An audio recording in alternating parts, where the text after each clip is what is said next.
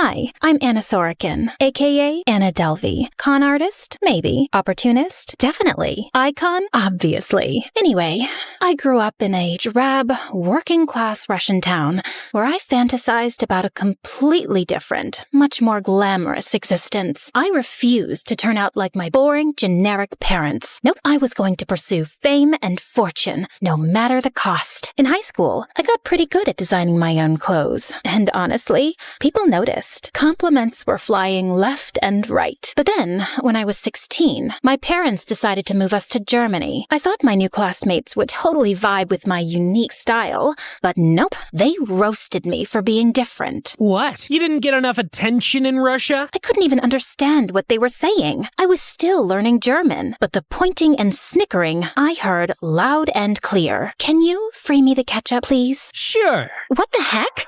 You said free the ketchup! Just then, I grabbed my harmonica bottle, taking a sip before casually playing a tune on the cap's built-in harmonica. I wasn't even thinking about it, just something I did. But suddenly, all eyes were on me. Wait, what was that? What was what? The bottle. You played it like a harmonica. Oh, yeah. It's a water bottle and a harmonica, obviously. That's insane! I need one. By the next week, I had ordered a few bottles for them from Amazon. They acted all grateful. For a while, I thought, maybe this is it. Maybe they'll start being nice to me. Then, a few days later... So, there aren't any left from the ones you gave us? Can I have yours? It's for my sister. I hesitated, but handed it over, thinking this has to be a turning point. Spoiler alert, it wasn't. They stayed mean. By the way, grab your harmonica bottle from the link in the description, guys. I was holding back tears. No way could I let them see me cry. They'd tear me apart. So I bolted to the bathroom and let it all out. But as I sat there, staring at the same ugly black loafers peeking out from the stalls, it hit me. They're the ones who have it all wrong. Just small-town sheep with zero taste. Me? I had the big dreams. They didn't hate me. They were just jealous. When I was 18, I was accepted into the prestigious Central St. Martin's Art School in London. But my first class was boring. The professor had no charisma, no sense of style, and his voice sounded like listening to paint dry. I can't take it. How do you expect anyone to learn anything when you're more dull than the subject matter? Everyone stopped and stared at me dumbfounded. I didn't belong here either. Russia was too drab, London too stuffy. It was time to go to a place where people weren't afraid to stand out from the crowd. Berlin. I got an internship at a PR company where I learned that everything in this world is built on image, money, power, and success. Darling, are you wearing polyester? To a client dinner with a fashion company. I cannot have your poor taste reflecting poorly on me. Where do you shop? I make my own clothes, actually. It's cheaper.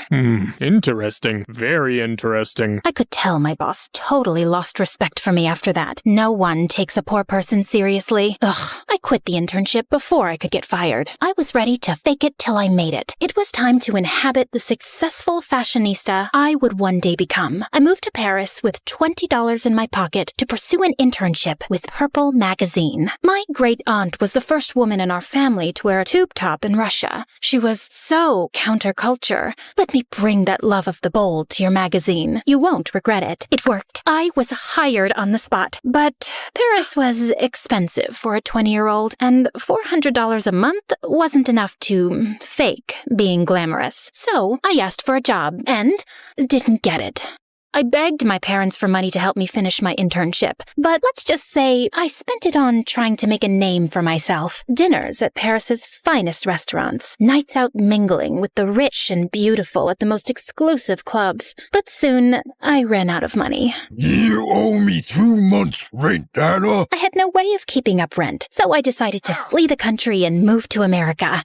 48 hours later, I arrived in New York City and checked into the chicest hotel in Manhattan. I used my Purple magazine ID badge to gain access to an exclusive event at New York Fashion Week, and with my blazing blue power suit, I arrived on the red carpet confidently posing for pics. People seemed to believe I was someone, because suddenly, click, click, click, photos were being snapped of me left and right. The taller I stood, the more interested people were to know me. A woman a little older, maybe 23, with perfect hair, started chatting me up. Oh my gosh, I love your blazer. Where did you get it? Custom made by by moi. Oh, I think I detected an accent. Where are you from, if you don't mind me? Oh, no, not at all. I'm from Germany, Berlin. Oh, no way. I have friends in Berlin. What's your last name? Delvey. Okay, I lied. But I was trying to reinvent myself. I didn't want to be seen as the poor, working-class girl from Russia. Your badge says Sorokin and I don't see you on the list. Can I see ID? Ugh, sorry. I'm going through a divorce and I keep forgetting it's not finalized. ID. If I showed my ID, the woman would know I wasn't on the list, and Rachel would know I wasn't from Germany. So I rifled through my purse, pretending to look for my wallet. Oh my gosh. Ugh, I think I left it at home. I can't go back there. He's there. I can't see him. I'm sorry. It's been... And then I started weeping, a skill I practiced back in Russia. Oh my gosh, honey, don't cry. Your makeup is going to smudge. Rachel must have actually believed me, because soon she was lying to the check-in woman. She's with me. It's okay. My guest canceled. Please, she's clearly going through a lot. The check-in woman looked at me pitifully, and then stoically nodded, letting me through. Oh my God, thank you. Thank you. Of course. I know how hard divorces can be. You've been through one? I feel like I have. I just watched Eat, Pray, Love, and what Julia Roberts goes through in that movie, I can't imagine. Rachel was perfect. She was bubbly, energetic, and was a photo editor for Vanity Fair. She knew everyone who mattered in Manhattan. Her best trait, though, was believing everything I told her, including that I was a German heiress who was looking to launch the Anna Delvey organization, a private art foundation where all the best creators and entrepreneurs in New York could feature their work and foster a like-minded community of tastemakers. Rachel loved it. Oh my gosh, I love it. Well, I could use some help. I'm looking for investors. I can introduce you to some people. You deserve something good after what you've been through. She was right. I did deserve something good. And the more the idea of my organization looked like it could become a reality, the more obsessed I became with making it happen. I opened 5 new credit cards and followed Rachel's lead. She showed me where to eat, where to party, and where to be seen. And through her, I met the upper crust of young, successful New Yorkers. DJs, chefs, architects, artists. But finding investors was taking longer than expected. Within weeks, my credit cards were almost maxed out. I needed to go big or go home, literally. So I hosted a swanky party in the Hamptons and invited the wealthiest people I knew. But on the day of the party, there was a slight hiccup. What do you mean your credit card isn't working? My ex-husband must have accidentally canceled it or something. Ugh, now the venue is saying they won't let us have the party. 1 second. I took out my phone and pretended to be on hold with my credit card company. Hello? Yes, I'm here. What do you mean I have to wait 5 to 7 days to use it? My party is today. It's in 10 minutes, actually. Anna, it's okay. I can cover it for now. You're good for it, right? Oh my gosh, of course. Thank you. And I was planning on paying her back. But rich people are very protective of their money, and I couldn't find investors. I tried securing a loan, but the bank wouldn't give me money unless they saw I already had some. The system was so rigged. So I forged some bank documents, saying I had a great deal of funds in a Swiss bank, and managed to get a nice little loan of $22 million, just as long as I paid the legal fees up front. Let's just say I had to figure out how to get $10,000 overnight. If you lend me this money, I promise I'll pay you back as soon as possible. Just email my financial advisor if you don't trust me. They did email him. Luckily, it was me who created the email address of this fake advisor and sent a message back to them ensuring Anna was good for the money. And it worked. I secured my $22 million loan, but I was hasty and made one fatal error. I accidentally told the bank I was born in Germany, even though my passport said Russia. I couldn't even keep up with my own lies. So the bank pulled my loan, and I was back at square one. Instead of bailing, I decided to go bigger, to create a reputation no one could ignore. I checked into a fancy hotel in Soho, bought an entirely new wardrobe, changed my hairdo, and started seeing a personal trainer named Casey. I also befriended the concierge at her hotel, Neff. You know Neff. Me and you aren't that different. I once knew what it was like to be close to the wealthy, but unable to reach them. I thought you were an heiress. Oh, well, it's complicated. Hey, how about you come with me to that new 5-star French restaurant on Park? My treat. I treated the staff members to spa days and fancy dinners, sparing no expense. But soon, I ran out of money. The hotel owner threatened to kick me out if I didn't pay up. I didn't know what to do. I needed time and space, so I booked a little vacation. With what money, you ask? Oh, just some fake checks in the amount of $80,000 that wouldn't bounce until after I went with Rachel and Casey to Morocco. But when we arrived at the hotel, my credit cards were declined. Anna, what is going on with your finances? You said you own a yacht and you can't even pay for a Caesar salad? It's just a glitch with the credit card company. I promise I'll pay you back. I have the cash back in New York. I'll give it to you first thing when we get there. And I meant it, truly. But when we returned to New York, I was shocked to find that my hotel key wasn't working. Neff? What's happening? Why can't I get in here? You're getting kicked out. They said you owe them $30,000. I have the cash. I just need to go get it from the room. Your stuff isn't in there. They're keeping it and selling it. They gave you a lot of warnings, Anna. And why do you have $30,000 in cash? Who even are you? Who am I? After everything I did for you? So ungrateful. Luckily, this country loves to give away credit cards like candy, so I just got a brand new one and checked into the Beekman Hotel, continuing my business plan with a renewed desperation. My strategy was this: get a loan from one bank and pay off the debt at the other bank. When the second bank realized I couldn't pay, I opened up a new account at a new bank and got a loan. It worked as long as I kept moving. Unfortunately, that meant I couldn't stay at any one hotel long enough to make an impression on the money-hoarding elite. By the end of 2017, I had lived in more than 7 hotels on credit alone. By my 8th hotel, my credit card was declined and I had to leave. But when I tried to get a new credit card, I was denied. Overnight, I was homeless, sleeping in my car on the side of a loud Manhattan street. Okay, I have friends. It'll all be fine. I always figure it out. Anna, where have you been? Where is the money you owe me? Rachel, I'm sorry. My life has just been crazy. I'll tell you all about it at lunch. Just meet me tomorrow and I'll bring the money. Promise. You sound freezing. Are you okay? I thought about telling her the truth. I really did. But I didn't want to hear it myself. Never better. At dinner, Rachel was staring daggers at me from across the table. I'll have the braised short rib. Thank you. Who's paying for this? Don't worry about it. I've got it. You don't look so good, Anna. Really? Is it my bangs? No. Where is my money? So, look, I'm still working on... Anna, do you have my money or do you not?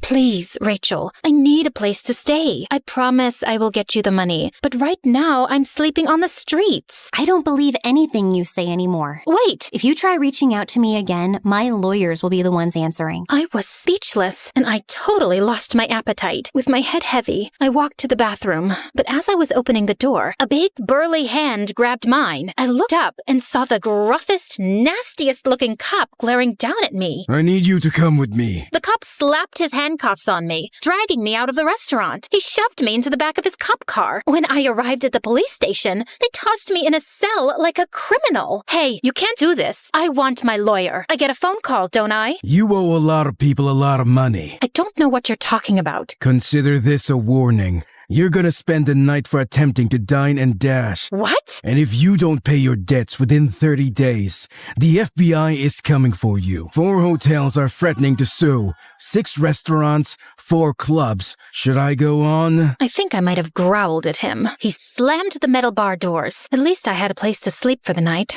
I guess. Ugh, this sucked. I had to admit it. I had failed. The next morning, I decided to cut my losses and leave New York City. But as I was taking the subway to the airport, an advertisement caught my eye for a fancy rehabilitation center in Los Angeles, like the place celebs would go to. I Googled it, and it was totally that place. It was like a sign from above telling me what to do next. I needed to go to Malibu for rehab, so I booked a ticket with my credit card and arrived at the beautiful beach resort. But a month later, the rehab said my credit cards weren't working and gave me the boot. You're just going to kick me to the streets? What kind of rehabilitation place is this? I didn't even meet any celebrities there, and none of the rich people would invest in my foundation. The whole thing was a flop. As I watched the waves crash into the shore, I felt empty. Maybe it was time to admit I'd never win this game. It was rigged in favor of the rich, and I'd always be just poor. I was all alone, with nothing. Tears started pouring out of me, and then I got a phone call. Rachel? Anna, I'm sorry I abandoned you and said such horrible things. I heard you're not in a very good place. Can we meet for lunch? I want to make it up to you. I was actually relieved to hear someone's familiar voice, but still livid, obviously. I don't know. You treated me very cruelly, but I guess one lunch couldn't hurt. Great. Meet me at the 5-star sushi spot you love. See you tomorrow night. Wait, tomorrow night? I was in Los Angeles, but I had no one else to turn to and nowhere else to go. And maybe this would be my chance to start over the right way. So I took a cab to the airport and bought a red-eye to New York. On the plane, I made a list of all the ethical ways I would try to achieve my dream. Hey, maybe I had learned something in rehab. I arrived the next morning, enthusiastic to start my new life. And when I met Rachel for sushi, she actually appeared happy to see me. I told Rachel about all the celebrities I'd met in rehab and all the new life lessons I'd learned. Wow, you were only there for a month, but sounds like it was really good for you. I'm so happy. I just gotta run to the bathroom real quick. Be right back. Kay, honestly, it felt nice to have a friend again. Plus, she offered to cover the bill. She was taking a while in the bathroom, though. I got up to check on her, but a man was blocking my way. Wait, it wasn't just a man. It was that horrible cop again.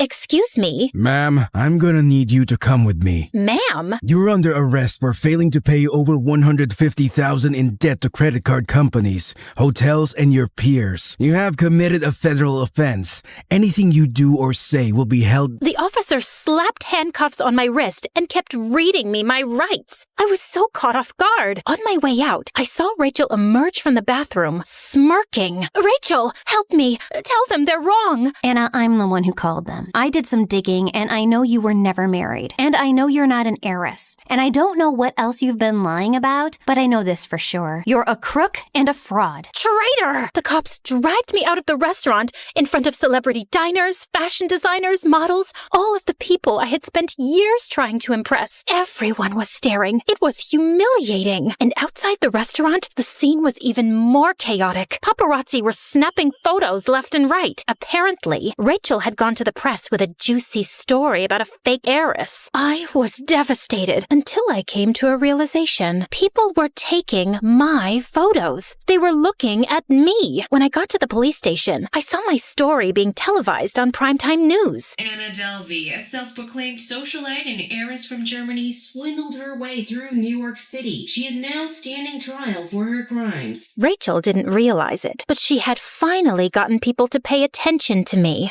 I started bursting out laughing. I couldn't control myself. What are you laughing about? I did it. Are you confessing? What? No, I did something else. I got famous. Over the next few weeks, I sat in my prison cell sketching ideas for all my fabulous trial outfits. I even got my attorney to arrange a wardrobe styling. I had the chicest outfits for every day I'd be sitting in that dreary courtroom. And if any of the other prisoners were rude to me, I wouldn't let them get away with it. Not anymore. One day, someone called me a fraud and spat in my food. I tackled her to the ground, and we got into a full-on slap fight. The guards pulled us apart and shoved me in solitary confinement. Thank God, I can finally focus on my sketches without all the noise. I had been getting more attention than ever before. I was all over social media, magazines, and TV.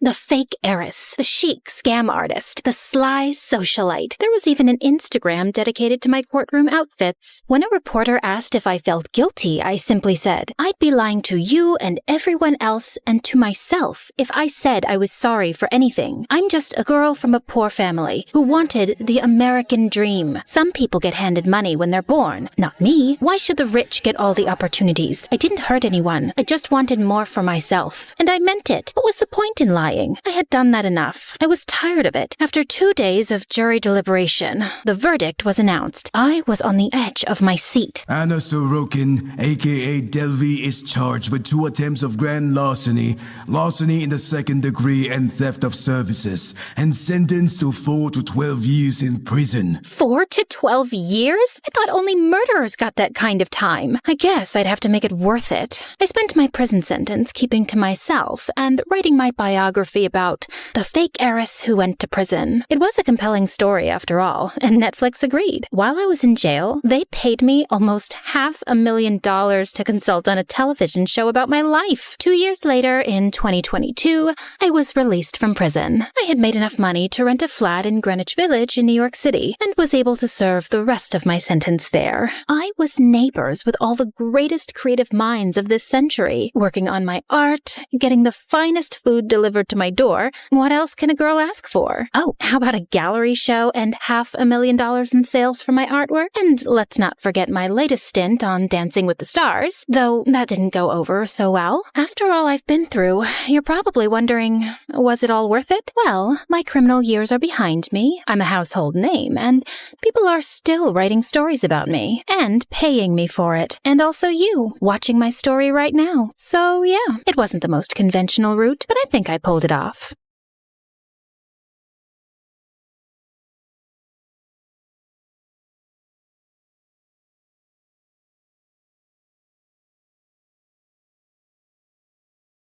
I stole my dad's car and went with my friend Josh to our town's sketchy hidden gambling place. So, did you find a job yet, or is your dad kicking you out soon? Josh, no one kicks me out, not even my own father. I don't care if he's rich and locally famous and super respected and he's kicking you out. Then I'll go live with my mom. She doesn't want you. She never said that. She's in Spain with husband number 3 and his kids. William, you're gonna be homeless. Then I'll live with you. Huh. My dad hates you. Thinks you're a loser. Man, you studied preschool education. He goes, "What kind of guy studies 4 years to be a nanny?" Serious question. Do you ever correct him? Tell him it's a preschool teacher and not a nanny? Nope. Why would I? He's kind of right.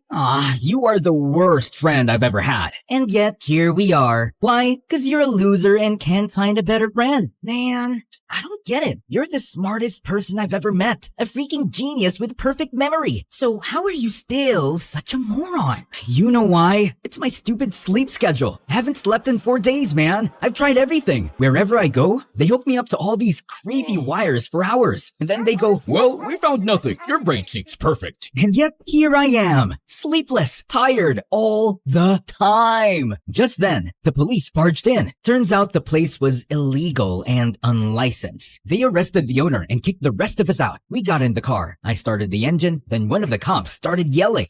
This guy again? What a loser. 4th time we've shut this dump down. And you losers, go home. Stop blowing your money like idiot losers. That's a lot of losers in one sentence, sir. William, shut up. License and registration. He looked at the papers and something twitched in his expression. He grabbed his walkie. Yeah, I need the driver out of the vehicle. What? Why? What did I do? I was genuinely confused. So I tapped his shoulder to get his attention. Ooh, bad move. He spun around lightning fast, flipped me over, and slammed me to the ground. This car was reported stolen. It's my dad's. It's flagged by mistake, sir. Dad just sold the old plate 5 days ago. Transfer still pending in the DMV backlog. Section 1573B. Clerical mismatch isn't arrest worthy. You a lawyer, kid? Preschool teacher major. I just read the entire traffic code last month. Insomnia perks. Nah, he stole it. His dad reported it because he's done with him, man. Told you, you're homeless. Brilliant.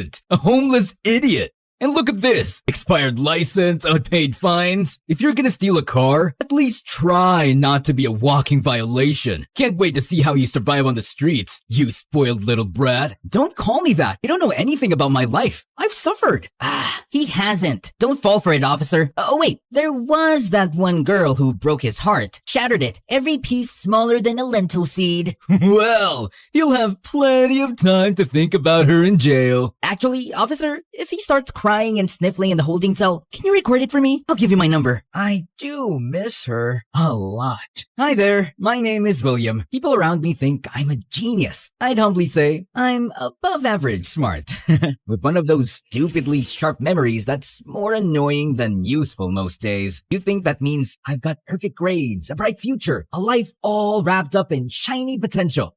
Nope. I have severe insomnia. I can go days without sleep, which sounds cool until your brain starts short-circuiting and you start crying over spilled cereal. And yeah, it wrecks my productivity, my focus, my everything. Instead of building empires or curing diseases, I spend my nights playing weird indie video games. And that's why, well, some people think I'm a loser. Until I got recruited by a secret research program, one that experiments on people like me, trying to create humans who don't need sleep. Yeah, things escalated.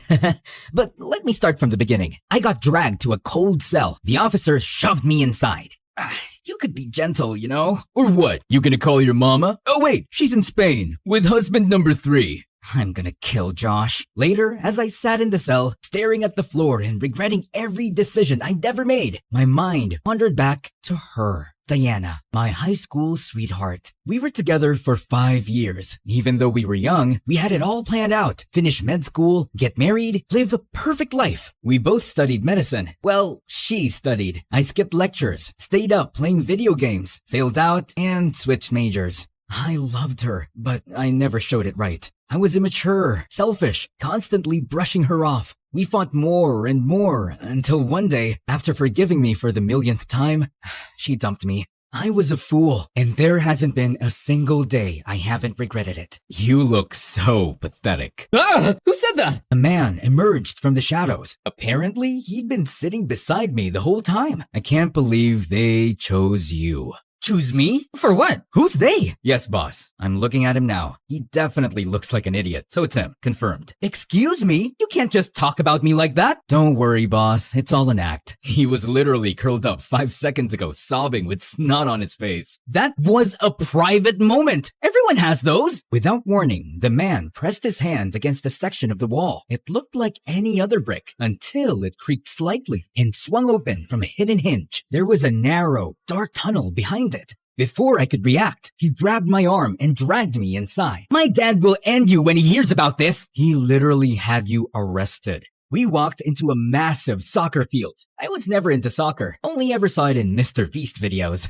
Then suddenly, the floodlights snapped on. It was blinding. Man, that's too bright. My eyes are too sensitive. I can't even open them. Oh, wow. Who's that goddess? My lord. Wow. Now your eyes work? Weren't they just too sensitive 2 seconds ago? A stunning girl walked toward us, surrounded by bodyguards and assistants. She moved like someone who didn't walk. She arrived. One of the younger assistants accidentally dropped a clipboard while adjusting her earpiece. Easy. You're doing fine. Don't stress. We're just changing the world. The assistant nodded, clearly starstruck. Arya turned to a girl with dark glasses and a tight ponytail, standing off to the side with a scowl. Hey, dear, relax that jaw before it breaks. You're not on trial. She then finally looked in my direction. Rex? I can be a Rex for you? Shut up, man. She's talking to me. Oh, it's him. No need to double check. Wait, before you talk, I just want to say, you are the most beautiful girl I've ever seen. And I'm not just saying that because you're surrounded by average, boring-looking girls that make you pop by comparison. No, you're beautiful as a standalone piece. Mr. William, this is a test. You'll be accompanying me to a high-level event. Think of it as a soft infiltration. Your job is to look sharp, stay quiet, and observe everything. I have no idea what that means, but I'm in. So I'll be your undercover date. Fake dating is my thing. I've done it like 1,000 times. No. What date? Ugh, why are men so dumb? Okay, fine. Yes, like my date. Good boy. Me and you, William and Arya, are going to a party. Be ready tonight, okay, dear Willie? Your salary will be $50,000. Yeah, I can live with that. Wait, 50,000 US dollars or Zimbabwean dollars? Why would we pay you in Zimbabwean currency? Great, love that for me. Now, can you move aside so I can pass out comfortably? Dear God, why am I always stuck with absolute clowns? Rex, get him a proper suit. Not like last time. Those suits look like they were pulled from a thrift store. I know you're pocketing the budget and dressing people in outfits that cost 50 cents. 50 cents? My favorite of all time. You listen to that kind of music? Music? What music? I'm talking about 50 cents the second, ma'am. To the candy shop. I take you. To buy the lollipop. I let you. Brilliant stuff. Shut up, man. That night, I was in a limousine with Arya, headed to some fancy party where everyone wore suits, like in Inglourious Bastards. Arya gave off good vibes, confident, sharp, the kind of woman who probably ran a secret feminist book club and didn't tolerate nonsense from men, especially men like me. Arya introduced me to some rich-looking men. One of them had just bumped into the butler and let out a painful yelp. So when he came over to shake my hand, I was still stuck between 2 sentences in my head. It's my pleasure to meet you, and I'm sorry you're hurt. So when he extended his hand, I blurted out, it's my pleasure to hurt you. Excuse me? Oh, pardon him. This is William. He has a perfect sleeping schedule. Perfect? No, I barely sleep. I once stayed up 3 straight days playing a game where I raised goats on a haunted farm. Even better. That's exactly what we're looking for. You, kid, are going to be a huge contribution to our research. What research? Oh, Arya didn't tell you? I didn't think you'd understand. It's complicated. That wasn't very nice, but I didn't say anything. Maybe it really was some top secret genius level thing, but I could tell it was about people with messed up sleeping schedules. So, with that brain of yours, do you speak, like, I don't know, code, secret language, do puzzles for fun? Code? Not really. Unless you count that time I decoded the serial killer Unabomber's manifesto at age 13. Just for fun. You what? I mean, it was already decoded. I just read it all on Wikipedia during one of my sleepless spirals. He got caught April 3rd, 1996, right? His brother recognized the writing. Everyone blinked at me. I wanted to clarify that I don't try to be weird. It just leaks out when I'm under social pressure. I also know all the US vice presidents in order. It's not a cry for help, I swear. George Washington, John Adams, Thomas Jefferson, and... I need to go to the bathroom. Come with me, Willie. Why would I go into the bathroom with you, Ariana? It's Arya. She gave me a look. Oh, right. Maybe she just wanted to talk privately, so I followed. He's perfect. He's a gem. He'll make us rich. But she really did have to pee. Wait, you actually want me to go into the bathroom with you? No, you creep. Just stand outside and make sure no one goes in after me. Goes in to do what? Kidnap me! I stood guard. A few minutes later, a very large woman approached. She had a huge coat, big sunglasses, and a wig that looked suspicious. Like movie disguise level suspense. Sorry, ma'am. You can enter once my boss/date is out. Are you out of your mind, freak? Oh, no. I've seen this trick before. You yell, I get embarrassed. You get inside and kidnap her? Not happening. Move aside! Your heels, red stilettos, size 11. Pretty rare in the women's section, bro. She ignored me and tried to shove past me. I didn't budge. I grabbed the wig and tugged and tugged and tugged. Nothing. She screamed. I panicked. So naturally, I lifted her dress to double check. This psycho's attacking me! Help! Yeah, the legs, the body, everything said definitely a woman. I froze. My stomach dropped. Oops. A second later, someone punched me in the face. Security threw me out like a piece of garbage. I couldn't tell if she was a woman. It was ambiguous. I sat on the curb outside, humiliated. Then the same woman walked out of the building, her coat bulging like she'd stuff a small mattress under it. She reached the van parked by the curb, glanced around, and casually unfastened her coat. And that's when I realized Ariana was inside it. The woman dropped her into the back of the van. Then she turned to me, paused, and slowly peeled off her wig. Underneath was a bald head, a cold stare, and a smile that made my blood ice cold. Idiot. They kidnapped one of the most important people in this organization right in front of you. It was either that or I got thrown out for attacking a woman who turned out to be a man, but still, Rex snapped. He lunged forward and grabbed me by the collar. Do you even realize what you've done, you stupid piece of dirt? Suddenly, one of the assistants from earlier, huge glasses, sleek black hair, in a perfect silk ponytail, stepped in and pulled Rex back. She raised her eyes in that sharp way Bella Hadid does in photos. She actually looked really pretty. I don't know why I called her average and boring earlier. Darn me sometimes. Rex, this isn't helping. We need to get her back. I'll handle it, and I'll take him with me. Him? He's a moron. A valuable one. Maybe I can convince them to trade her for him. He's a treasure. Yeah, tell him, lady. Wait, why am I so valuable again? We're part of a private organization that runs off-the-record research on human subjects. I know how that sounds, but it's for the greater good. Right now, we're studying people who can naturally stay awake for days. The government won't touch human trials. Too much red tape, too much fear, even when the outcome could help millions. We're working to fight chronic fatigue, insomnia, and neurological burnout. Imagine what that could mean for soldiers, doctors, firefighters, people who can't afford to shut down. Oh, that's amazing! I should tell my online friend to volunteer. His name is Ming Hao. We once stayed up for 4 days straight building a castle in Minecraft. He's in China, or Korea, I don't know, but he's committed. He cried when I accidentally set the sheep farm on fire. I cried too. It was emotional. Get ready, William. We leave in half an hour. Rex, you'll be on comms. We'll talk through the earpieces. You're our eyes. If anything happens to Arya, I swear I'll never forgive myself. She's the reason I got out of bed some days. Wait, who kidnapped her? Our competitor. They're another organization. But unlike us, they run purely on illegal human experimentation. Arya's a genius in the field, and they've been trying to recruit her for months. She kept refusing. So now, they've taken her. They're going to force her to work for them. You say that so casually. That's horrifying. It is. That's why we do this ourselves. No backup. So, secret agents, rogue labs, sleepless experiments, kidnapping, and you're bringing me into this? Yeah, well, time to be useful for once. Prove you're not just a loser. You're a loser with dreams. Thank you, I think. We have to get Arya back. Our idol. Our hero. Our queen. Our leader. Our guardian. The rest of the team suddenly joined in, forming a weepy group hug. I swear, it looked like a cult. Our beloved.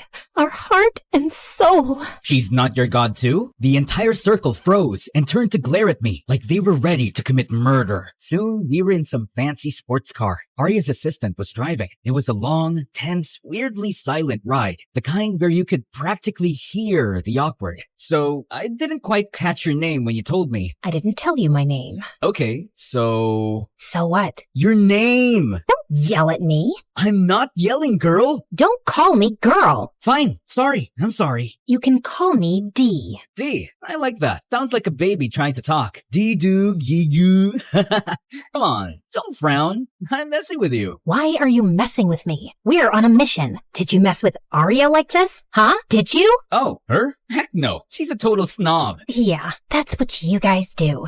The second a woman is competent, confident, and knows her job, you call her a snob. Oh, God. Arrogant, annoying, selfish, stupid. I'm not listening to your rant. Be-do-gee-goo-bee-boo. Ba-ba-ma-moo.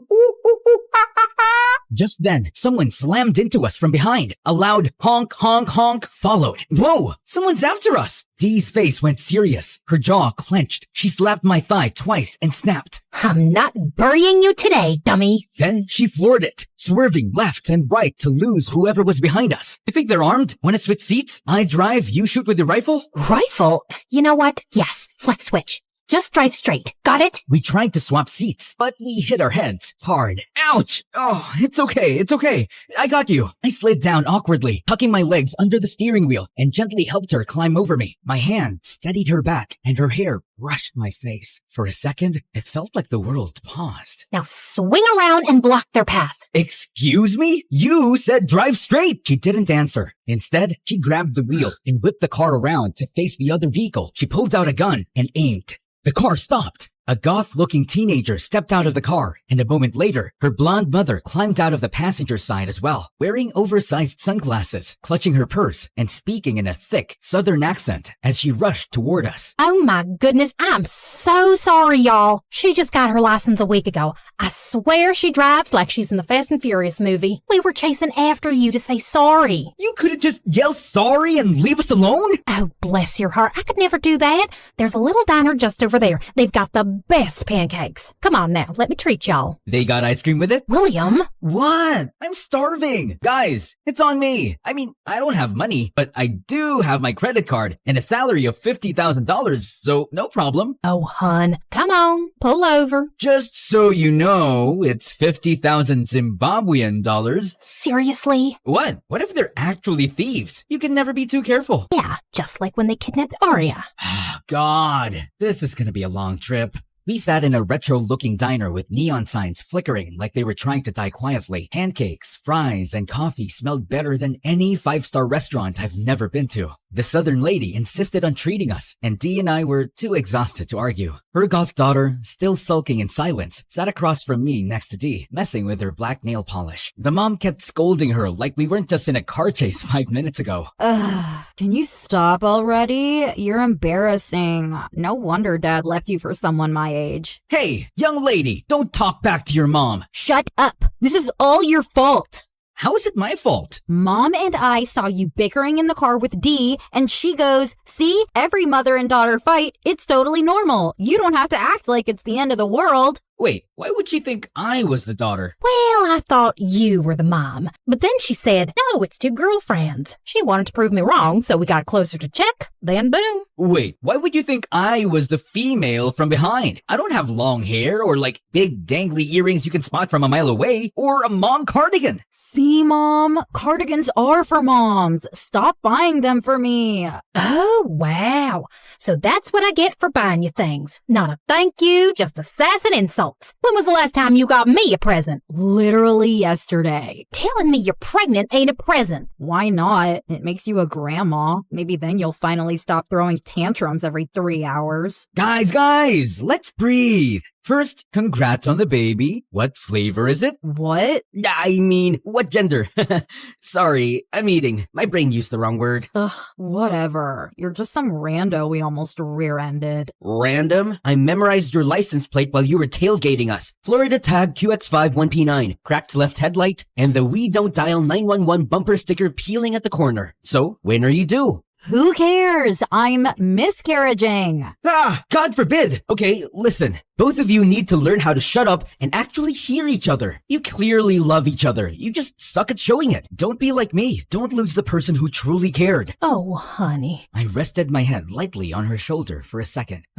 I've been the idiot who didn't listen. I had someone once, loved me for more than I deserve, but I kept messing up, sleeping in, making excuses, wasting time. She warned me 1,000,000 times, and then she walked away. And every day since, I've blamed myself. I tell myself she's still cheering me on somewhere. It keeps me going. That, and caffeine, and Call of Duty, but mostly her. Oh, sweetie. You know, Dee, earlier, when you slapped my thigh and said, I'm not burying you today, that hit something, because only one person ever said that to me, my ex. Dee finally looked up. Her lips were pressed tight, and she was gripping her coffee like it was keeping her steady. She blinked fast, like maybe if she did it quickly enough, the tears wouldn't come out. Wait, I leaned in and reached for her sunglasses. She didn't stop me. I slipped them off. The moment stretched. Diana? She looked at me, her eyes full, shining, saying everything she wasn't. You've gotta be kidding me. Her face softened, just slightly, and a tiny smile tugged at the corner of her mouth. What happened to your face? She picked up a piece of pancake and threw it at me. That's what you say?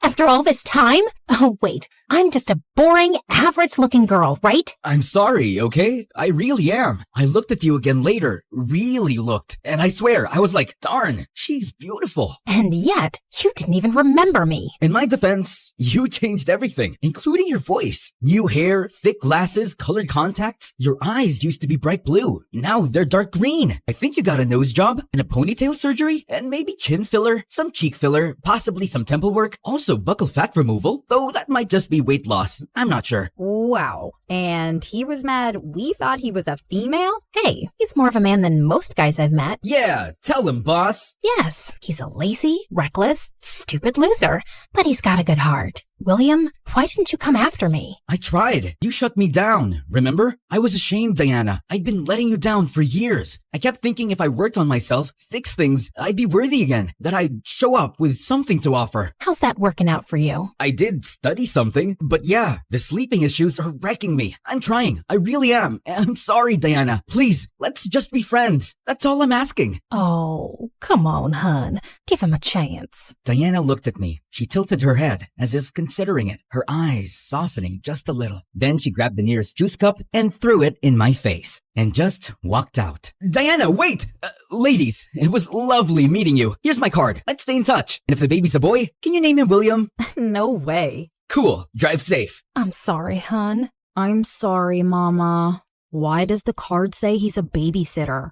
Our car ride was painfully quiet. Awkward, too. I didn't dare say anything that might upset Diana, so I kept my mouth shut. At least, until I couldn't anymore. Hey. Shut up. I just want to say I'm sorry. Shut up. Shut up. Shut up. What more do you have to say? Sorry? Sorry you forgot the so-called love of your life? Her face? Her voice? Sorry you never came back for me? Sorry you didn't work harder on yourself? Even though you knew I was in pain without you? But I did the right thing. I moved on. Look at me. Moving on so well, right? I'm doing great. So don't you dare say sorry to me now. I was actually going to tell you to turn your headlights on, but yeah, that too. What is wrong with you? She started hitting me. I mean, actually hitting. Then she let go of the steering wheel just to hit me harder. Whoa, eyes on the road! She didn't care. She kept throwing punches and random objects at me until, thud, we hit something. What did you just do? Switch seats. I'll drive in case someone needs to take the blame. Good idea. It's your fault anyway. We scrambled to switch places, and just as I opened the driver's door, someone stepped into view. It was dark, but I could make out the shape. Tall, broad-shouldered, built like Thor on a bad day. Then he hit us with a flashlight, straight to the face, just like in a horror movie. The guy looked about 60, with wild hair, a patchy beard, and maybe 4 teeth total. Oh, and he was holding a hammer the size of Thor's. You hit my animal. I understand, sir. Let me check on your animal. Why? Are you a vet? No, but I am, sir. You are? Oh, yes, she is, definitely. We got out and walked toward the creature. It turned out to be a horse, and honestly, it looked completely fine. Still, the man gave me the creeps. Kept staring like he was trying to read my soul with his good eye. I stayed close to Diana and slid my hand into my inner pocket, where I kept the gun Rex gave me, just in case. I've had this horse since he was a foal. That was 10 years ago. If anything happens to him, you'll regret it for the rest of your life. He's got baby teeth. No way he's 10, unless he's aging backward. Are you calling me a liar? Well... Sir, his condition's stable. He'll need a shot, but he'll be okay. I'll write you a check to cover the costs. Who are you? Someone you'll need 100 years to become half of. Ouch, Dee Dee. Okay then, all settled. Nice to meet you, sir. Have a great night. The Thor man didn't respond. We headed back to the car. I turned the key. Nothing. It didn't start. It was working just fine. You're a jinx. You can spend the night in my cottage, not far from here. That's so generous of you, sir. But we really have to keep going. I'm coming. No, wait a second. We stepped into his cottage, and to my surprise, it was actually kind of cozy. Rustic wood everywhere, a roaring fireplace, and a giant creepy picture frame of him with a woman, presumably his wife, and a young boy. Just then, Thorman was carrying 2 bowls of soup. Eat. Oh, no thanks. I'm good. I said eat. Yes, sir. Soup is great. Love soup. I pretended to eat, but I wasn't swallowing. Diana, meanwhile, was going at it like she hadn't eaten in 3 days. Psst, what if he's poisoned? What if he's a serial killer? I'm always ready for death. Would you want to spend your last few minutes with me? Good point. But for your peace of mind, don't worry. Rex has our location. Anyway, I have protein bars. Want one? Yes, please. Then go get one yourself. Meanie.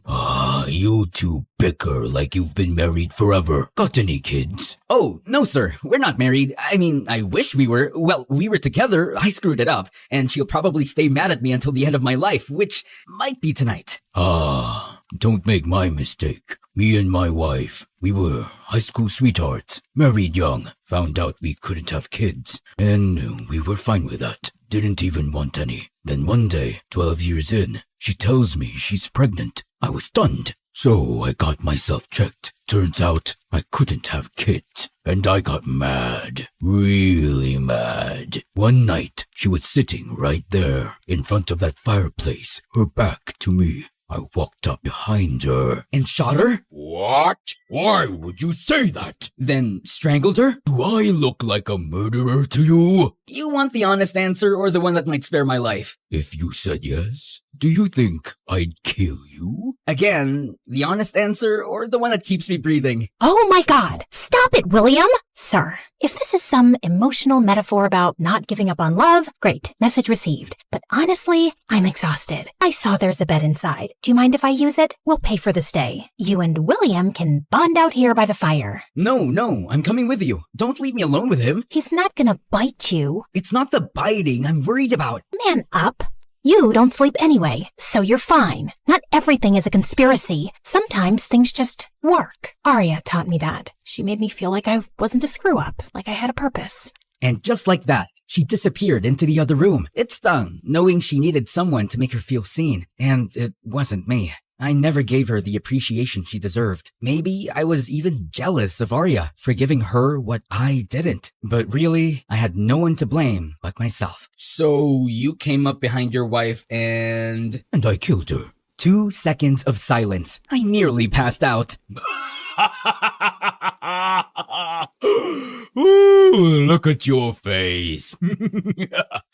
Nah, she lived and gave birth to a baby boy. I forgave her. We stayed together, happily ever after. She's actually out doing some shopping. She'll be back any moment. Anyway, I gotta return nature's call. It's poop time. Just then, we heard Diana scream. I rushed inside and found her backed into a corner, frozen. A cobra was slithering just a few feet in front of her, hood spread, eyes locked on her like it had a grudge. I didn't think. I just moved. I grabbed the snake to throw it away, but then I felt a sharp sting in my arm. William! Ow! Okay, that was painful. The Thorman burst in alarmed. He took one look at the scene and calmly scooped up the snake. Whoa there, that's Mini Snake. She's not venomous, just dramatic. He tucked her under his arm, and I collapsed against the wall, clutching my arm. Ah, she bit me. I saved your life and got bit. That's gotta say something. And just like that, for the first time since I met her again, she smiled, and that made me happy. Why are you smiling like an idiot? Come on, we've still got a mission to finish.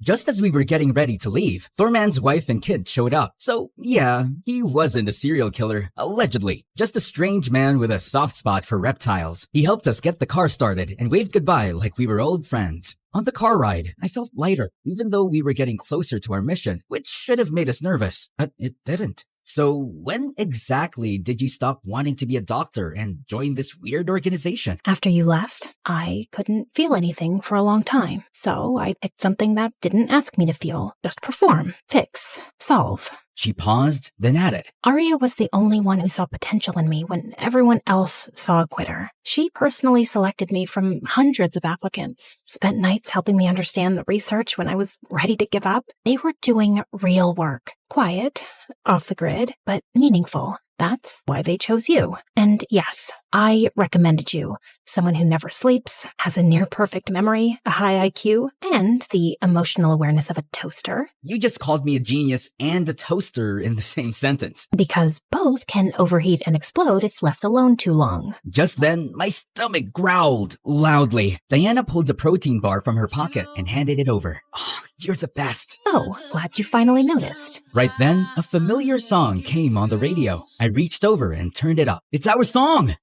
No, it's not. Why would our song be Smack That by Akon? With your perfect memory, you forgot our song? Come on, I'm messing with you. Of course I remember. It's Shape of You. We were in 11th grade. You were crying because you hadn't studied for the history exam. So we made a deal. Anytime you needed help, you'd sing, I'm in love with the 2 shapes of you, which meant question number 2. And I'd cough once for A, twice for B, and so on. Yeah.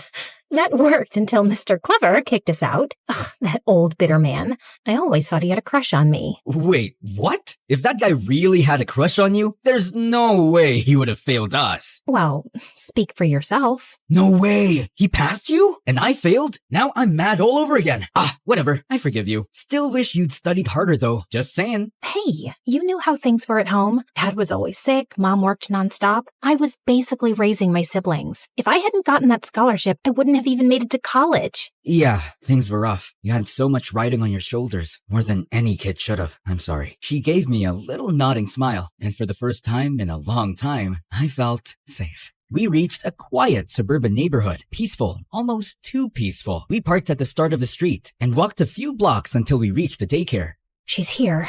In the daycare? It's just a front. No real daycare. This is where our competitor's main facility is. All we have to do is go in and negotiate. Civilly. We rang the bell. A woman opened the door, skeletally thin, with cheekbones so sharp they could cut glass. Her face was tight and hollow, and honestly, kinda terrifying. But I held my expression in front of Diana, who stood calm and professional. She searched us and took everything. Our weapons, our earbuds, even the tiny snack I was hiding. Then she let us in. The entrance looked like a cozy indoor play area, complete with fake toys and posters of smiling cartoon animals. Real baby photos lined the walls too. Those babies better be from Pinterest. If that's their research group, I'm jumping out a window. She led us to an elevator, which carried us 4 levels under underground. It was slow, uncomfortably quiet. Okay, so just putting it out there, I once peed in a ball pit. I was 6. I still think about it. You also peed in the sink when you were 22. That was one time. The bathroom bowl was clogged, and I wasn't feeling great, and my medication was out of whack, and why are you like this, man? Right then, the elevator doors opened with a ding. We stepped into a cold, open space, warehouse style, and followed her through a maze of metal doors and narrow hallways, one after the other. This is so creepy, Diana. If I had $1 for every time I've said creepy since this started, I'd be a millionaire. I know. Just hold on. It's almost over. At the end of the maze was one final door. Behind it, a massive, blindingly white lab, giant machines, blinking lights, wires hanging like robotic vines. With bodyguards all around, I recognized one of them who kidnapped Arya. He looked at me and winked. I saw him mouthing the word idiot like he said before. Then an elevator platform rose slowly from the floor, and standing on it was a man. A very hairy man. Hair everywhere. Head, arms, chest. Even his eyebrows were so thick, they looked like they could support a falcon. He didn't greet us, just walked to his desk and began typing on a laptop. I was staring at him, at his hands, at the ridiculousness of his brows, trying to guess what he was even browsing. It came out wrong. Sir, please talk to us and stop eyebrowsing. Diana elbowed me in the ribs. Let's cut to the chase. Arya is ours. She's not some object. Let her go. Tell us what you want. We'll do it. I'm afraid you're too late. Why do villains always say that? Can't you say something nice like, would you like a mint before traumatizing us? He clicked a button on the remote in his hand. A panel slid down behind him, revealing a thick glass window. Behind it, Arya was unconscious on a mechanical bed, suspended midair by wires like some sci-fi puppet. Oh my god, Arya! Please, don't hurt her. We gave her a generous offer. She refused. Said her principles couldn't be bought. Well, I imagine her principles are laughing at her now, from the corner of her dying brain. We'll do anything. Just let her go. What we want is William.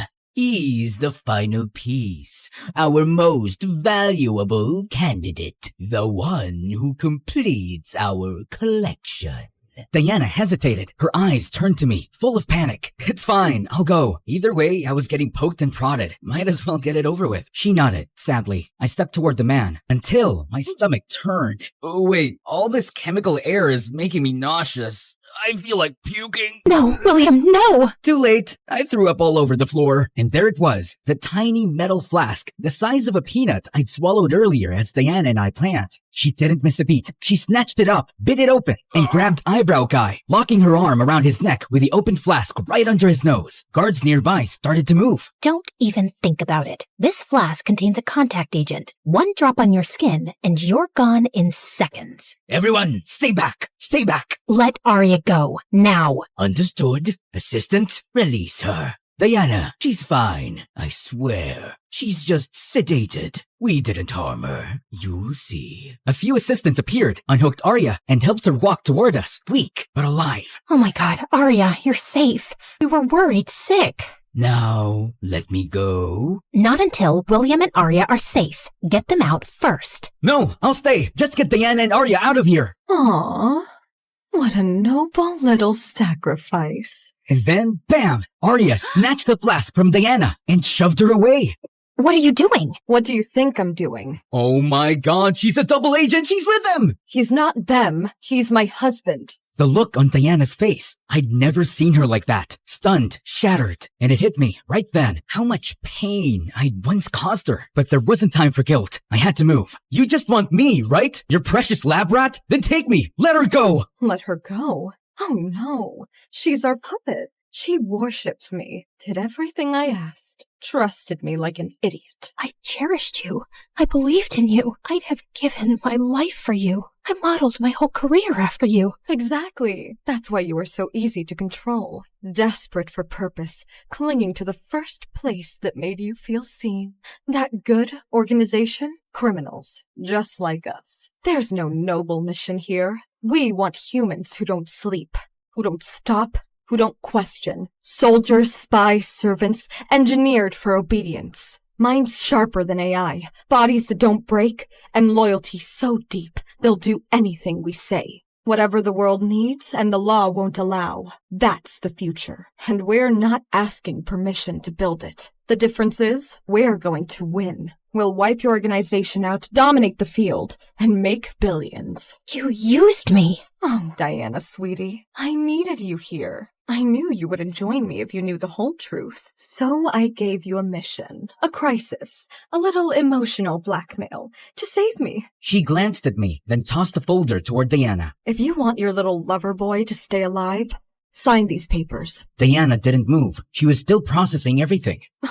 Relax. They just make you the official owner of our newest facility. Unregulated, covert, and completely in your name. So, if this all blows up, if the authorities come knocking, you would take the fall, not me. And not me either, darling. Where are you taking me again when this all works out? Some island with no extradition laws, 5 jacuzzis, and unlimited shrimp. Ugh, shrimp makes you fart. Aw, I thought you didn't mind mine. Just like I don't mind yours. Your farts are my perfume. Oh, you're disgusting.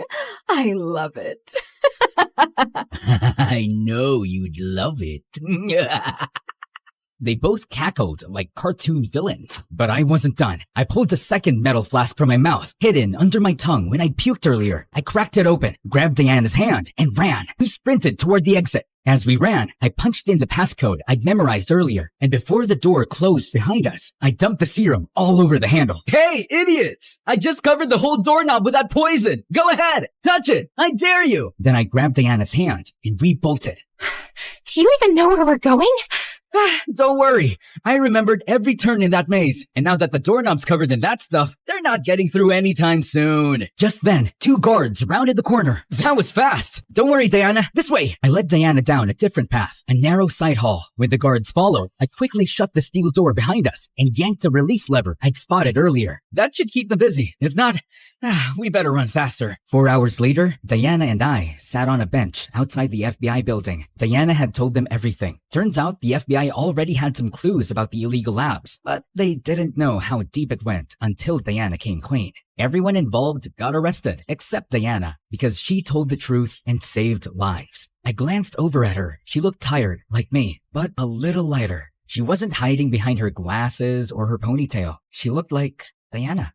They said they'll probably clear your name completely, might even offer you a job. I'm not sure I want it. You should. You're amazing at this stuff, but only if you want it, not because you need to prove anything. Thanks. I think we broke each other a little back then, and I think maybe now we could help each other rebuild. Better this time. Smarter. You're still an idiot. And you're still scary, but I like scary, especially when she brings snacks. That made her laugh, for real. All right, genius. One condition. We don't fix each other. We just support each other while we figure out how to fix ourselves. Deal. Oh, wanna hear a joke? An octopus once said to its girlfriend, "Give me your hand, give me your hand, give me your hand, give me your hand, give me your hand." She chuckled and gave me her hand to hold.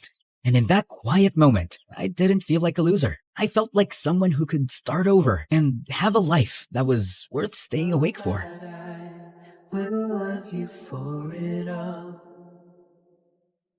Yeah, I will love you for it all.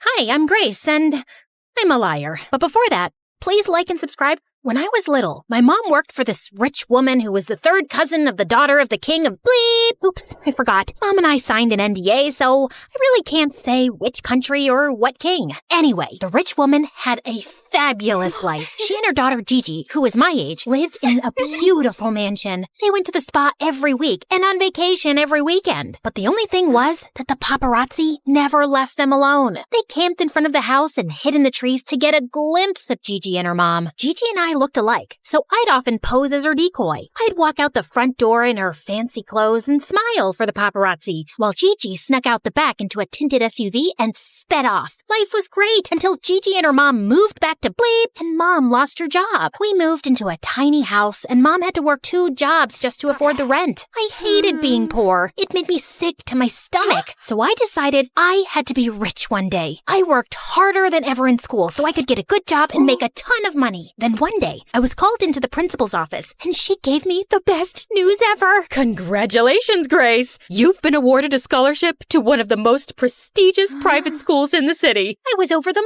moon, but there was one big problem. My new school was filled with rich kids. There was no way I was going to fit in. That night, I had nightmares about them laughing at me and chasing me through the halls. The next morning, I woke up and prayed that I could win $1 million. And then the craziest thing happened. I talked with your Aunt Maddie. She lives near your new school. You'll be staying with her so I can save some money. I jumped for joy. I just hit the jackpot. Aunt Maddie was a filthy rich lawyer. She was so generous that she'd recently adopted a daughter my age. That evening, Aunt Maddie's chauffeur picked me up in a limousine and drove me to her mansion. My adopted cousin Victoria greeted me at the door. She looked like a supermodel, aside from these huge glasses that were way too big for her face. Victoria took me to my room, and as I was unpacking, she kept staring at my clothes. Whoa, what happened? I've seen homeless people wear better clothes. I was so embarrassed. I started crying like an idiot. They're all I have. I'm poor. Oh, don't worry about it, Grace. I've got your back. You can borrow some of my clothes. I've got plenty. Victoria led me to her room, where she opened a walk-in closet twice the size of my mom's house, filled with dozens of Gucci and Versace dresses, shoes, and handbags. I was in heaven. When we got to school, I strutted like a superstar down the hallway, and all the kids couldn't stop staring at me. In class, the teacher asked us all to introduce ourselves and share something interesting about our families. All the other kids came from wealthy families that owned huge business empires. Some even had parents who were famous celebrities. When the teacher asked me to introduce myself, I walked to the front of the class. I felt really nervous. I couldn't tell them about my poor single mom who worked as a janitor at a beauty salon and waited tables at a 2-star restaurant. Then suddenly, something strange came over me, and the most unexpected words just fell out of my mouth. Hi, everyone. I'm Grace, and I'm an heiress to the throne of Bleep. Due to the privacy of the royal family, we cannot... Jeez, can we skip the legal mumbo-jumbo and get back to the story? Now, where was I? Oh yeah, everyone in class stared at me like I was a unicorn. I took out my phone and flashed one of my photos from a magazine, and the kids went wild. Victoria appeared out of nowhere and pulled me to the side. Have you lost your mind? You just told everyone a big fat lie. My mind is right where it's supposed to be, if you must know. Plus, it's not really a lie. You were Gigi's stand-in. My mom told me all about it. You're stealing her identity. I'm just borrowing it. She won't even notice. Victoria walked away. Then a bunch of popular kids ran over to me. My plan was working like a charm. Are you really in line for the throne? Yep. It's a very real possibility. Everyone in line before me is old and sick. I thought you moved back to Europe. That's fake news. But aren't you living with Victoria? Yes. My mother wants me to have a more grounded experience among commoners, but it's just temporary. Ta-ta. Sorry, no more questions today. Maybe we can have crumpets and tea later.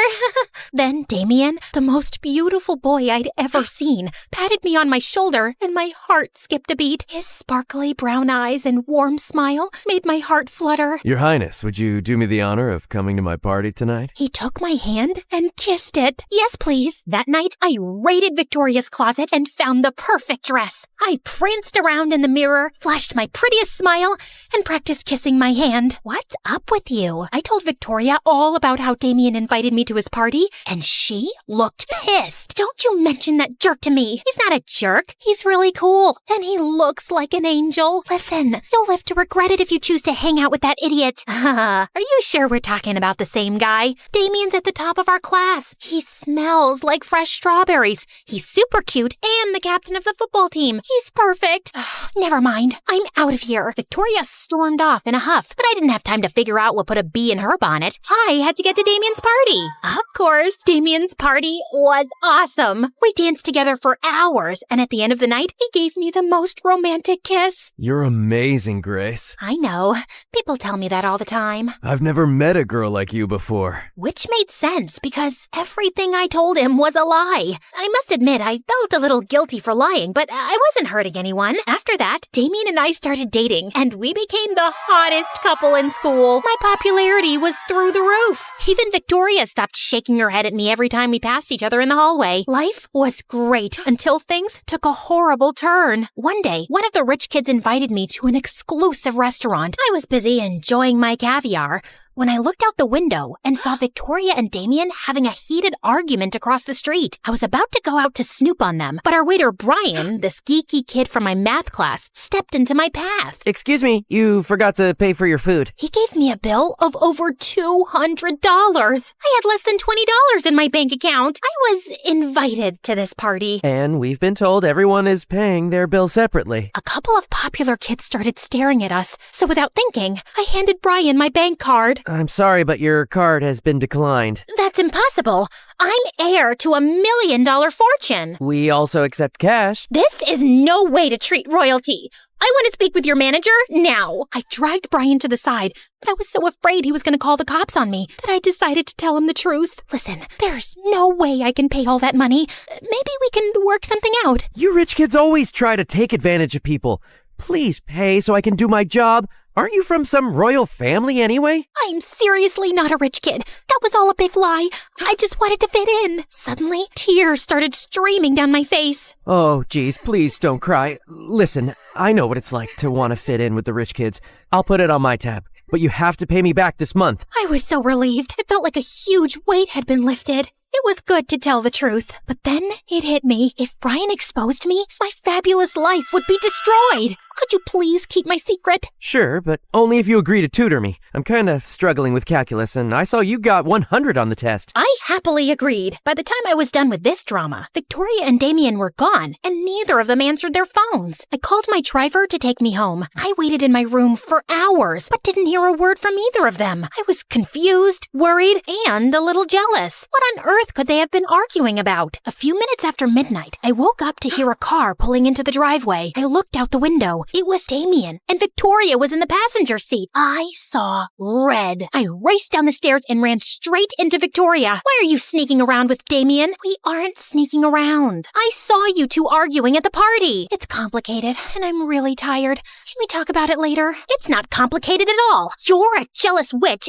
and a boyfriend stealer. And don't try to deny it. You hate that I'm more popular than you and that Damien's in love with me. Victoria marched to her room and slammed her door in my face. Something fishy was going on between those two, and I was gonna find out what. The next day, I asked Damien about Victoria. Don't worry about it, babe. She's my partner for a school project. We were only talking about that. You know I only have eyes for you. After that, Damien got really busy with football practice, so I focused on school and tutoring Brian. To my surprise, I enjoyed hanging out with Brian. He was smart and funny, and we were both huge fans of classical music. One night, he played one of Mozart's concertos on the piano for me. That was beautiful. I didn't know you were so talented. I'm kind of a music prodigy. That's how I got a scholarship to our school. A couple of weeks later, Brian aced his calculus test and invited me to his piano recital. I'll be playing that piece you like, and a new song I wrote for you. You wrote a song for me? Brian blushed, and so did I. It's a thank you for all you've done for me. I wouldn't miss your concert for the world. That night, just as I was getting ready to go to the concert with Brian, Damien showed up in a tuxedo. What are you doing here?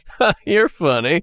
I told you I was picking you up. Oh God, I'd totally forgotten that Damien had invited me to be his date for his family's annual charity ball. Come on, we don't want to be late. Damien took my hand and rushed me to his car. When we arrived at the ball, Damien's parents were excited to meet me. They spent the whole night introducing me to all their fancy friends and bragged about how their son had landed the heiress to a throne. I needed a breath of fresh air, so I went out into the back alley for a bit to find Damien and the school's head cheerleader kissing. When they saw me, they turned as white as bedsheets. It's not what it looks like. Actually, it is. Damien and I are in love. I was gonna tell you after the party. I just wanted to impress my parents by saying you were my girlfriend. You're their favorite royal, and they've been dying to meet you. I slapped Damien hard in the face and stormed out of there. The next day, Brian marched up to me at school with a huge scowl. I waited for you for over an hour, and you didn't even call. I'm sorry. I had another engagement. Like what? Your fake royal duties? If you didn't want to go, you should have just told me. You didn't have to play with my feelings.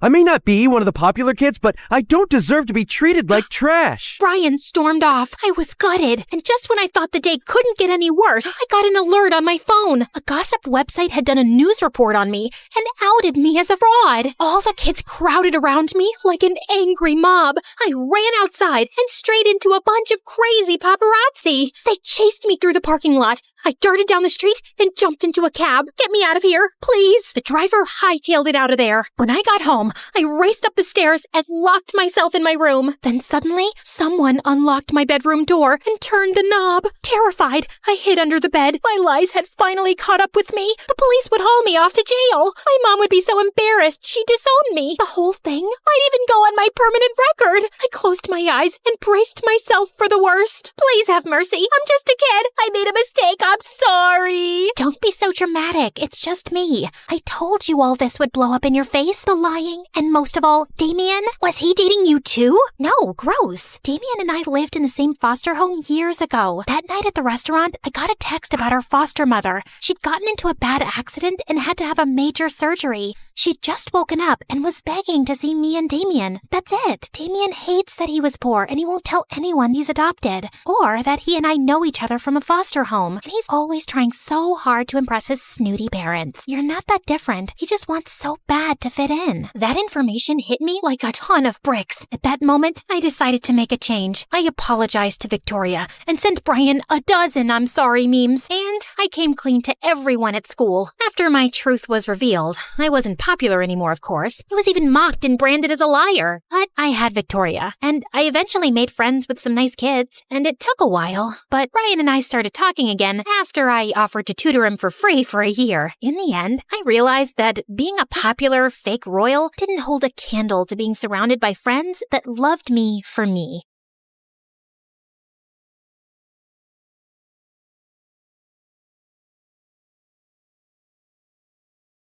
I jumped onto the table and pushed my hands forward. Don't you dare mess with me! My fingertips shot out red sparks, shaping into a fiery ball hanging in the air as I looked around the room. All of a sudden, something grabbed my ankle and pulled really hard. The room seemed to flip upside down. I tried to scream and woke up. These nightmares had been haunting me for a month now. And every time I woke up, I felt nauseous. It was like they were draining my energy, leaving me feeling weak and dizzy. We need to run some tests.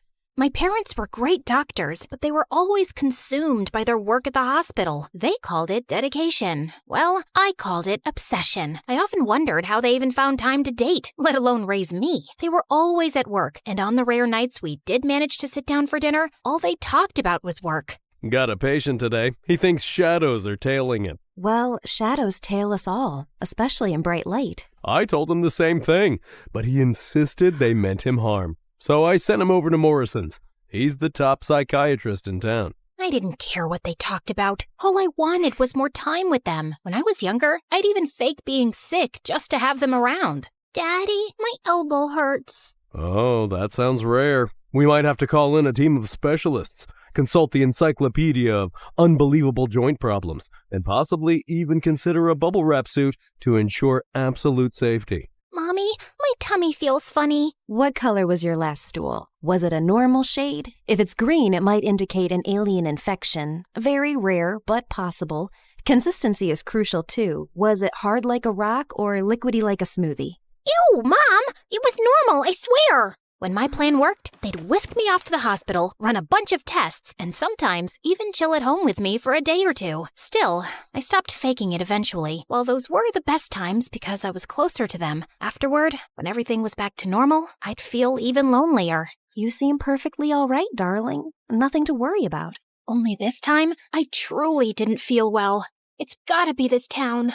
This phrase became my daily ritual. We relocated here several months ago, but ever since, I felt out of sync with everything around me. You just miss home. But my problem was not homesickness. I never felt quite at home anywhere. Yet here, in this town, oh, not again! A gust of wind smacked me in the face, followed by a sudden downpour. Those bizarre weather patterns were quite recent, but they quickly became the most annoying thing about this town. And trust me, there were a lot of annoying things to choose from. I dashed towards school, kicking up my pace. Then, as abruptly as it had begun, the rain stopped, leaving the sun shining brightly once more. But my outfit was drenched, and my hair was a complete mess. Happy sweet 16, Aurora. Well, it was indeed my birthday, but little did I know that just in an hour, my whole life was about to flip upside down. What a freak! Why is there always that one person in every school who's just out to mock everyone? There was ours, Regina. I tried my best to ignore her, but for some reason, she seemed to have it out for me more than anyone else. I didn't realize the drowned rat look was in style now. Guess you're just not keeping up with the trends. I didn't have time to waste arguing with her. My focus had to be on my project. We were paired up for this assignment, but my partner Leo bailed on me for his video games, leaving me to handle everything by myself. Next up, Aurora and Leo. What did you two come up with? This lazy jerk didn't do a damn thing. Did you say something, Aurora? Nah, just a little cough. I carefully placed my volcano on the front table, but a part of it fell to the floor. Looks like she wet her volcano. Just like her bed. The whole class burst into laughter. My face turned red, and I felt like I was about to explode. But as I tried to fix things, something crazy happened. I saw my hands start to glow, like 100 fireflies. And then boom, the volcano erupted. It was insane. Lava spewed in every direction, flooding the floor like there was no tomorrow. Yeah, like literally, the floor was lava. Everyone freaked out, jumping on desks and screaming. The teacher was yelling something, but I was so embarrassed and scared that I just bolted out of there. What on earth just happened? I knew I only used a tiny scoop of chemicals, so that was not it. It was something else. Something... I didn't know you were a witch. What? I must have misheard her.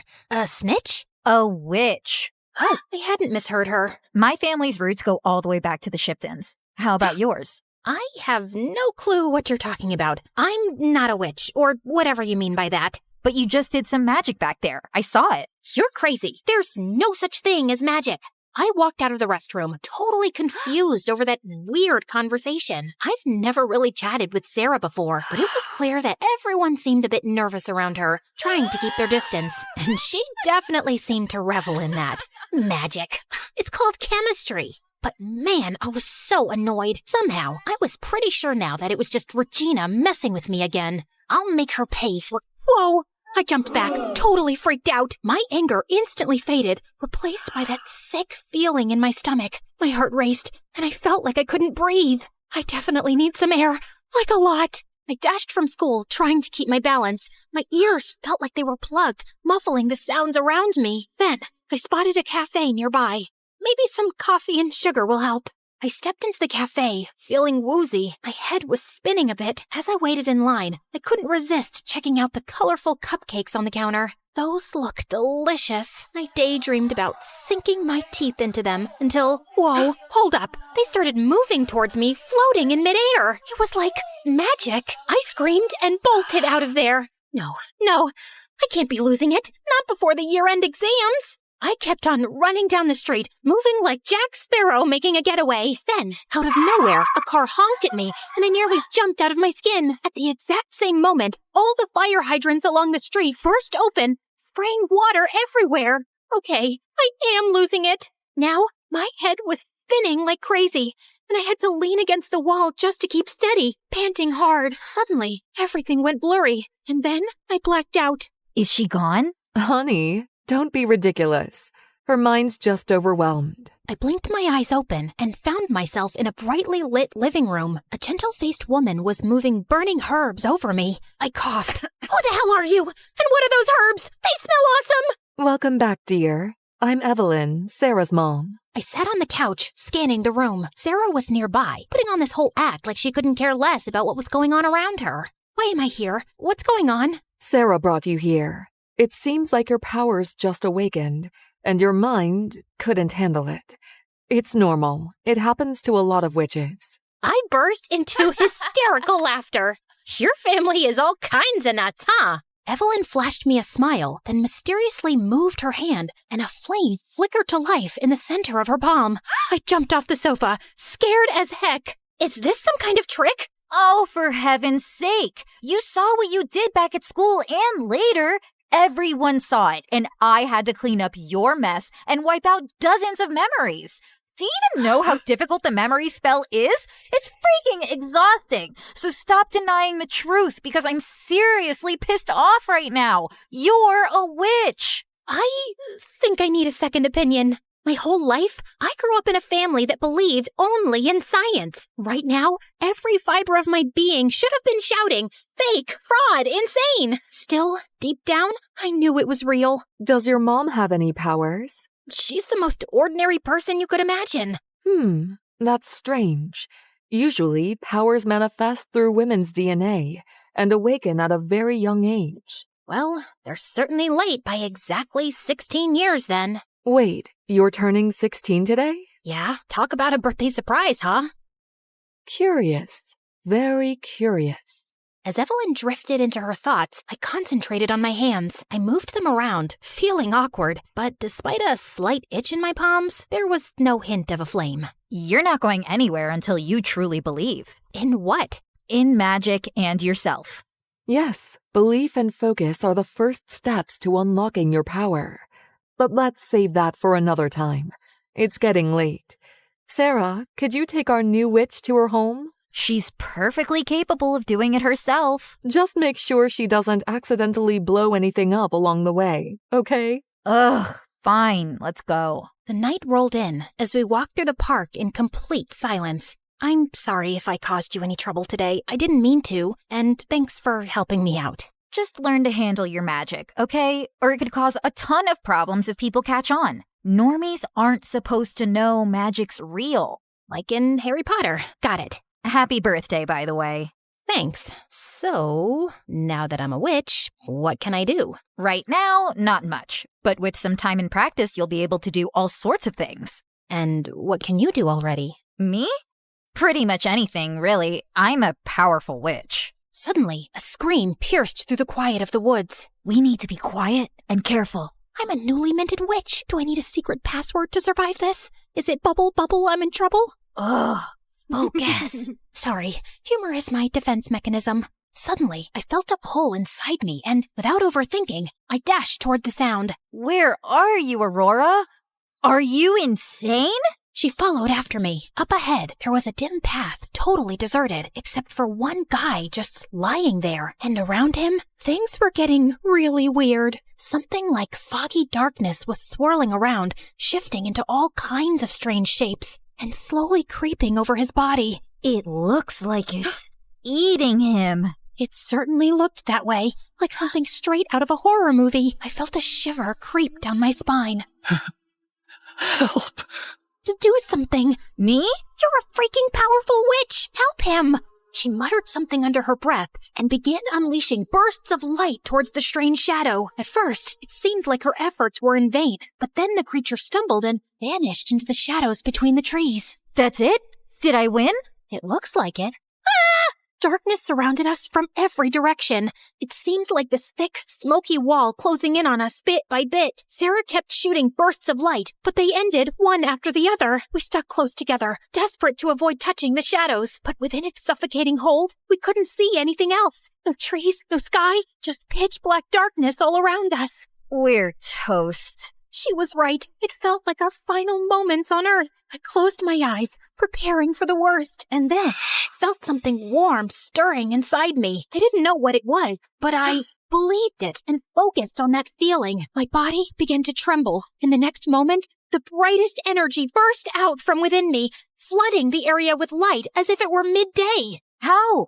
How did you do that? Sarah seemed shocked, scared, and frankly, a little jealous. I glanced down at my body, confused. No idea. But what was that thing? No idea. I've never seen anything like it before. We heard some murmurs coming from the guy we saved from the darkness. As we got closer, I recognized him. He was from another class. We'd crossed paths a few times before. Are you an angel? Should we wipe his memory? I'll take him to my mom. You go home. I can help. No.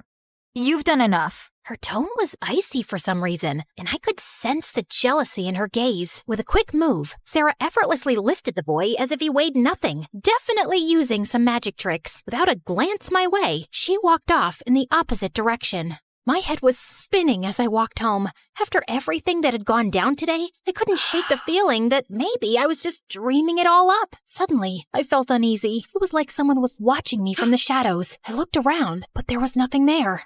Must be my nerves from today's craziness. I picked up my pace, and then I heard noises behind me. Before I knew it, a shadowy figure emerged from the trees and started heading straight for me. My heart raced like crazy, and all I could think was, I gotta run, now! And so I ran. I leaped over fallen logs, ducked under branches, and bulldozed through bushes, not stopping for anything. Then bam! I didn't see this stupid hole in the ground and tripped, eating dirt like a champ. As I lay there, trying to catch my breath, I heard footsteps closing in, each one sounding louder and heavier than the last.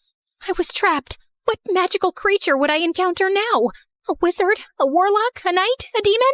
Or something even worse? What the heck? I flipped over. It was just my classmate Leo, peering down at me with a mix of confusion and worry.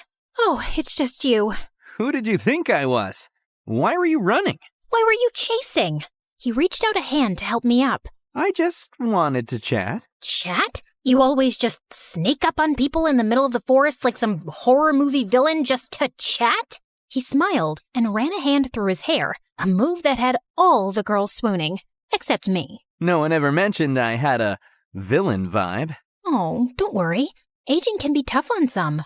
We locked eyes, the air thick with unspoken words. All right, spill. What's this chat really about? Well, for starters, I know about your powers, and... Powers? You've been reading too many comic books, Leo. Quit messing around. I've seen what you did at school.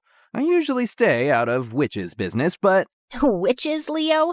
That hair gel's really seeping into your brain. What's next? You're gonna tell me you're Harry Potter? Nope, just a pro demon hunter. And I've been assigned to monitor an amateur witch who can't control her powers. You. Assigned? Yeah, I'm not thrilled about babysitting you either, but it's what I'm stuck with. So from now on, keep me updated on your witchy activities and whereabouts so I can keep you safe. Whoa, hold up. Safe from what? Looks like from yourself. I can take care of myself just fine. I don't need your help. It's not up to you to decide. And who gets to decide? You? Not me, but the ones I answer to. And who might that be? That's none of your business. And my life is none of yours. Now it is. So, you want to know my every move? Well, I'm going home now. Feeling a surge of anger and exhaustion, I turned away, yearning for the simple ability to teleport straight home. I gotta ask Sarah if that's possible. When I finally made it home, I felt like a deflated balloon. But what really knocked the wind out of me was walking into an empty house. With their new jobs, my parents worked twice as much as before. Soon, I'll probably forget what they even look like. I hoped they'd at least be here for my birthday, but the fridge was empty, with no cake in sight. I made myself a really sad sandwich, stuck a candle in it, and made my usual wish. I wish to have people who truly understood me and who were always there for me. Is that really too much to ask? When I returned to school the next day, everything appeared to be back to normal. It seemed like nobody remembered my volcanic disaster. Maybe Sarah is actually a good witch. I saw her at the end of the hall, and I waved, but she pretended like she didn't see me. Why is she acting like that? Hey, Aurora, have you seen Rose today? No. Why? She was supposed to meet me last night, but never showed up, and I haven't been able to reach her since. I'm sure she'll turn up. Rose was always the quiet one, easily overlooked. It seemed like no one else really cared about her whereabouts, except for her only friend. But I had my own worries for the day. My mind was elsewhere, lost in fog, making it almost impossible to focus on anything happening in class. I still couldn't wrap my head around what happened to me yesterday. Out of nowhere, my whole life got flipped upside down, and there was no one to help me make any sense of it. Why me? Why now? And what am I even capable of?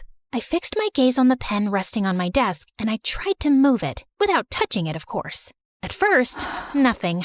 I put more strength into it. Then, the pen started to tremble. I concentrated harder, and whoa!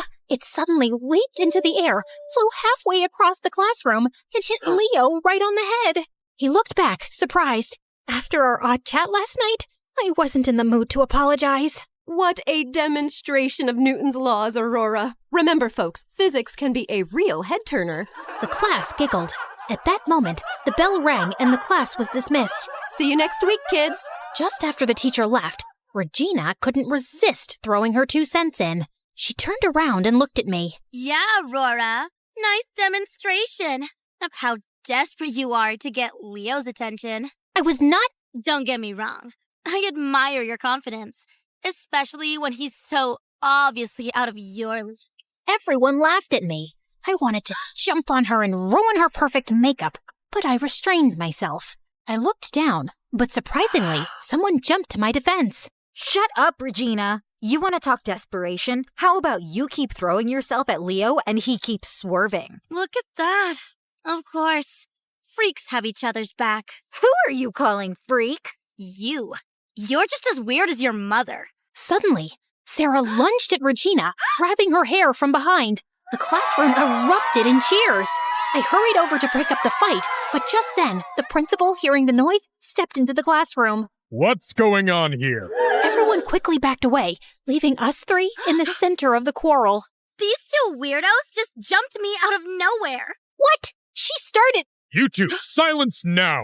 Your parents will be getting a call from me today. I won't tolerate such behavior in this school. He left before we could explain. That's so unfair! Regina walked away triumphantly towards the cafeteria. Enraged, I went after her. Sarah rushed behind me. Aurora, stop. In the cafeteria, I focused on a soccer ball in a boy's hands nearby and sent it flying straight towards Regina's head. Don't! Sarah redirected the ball, causing it to hit the opposite wall. I looked at her, taken aback. You can't use magic at school. You'll be seen. But it was you who started the fight. She deserves it. She absolutely does. But using magic recklessly can have consequences, especially when you can't control your powers yet. It's gonna be fine. Don't brush me off. First, you need to learn. Stop it, Aurora. Regina tried to sit down at the table, but I made her chair disappear, causing her to fall to the floor. The entire cafeteria burst into hysterical laughter. See? Everything's fine. Where did you send the chair? I just made it vanish. Magic doesn't work like that. If an object disappears, it has to go somewhere else. She shut her eyes and focused. I can't find its trace. Meanwhile, Regina, red with embarrassment, tried to sit down once more. But yep, I made another chair disappear. Sorry, not sorry. Regina landed hard on the floor and immediately sprang to her feet. What's going on? She looked around, her expression filled with fury and confusion. Her girlfriends shook their head in disbelief, clearly unable to explain anything. I think I'm getting the hang of it. You should stop now. But I didn't want to stop. After years of torment, it was finally payback time. I kept pranking Regina, changing her glass into a potato, putting worms in her food, tying her shoelaces together, and more. I couldn't stop. Some pranks were screaming magic, so Sarah had to undo them fast before anyone would notice. I will not risk using memory charm to save your butt anymore. You can't imagine how hard. She fell silent as Simon approached, looking much better than yesterday after we saved him. His gaze had an affection that caught me off guard. Do I have a fly in my hair? I had the strangest dream about you last night. You were like an angel saving me from some dark monster. I choked, exchanging a questioning look with Sarah before turning back to Simon. Glad I could help. But do you usually share your wild dreams with people? No. It's just, it felt so real, you know? He blushed deeply and hurried away, muttering to himself. How come he remembers? Wiping his memory was way too risky. With all he went through, it could have messed him up bad. That's what I've been trying to tell you all along. That he's a wreck? No, that using memory charms is too dangerous. You never know what might happen, so stop being so careless. Suddenly, there was a loud bang followed by laughter. The tied shoelaces on Regina's sneakers had done their trick. Now, she was sprawled on the floor with a nosebleed. That's priceless. Oh, I love magic. Oh, no. I followed Sarah's gaze and gasped. There was a strange black thing floating in the air above our heads. Is that a ball? A gap? A hole? I'm not sure, but it doesn't look good. The thing pulsed slightly, but everyone seemed too distracted with their gadgets to notice it. It feels like something magical. Easy peasy. I tried to make it vanish like the chairs before, but it only grew wider. Fork, I didn't mean to. Don't do anything, please. There are too many people here. Let's come back after classes. But what if somebody notices it? Can we at least cover it somehow? Good idea. She waved her hand, and the thing blinked and disappeared under what seemed like a veil. Great. Problem solved. Of course, the problem was far from solved. After school, we went straight to Sarah's house because her mom wanted to have a chat with me and to wait for everyone else to clear out of the school. Before going in, Sarah made me promise not to say anything about the huge black hole in the middle of the cafeteria. Sarah told me everything. I looked at Sarah in panic. About how you saved that boy yesterday. Don't forget I set the stage. Can you explain to me how you did it? I just felt a warmth inside me and believed I could do it. How simple. Absolute genius. Your potential is extraordinary. If you learn to embrace and develop your abilities, you can become a truly powerful witch. Almost like me. But you should be careful, Aurora. With great power comes great responsibility. Great. The Uncle Ben speech. She didn't pay attention to my comment and bombarded me with questions about my family background. Still, she had no evidence of any magical heritage. I also shared the details of my mundane life, which sounded even duller than I thought. Looks like your powers were suppressed until yesterday, but I can't figure out why. Is there a way to find out? I'll try my best, but you may never know why this happened. For now, focus on mastering your powers. You need to be strong. There are many dangers out there. Suddenly, I recalled Leo's words from last night. You're an amateur witch, and I'm a pro demon hunter. I was assigned to watch over you. By whom? And why? I thought about asking Evelyn, but something stopped me from doing so. It wasn't like I didn't trust her, but my guts told me to stay quiet, for a change. For the next hour, we practiced basic magic skills in their backyard, which felt easy to me after my recent pranks on Regina. That's great, but be careful with magic so you don't hurt anyone or get caught. Sarah shot me an I told you so look. But what if someone really deserves it? Is it your place to decide? Besides, there are consequences on using your magic carelessly. Maybe I shouldn't have messed with Regina at lunch. Then Evelyn explained the concept of the realms between worlds. There's the thing called the midworld. It's like a buffer zone between different worlds and realities. It's basically just empty space, pure nothingness. And that's where you can safely use magic that might mess up our world. How can I use it? Take a look. And she opened up the air in front of me and put an apple into that space. We mainly use it for disposing of things or hiding them away. The only rule is, don't put living things there. They won't make it if you seal the gap. No hiding puppies in there. Gotcha. You don't need to physically open the door. Just thinking about it is enough. And what happens if I just make stuff disappear without sending it to the midworld? You don't. It could cause chaos in our reality. I gulped. My mind flooded with image of that strange black object hovering in the cafeteria. Oopsie. When we stepped back into the empty cafeteria, the air was filled with a strange buzzing noise, like a swarm of bees. What on earth is that sound? But as soon as Sarah removed the veil, it all made sense. That black thing was indeed a hole. It was swirling and pulsating wildly. And it had grown much larger than before. It's your fault, so go on, use your extraordinary magic to fix it. Don't pin this on me. Might just be a coincidence. No, it's not. It was you. I don't know how to fix it. I thought it was easy for you. All you have to do is believe, right? I got angry and started trying different things, but nothing worked, just made it worse. The hole kept growing fast, the buzzing getting louder and louder, almost unbearable. Oh yeah, truly extraordinary powers you've got there. Sarah? Okay, you win. I'll say it. I need your help. Then the hole suddenly exploded, and a bunch of stuff started pouring out of it. Cups, pillows, loaves of bread, a small tree, even a bicycle. Look, there are those chairs you made disappear earlier. Shoot. So it was me. Sarah was right all along. This chaos was caused by my careless use of magic. I sprinted around, grabbing stuff and throwing it back into the crazy hole in the air. But it felt like I was stuck in a never-ending loop with more and more junk raining down at me, no matter what I did. All right, make some space for the real witch. Can I help? Stick with me. She guided me through the process, shouting out instructions along the way. Concentrate. Spin.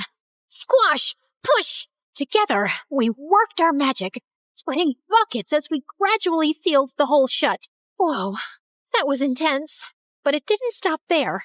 The area around us was filled with a jumble of objects. Remember your training and help me move everything to the midworld. For the next half hour, we busted our butts, getting rid of all the junk in the cafeteria. It was exhausting, but I was loving every minute of it. Feeling the magic coursing through my veins was incredible. I was a witch. I was special, and my life finally had meaning. Nothing could go wrong. Aurora, we've got a situation. I spun around, and my heart skipped a beat. There stood Regina at the cafeteria entrance, staring at us with her jaw practically hitting the floor. Uh-oh.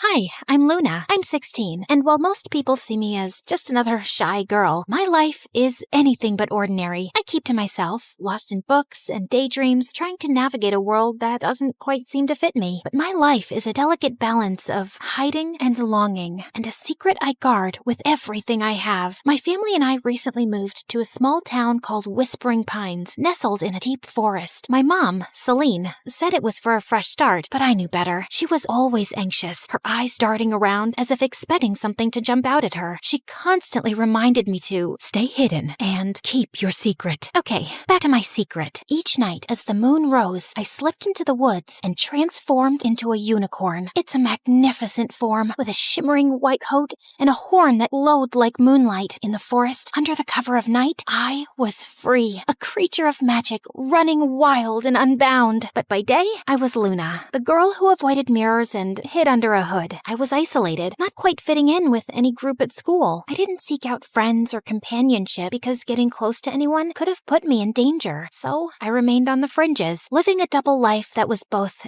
exhilarating and exhausting. Then there was Jasper. He's an artist with a sketchbook perpetually in hand, always drawing and observing. There was something different about him. His eyes seemed to see beyond the surface, and he had been curiously watching me ever since I arrived. His presence was a mix of intrigue and unease for me. One day, after school, cornered me by my locker. Hey, Luna, I've noticed you always wear that hood. Is there a reason? I shrugged, attempting to sound nonchalant. Just like it, keeps me warm. He raised an eyebrow, unconvinced. There's something more, isn't there? You're always hiding. I laughed nervously, trying to deflect. What about you? Always drawing? Jasper flipped open his sketchbook to reveal a detailed drawing of a unicorn. My heart skipped a beat. The other night, while I was walking through the woods, I found these strange tracks in the snow. So I did a little research, and maybe, just maybe, there are unicorns out there. I tried to maintain a casual demeanor, though anxiety bubbled beneath the surface. Unicorns aren't real, Jasper. He looked at me. His eyes sparkled with curiosity. What if they are? What if there's something magical out there that we don't know about? I forced a smile, feeling a sense of dread. Maybe. But I wouldn't worry about it. Despite my attempts to dissuade him, Jasper's curiosity didn't wane. He continued to question me, probing with a mix of genuine interest and persistence. His questions, though innocent, hit too close to the truth and made me uncomfortable. The next day, while I was walking to the local bookshop to get a new journal, I saw 3 men and 2 women exiting a large black SUV, all wearing the same black suit and tie. As I stayed hidden in the shadows, I got close enough to hear them speaking to Whispering Pines' local sheriff, Marty Luca. They told him they belonged to a government agency of environmental researchers, but their high-tech gadgets and probing questions suggested otherwise. It was clear that they were searching for something, and I couldn't shake a feeling that it might be me. Later that night, I told my mom about the mysterious group of strangers that had arrived. Immediately, my mom's anxiety reached new heights. I watched as she ran to the closet and pulled down an old photo album from behind a row of hat boxes. She flitted the pages until she stopped at an old newspaper clipping with a photo of the same people I saw earlier that day. Luna, we have to be extra careful now. The OSS is here, and they're not what they seem. I looked at her, confused. What do you mean? Who is the OSS? She gripped my shoulders, her voice trembling. Office of Supernatural Sightings. They're looking for magical creatures. If they find out what you are, they'll capture you and use you for their own purposes. You must stay hidden. But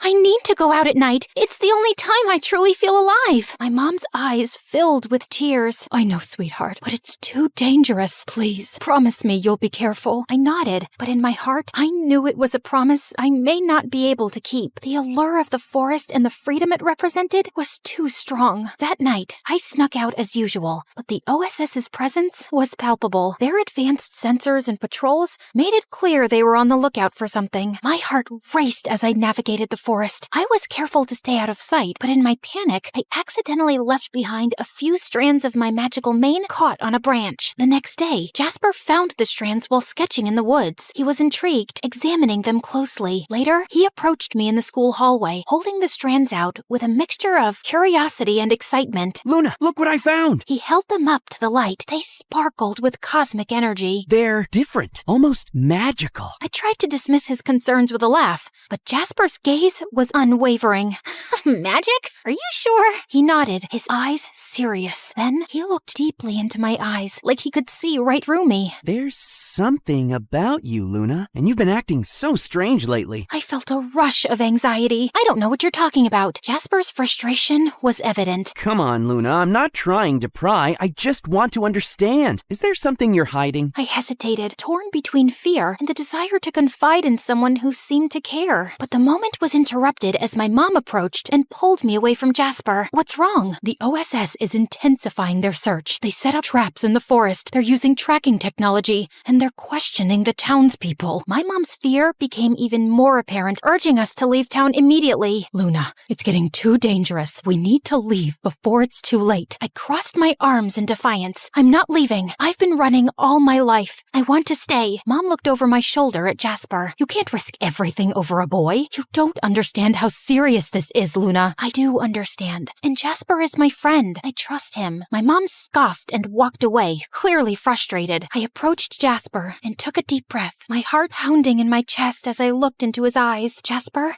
there's something I've been hiding from you. Something I thought you could never understand. My hands twisted nervously. I took Jasper into an empty classroom so we could talk in private. I'm not like everyone else. I'm a unicorn. As the words left my lips, a soft, ethereal glow surrounded me, and a single shimmering horn slowly appeared on my forehead, illuminating the night with a radiant, magical light. I watched his face, waiting for his reaction, fearing he would turn away, but hoping beyond hope that he would stay. Jasper's face softened, and a smile slowly spread across his lips. He reached out and gently touched the glowing horn, his fingers trembling with awe. I always knew there was something magical about you. Thank you for trusting me enough to share this. He let out a soft laugh, his eyes bright. You're beautiful, Luna. All of you. In the following days, Jasper and I spent countless hours together, working on a plan to outsmart the OSS. His artistic talents became crucial. We created detailed maps and tracks to mislead them, and in the hours we spent together, the bond between us grew stronger. Jasper's presence was a source of comfort. For the first time, I felt that I wasn't alone, that there was someone who truly understood and cared for me. One afternoon, Jasper voiced a troubling thought. What if they catch you, despite our efforts? What if they find out everything? I took a deep breath, trying to stay calm. They want to control me, to use me for their own gain. But having you help me is everything. I've never had someone stand by me like this before. Jasper reached out and gently touched my arm. I won't let them catch you. I'll do everything I can to keep you safe. His words brought me a sense of relief and hope, but also a growing fear. The OSS's search was becoming more relentless, and time was running out. The night of the final confrontation arrived. The OSS's search had become more intense, with advanced tracking technology and sophisticated traps. My mom was even more frantic,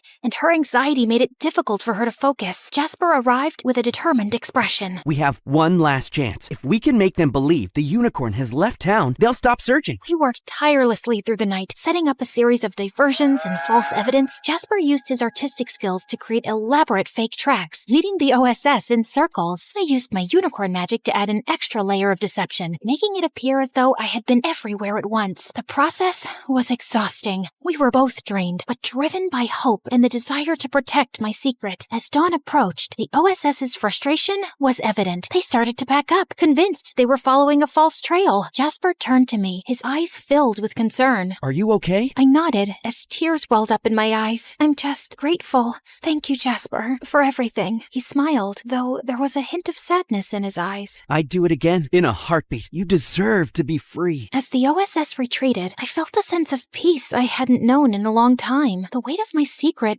was lighter, and I was comforted by the knowledge that I wasn't alone. Jasper had been a beacon of hope in my darkest moments. With the OSS gone, my mom's fear slowly subsided, though the threat of their return lingered in the air. As the weeks passed, the town returned to a semblance of normalcy. I continued my life as Luna during the day, but the nights were still mine. Jasper and I maintained our secret meetings, and our friendship grew deeper with each passing day. He became a confidant, someone who understood both my human and unicorn sides. Then, one evening, as we walked through the forest together, Jasper turned to me. Luna, what do you want for the future? I thought for a moment, the weight of my dual existence heavy on my shoulders. I want to find a place where I can be both Luna and the unicorn, a place where I don't have to hide. Jasper smiled, his eyes shining with determination. We'll find it together. We continued our walk in companionable silence as the moon cast a gentle glow on the path ahead. There was still uncertainty, but there was also hope. Jasper's presence was a reminder that I wasn't alone, that there was someone who cared about me and believed in my future. In the days that followed, Jasper and I continued to navigate the challenges of keeping my secret while building a life in a small town. We shared our dreams, fears, and hopes, and our friendship deepened. Jasper's sketches were a chronicle of our journey, capturing the magic and struggles of our shared experiences. One night, as we sat together by a small stream in the forest, Jasper asked, Luna, what's the most important thing you've learned through all of this? I reflected on the journey, the challenges, and the moments of connection. I've learned that even in the darkest times, there's always a light. It might come from unexpected places, like a friend who believes in you, and sometimes the magic we seek is within ourselves. Jasper nodded, his gaze thoughtful. I think you're right, and I believe that with your strength and our friendship, we can face whatever comes our way. We sat together in the moonlight, the stream's gentle murmur, a soothing backdrop to our conversation. The future remained uncertain, but with Jasper by my side, I was ready to face whatever challenges lay ahead.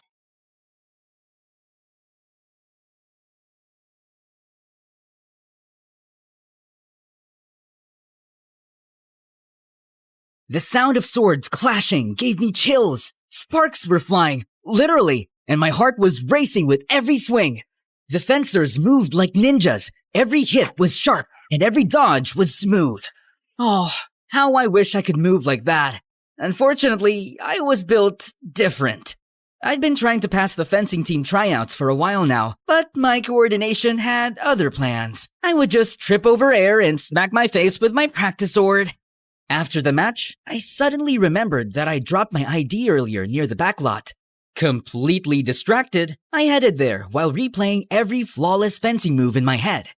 Suddenly, I tripped over a loose panel, stumbled forward like an idiot, and fell straight into an open excavation pit. I looked around frantically and checked my pockets for my phone, but I couldn't feel it. No, I must have dropped it earlier.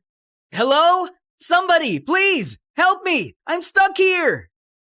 But there was only silence. Eventually, I gave up and slumped down, feeling totally defeated.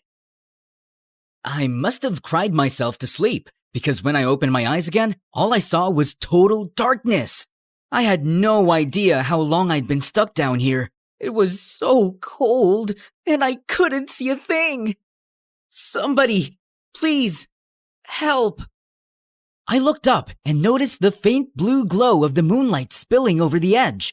It wasn't much, but somehow it felt comforting. Then suddenly, a girl's head slowly peered over the edge.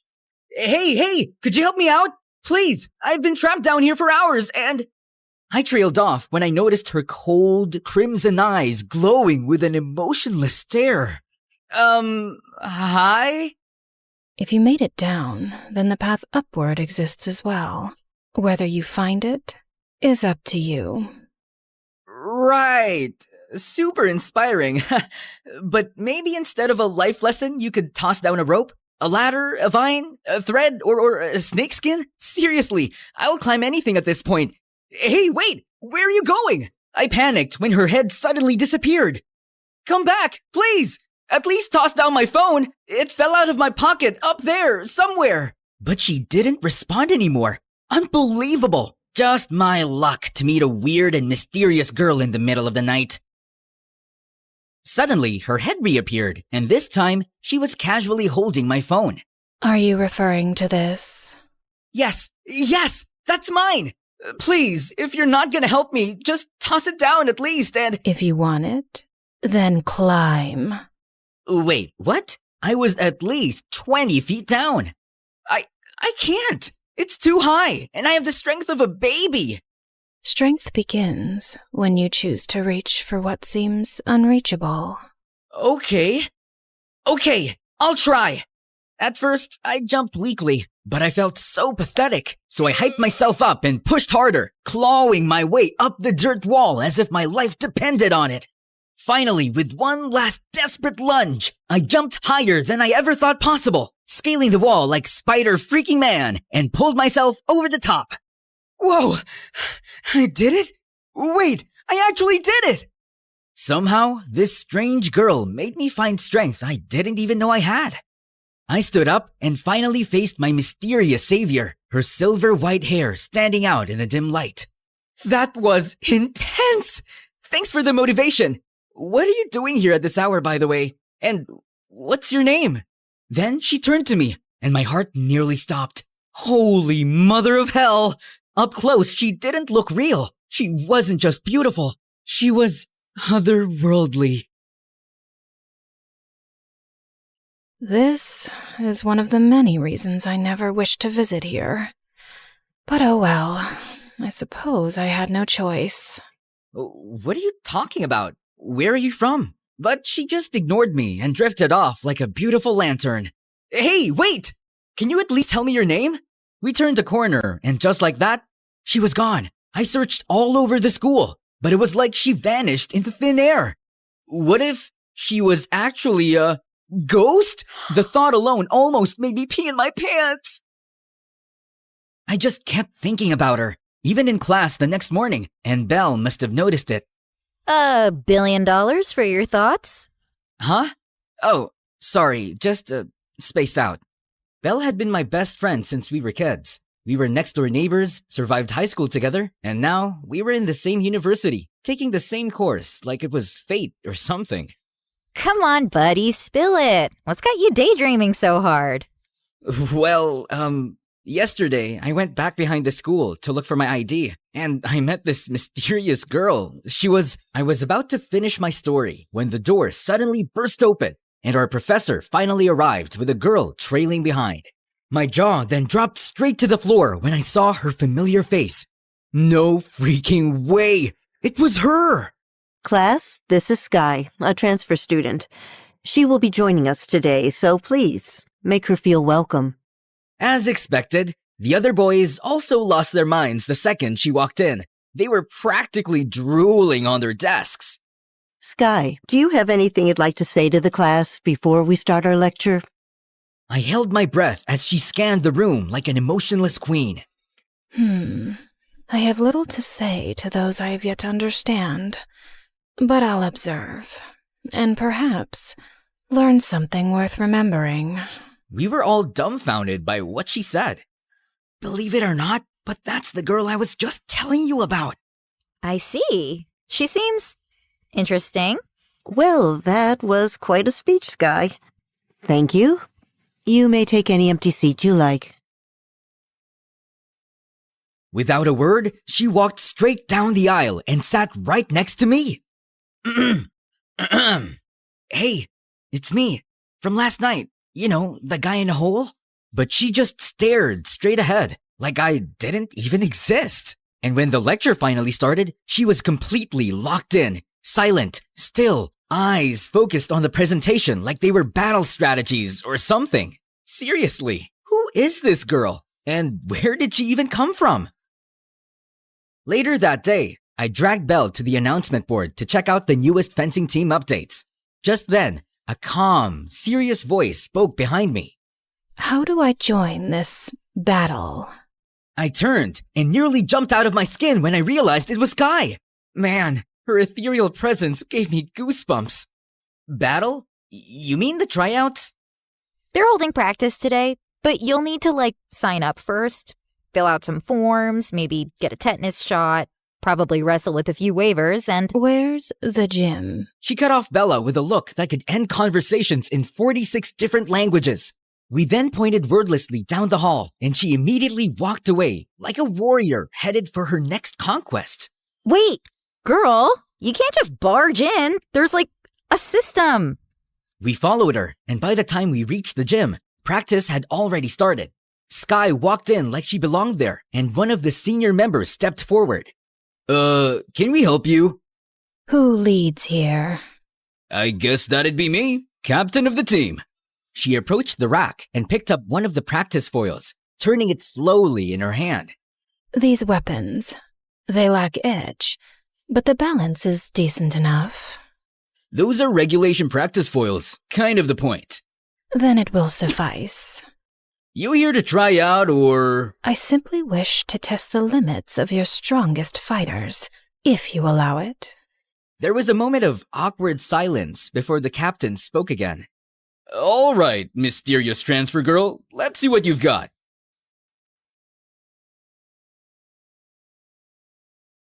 What the? Sky then turned to the rest of the team like nothing had happened. Next. 2 more stepped in, then 3, 4, 5, 10.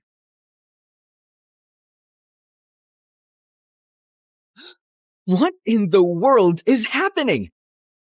Suddenly, the whole gym started to feel colder. She moved like water with a blade, fluid, graceful, but dangerous. She was tripping, dodging, disarming, absolutely destroying everyone in her path. And it was mesmerizing. Every movement, purposeful. Every dodge, calculated. She never raised her voice, never taunted, just moved. Belle and I just stood there, frozen, totally speechless, after beating the final fencer with one clean move. Well, that was quite insufficient. And just like that, the entire gym went silent. Since then, some people started getting scared of her, while others just fell harder. Meanwhile, Belle started getting extra suspicious about her. It's really weird. She just waltzed in and wrecked everyone like she was brushing lint off her shoulder. I mean, maybe she's just really good? She is, but there's something off about her vibe. She might be hiding something, and I'm gonna find out what. Just because she looks like a Barbie doesn't mean she can't be that strong and skillful. She's literally so cool. You have a crush on her, don't you? What? No? I mean, she's really, really beautiful and... Whatever. It had been a while since she sulked like that, and it was cute. You better stay away from her from now on, okay? I think she's dangerous. I just nodded, but deep down, I wasn't scared of Skya at all. I was hooked. After that day, I started noticing her in every club and tournament. Polo, martial arts, taekwondo, even logic and strategy games. Anything competitive, anything that required skill, she joined and won every single time. But she never celebrated, never even smiled. It felt like watching a boss-level character trapped on beginner difficulty. Nothing here seemed to challenge her. One time during a swimming match, she moved through the water like it was part of her. Fluid, swift, unbothered. She was like a mermaid trained by the gods of war. No splash, no struggle, just pure, effortless power. Another time, I saw her watching a freshman student from the martial arts club, a shy girl who always kept to herself and stood in the back. Without a word, Sky walked over, gently adjusted the girl's stance, then stepped back and nodded once. The girl blinked, startled, then smiled like someone had finally seen her. Sky didn't say anything else. She just returned to her corner and resumed her own training. But that one gesture said everything. She wasn't just strong, she inspired strength in others. Who really are you, girl? One day, Belle came up to me and slapped a notebook on the table. It's time to put on our detective hats. We follow her, subtly. Define subtly. These. Midnight Stealth Tint, limited edition. Put them on. You are not serious. I've never been more serious in my life, Eli. And just like that, we became Sky's personal shadows. Day 1, Sky walked into the abandoned art wing and never came out. We waited for 53 minutes and found no exits, just a clay sculpture of what I think was a horse or maybe a giant oven. Day 2, she went to an aquarium and underwater zoo and had a staring contest with the sea creatures for 2 freaking hours as if they were besties or enemies. Day 3, we caught her standing under a flickering hallway light for a full 5 minutes, unmoving. She was just staring into the corner. She's talking to the shadows. She's just probably checking that wall paint. Or maybe she's possessed? Wait, what if she's a spy? Oh, a vampire. She's totally a vampire. Eli, this is serious. Just then, we both screamed when Sky looked directly at us from 50 feet away, even though we were clearly behind a potted fern. One night, after watching a horror movie that Belle swore wasn't scary when it actually was, we stopped by a convenience store to grab some snacks. The store looked quiet, just us and the bored cashier. Just then, 2 sketchy guys in knockoff tracksuits stepped up to the counter and turned to us. Well, you 4 look loaded. How about a deal? 4? There's only 3 of us here, and... We turned and saw someone I didn't expect to be here. Sky. She was silently reading the back of an ice cream tub like it was ancient prophecy. We'll take $1 billion, or someone's getting folded! Dude, we're literally just college students. Do we look like we own 108 yachts and private islands to you? Honestly, no. But I don't care. Just hand over everything you've got. He then shoved me straight into a shelf of ramen, and I almost passed out. Touch him again, and I swear I'll make you cry like a little boy who dropped his ice cream on a poop. But the jerk just laughed at Belle and grabbed her arm. Before I could even get up to stop him, the light started flickering, and the air suddenly got colder. Sky suddenly stepped in and grabbed the goon's wrist, twisted it with a crack, and yeeted him into a snack shelf so hard he passed out on impact. She then turned to Belle like nothing had happened. Are you hurt? I think I'm in love? She just nodded once, turned, and started walking out. But just as we thought it was over, the other jerk stumbled outside and somehow got into a freaking bulldozer. I'm taking down this whole store and taking you broken, useless college kids with it! Belle and I panicked, but Sky just calmly stepped forward and grabbed the front of the bulldozer like it was a freaking shopping cart. Then, without a word, she lifted it, and yeeted the entire machine into a glowing thing that appeared out of thin air. Gone, just like that. What the? Belle, did you see that? But Belle was already out cold on the floor, straight up passed out from disbelief. I couldn't stop replaying it in my head later that night. Sky was literally out of this world. Like, she lifted a bulldozer. Who does that? But what bothered me more was me. I couldn't even stay on my feet long enough to protect Belle. The next day, I saw this tiny scratch on her forehead, and my stomach flipped. I was such a loser. All I did was stand there and breathe dramatically. It was sunset when I wandered to the back of the school to get some air, and I was surprised to see Sky just standing there, perfectly still, half in shadow like she was about to disappear through the crack in the earth. Hey, you saved us last night! You were like a superhero! Seriously, why are you even that strong? Belle could have seriously gotten hurt, and I couldn't even help her. I panicked, and you showed up like a force of nature, coming like a hurricane. Apparently, she had no plans to speak, so I finally gave up. Anyway, I just wanted to say thanks, and sorry for being totally weak and useless. And that was when she finally looked at me. You carry too much shame for someone who stood up. That is more than most would do. But it wasn't enough. Strength isn't always loud or immediate. Sometimes it begins when you decide to stop running. I didn't know what to say. Her words just echoed in my head. If you still wish to change, then follow me. I just found myself following her like a clueless puppy as she led me behind the trees until we stopped at a tall brick wall. Then, with a flick of her wrist, she summoned this glowing thing again. A strange, shimmering light pulsed in the air like it was alive. I must be dreaming right now. What's happening? What is that? She then stepped through it like it was nothing, and without thinking, I followed. Suddenly, I was standing in a massive, dimly lit space. Blades lined with the walls, swords, spears, weapons I couldn't even name. Let's begin.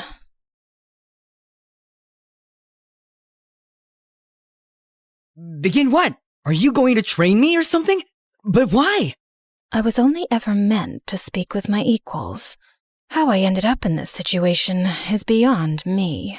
Perhaps I simply missed the feeling of training a disciple again.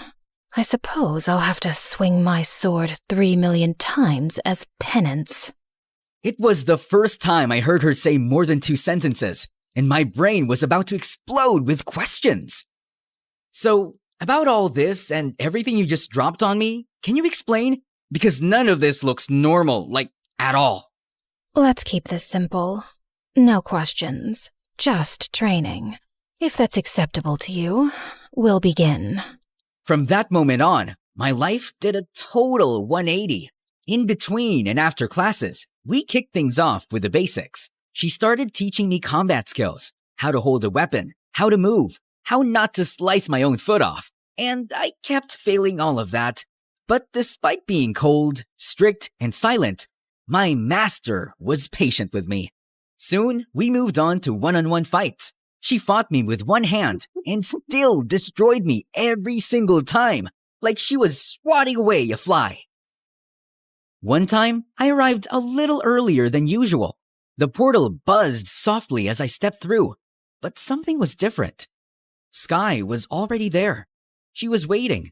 She was training alone, focused and unshaken. With a sword in hand, she moved through a relentless series of drills. Strike, spin, parry, recover, over and over. Not a single break. Only 2,972,000 left. I froze. She wasn't counting victories. She was counting some kind of punishment. I stood there, hidden in the shadows. And for the first time, I realized she wasn't just strong. She was relentless, and that made her unstoppable. When I tried to ask her about it, all she did was give me a cold stare and continued training me. As the days went by, Belle got more and more suspicious of my frequent disappearances, but I kept throwing out excuses. Until one day, she caught me sneaking back to class looking like a total mess. Okay. You've been disappearing, coming back looking like you lost a duel with a garbage disposal. Talk. I was jogging? Try again. Belle? Spill it. I saw you with Sky. You're doing something sus with her, aren't you? You were following me? Are you kidding? I've got notes, charts, a full Sky timeline. Okay, fine. I'm training with her. Training? For what? Is this like fencing? Demon hunting? A secret society initiation? To become stronger. Eli, I know you. You're soft. You're gentle. You cry during dog food commercials. But I'm tired of being weak, of always being the one who needs saving. I couldn't protect you at the store. I saw that scratch on your forehead and, Belle, I hated it. I hated myself. I'm done feeling like a loser. Yeah, but she's weird. She's powerful and quiet, and we don't know anything about her. I did a background check. Nothing came up. No school records. No socials. It's like she didn't exist until the day she showed up. What if she's from another world? Or a different dimension? What if she's dangerous? I didn't even know what to say because I myself was wondering too, because Sky never answered my questions. I just miss my best friend, you know? I'm still here, but I need to do this. For you. For me. Belle didn't smile, but she nodded. Okay, fine. Just don't get possessed or anything. No promises. A few more days of training passed. Bruises, sore legs, and Sky silently judging my every move. But somehow, I got better. Then came the next fencing tryouts. I stood at the edge of the gym floor, foil in hand, heart pounding. The whistle blew, and I finally moved. No tripping, no freezing, just focus, speed, and everything Sky drilled into me. By the final strike,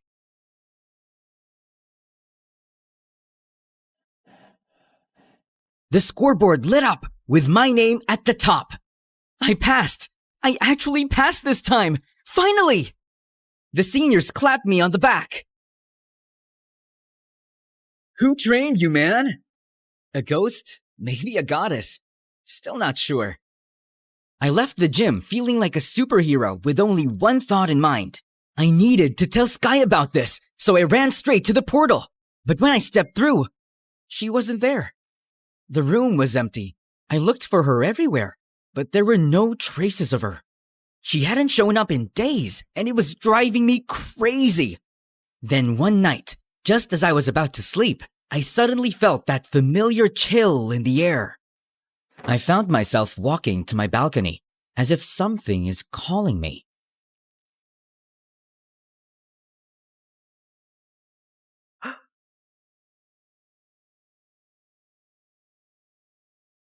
Master, where have you been? I need to go. There are matters I must attend to. What kind of matter? There is no point in explaining which you cannot yet understand. Okay, fine. But before you go, can you at least tell me something about yourself? Or at least, where are you from? To live in itself is a blessing. But once a person dies, the bonds he once had with this world shall all turn to curses. Huh? No need to fret. These are just my thoughts. Soon, you'll know and understand everything. But how? You'll see. She raised her hand, summoning another portal. And without a word, she stepped through it. And now, she was gone. I suddenly felt so empty, like something had been pulled out and taken with her. No one knew where she went. Not the school, not the staff, not even Belle and her resources. Until one afternoon, she barged into my room like a hurricane. Eli, you need to see this, like right now! What is it? Genshin Impact's newest playable character. What about it? I hadn't opened the game in almost a year, so I wasn't updated. She shoved her phone into my hands, and the moment I saw the screen, I swear my soul left my body. White silver hair, crimson eyes, a massive sword on her back. Same cold stare, same grace, same everything. What kind of sorcery is this? And then suddenly, it all made sense. Skirk. So that was your real name, huh? Brace yourself, Skirk, because I'm gonna log back in and unlock every answer you never gave me.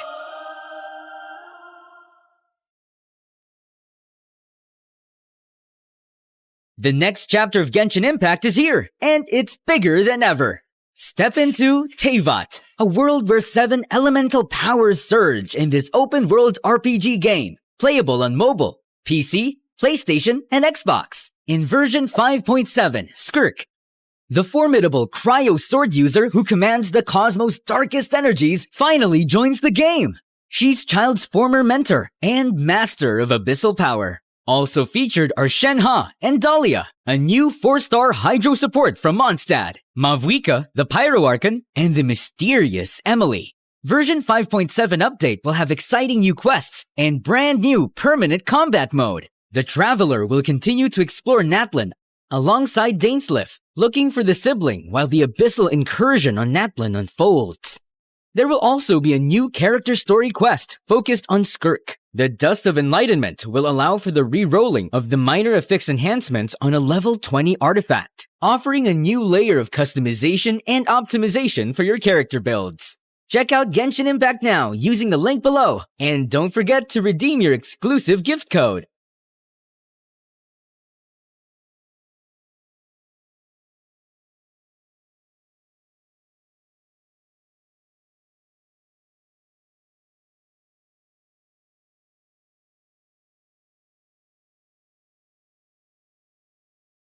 You ever get that feeling like you're destined for bigger and better things? That feeling hit me like lightning. I decided it was time for me to become cool. My name is Abby. Hit that like and subscribe button to hear all about my journey from geek to chic. My mom was a music composer for movies, and my dad was a famous chef. They were so cool, I almost felt embarrassed to be their daughter. I was super shy and nerdy. My friends and I played Dungeons & Dragons, started a Model UN club, and bragged about our new scientific calculators. Every year, my best friend May and I would wake up at 6 a.m. and binge all 13 Star Trek movies. The needs of the many outweigh the needs of the few. May even bought me a brand new scientific calculator for my 13th birthday. It has 280 functions and 40 metric conversions. It was the best gift ever.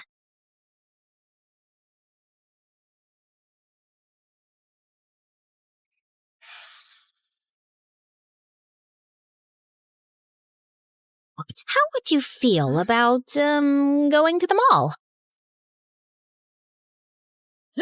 Wait, you're serious? Yeah, I'm just kind of over it right now. Let's go shopping. Weird. You don't feel sick.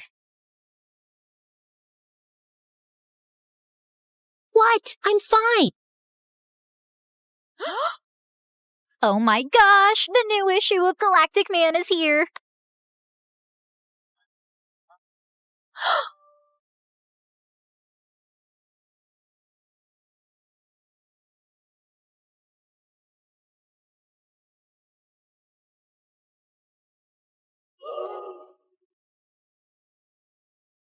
You ever get the feeling like you want to be cool? I am cool. What do you mean? I mean, you have orange Julius on your face. Yeah, so do you. All the cool kids do.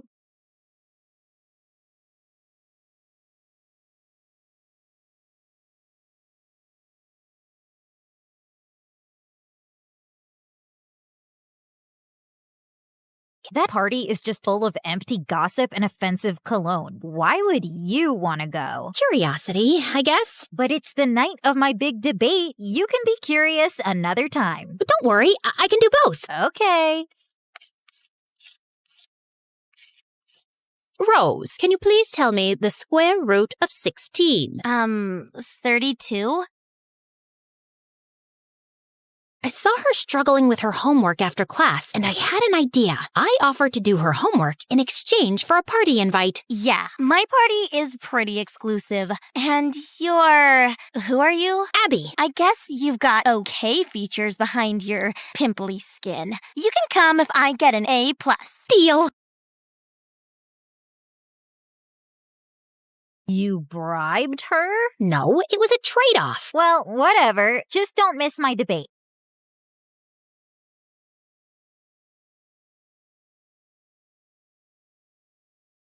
I'm so excited for you, honey. Call me if you need me to save you.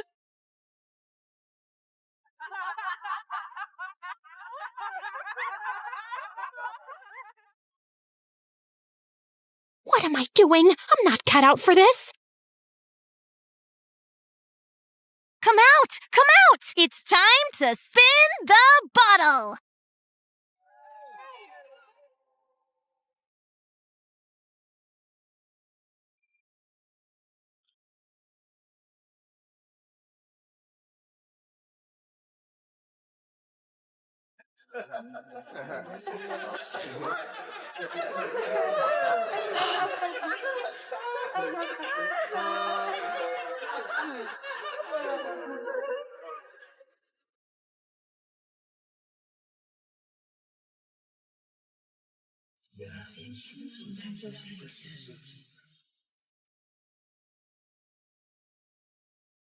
Don't you want to sit with your new popular friends? It didn't go well. Well, I hope it was worth missing my debate over.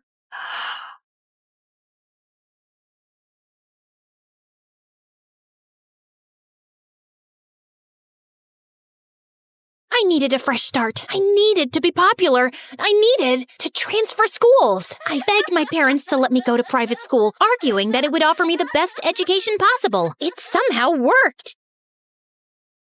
What are you doing? Transferring to a private school. What? But you always complain that private schools are full of elitist jerks. Maybe I was too quick to judge, and there are plenty of jerks here too.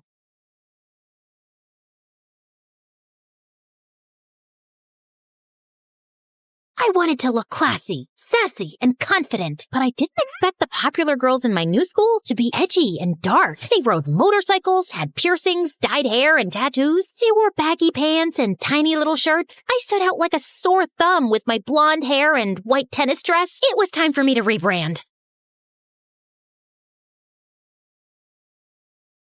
What is that? It's fake. Don't worry. I was talking about your hair. I love your dragon tattoo. Yeah, it's super rad. My parents won't let me get a tattoo till I'm out of the house. Oh, my parents have no clue I have a tattoo, and they never will. You must have gone to some underground tattoo artist then. You have to tell us where you got it done. I had won the popular girls over.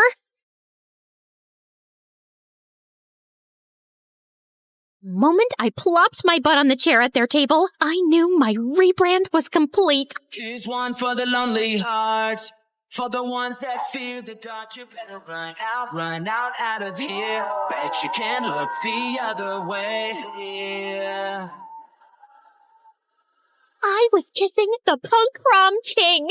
I was finally cool. But in order to protect my new status, I had to become the coolest. So when Sarah arrived at school, flaunting her new moped, I showed them photos of my brand new motorcycle. They didn't have to know it was my dad's. And when Sammy showed up at school with an eyebrow ring, I got two. Fake, of course. I was slowly rising up the ranks, but Sarah was still the ringleader. So I did something desperate. When Sarah started dating the hottest guy in school, I told them I was dating a celebrity. Who? Oh, it's a secret. Wouldn't want the press swarming the school, right? I needed to make this lie a reality before I was exposed. What is in your eyebrows? And on your wrist? Relax. It's all fake. Well, take them out and try to look decent. I don't want everyone at the movie premiere to think I'm raising a Wednesday Addams. Movie premiere? Dead sick. So I thought I could take you with me to the premiere of the movie I just scored. I couldn't believe who I was next to. Up-and-coming star Walker Robinson. He was beautiful. He was chiseled. He was getting whisper screamed at by his dad. Apparently, he needed to get his grades up or his dad would pull him out of his gig. But I'm not book smart, Dad. That's why I'm an actor. But his dad insisted. Okay, this may sound crazy, but I heard what your dad said. I could tutor you in exchange for a favor. Who are you? I introduced myself and told him how I could tutor him in exchange for a photo shoot posing as my boyfriend. I promise I won't show anyone but my friends, okay? It won't get out. It better not, because I'm about to propose to my actress girlfriend. You have my word. We shook on it.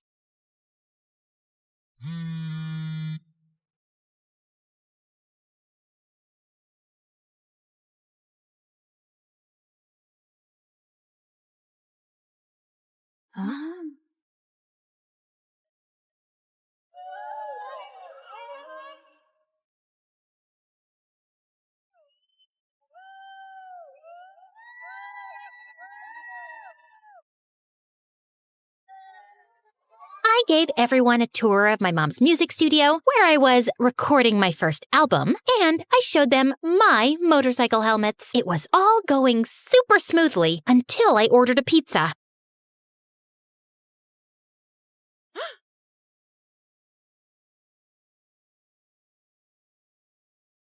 May? May you what? She was totally pretending not to know me. Can we talk? About what? It was like we were in a Western standoff.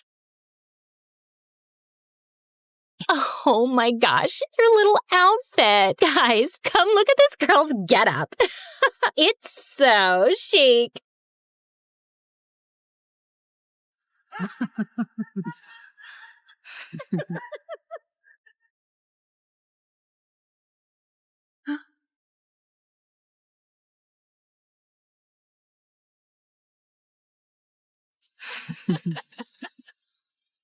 Oh my gosh, she reeks of geek. Everyone was laughing at May, but instead of jumping to her defense, I said nothing. To May, the silence spoke volumes. You guys are mean, and Abby, you're a fraud and a liar. You guys deserve each other. What was that all about? Oh my gosh! Walker is engaged! Weird. How could that be if he's dating you, Abby? Let me see that. That liar! He was dating someone else behind my back, and I had no idea! I can't believe it! What a jerk. We can't let him get away with this. Let's make that snake pay. Wait, where are we going?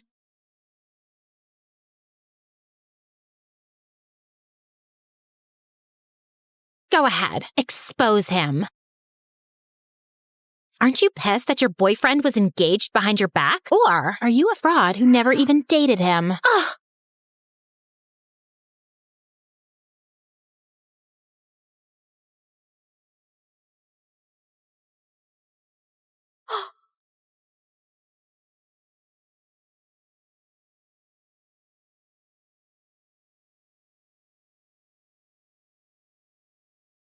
Abby, what are you doing? The next day, the photos landed on the internet and all hell broke loose. My parents pulled me out of private school and made me return to my old school. And I was going viral as rumors swirled around whether or not Walker was a two-timing jerk.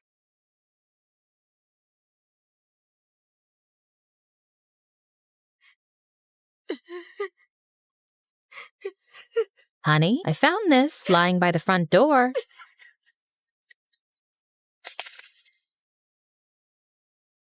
It must have fallen out of her backpack when she fell down the night of the party. Wait, was she trying to mend our friendship? Is that why she brought her Star Trek DVD? Ugh, how did I not see that? I went on my phone to see that Walker and his fiancée had ended their engagement. My quest for popularity had seriously blinded me and ruined everything. I had to make amends. I visited Walker on the set of his show. Who let you in? I told them I was your girlfriend. Haven't you done enough damage? That's kind of why I'm here. I can help you get your fiancé back, but I need a tiny favor in exchange. I don't want to talk to you. Flip it over. To May, my biggest fan, your friend Abby misses you. With love, George T. George Takei from Star Trek? No way! Way. How? I told her that Walker knew the old Star Trek actor from a previous gig, and we agreed that he'd help me get an autograph if I told everyone, especially Walker's fiancé, that I was a liar. Local nerd fakes relationship with Walker Robinson. Wow, you really did that? Yeah, I really did. I'll be a loser for life now, but maybe being cool is overrated.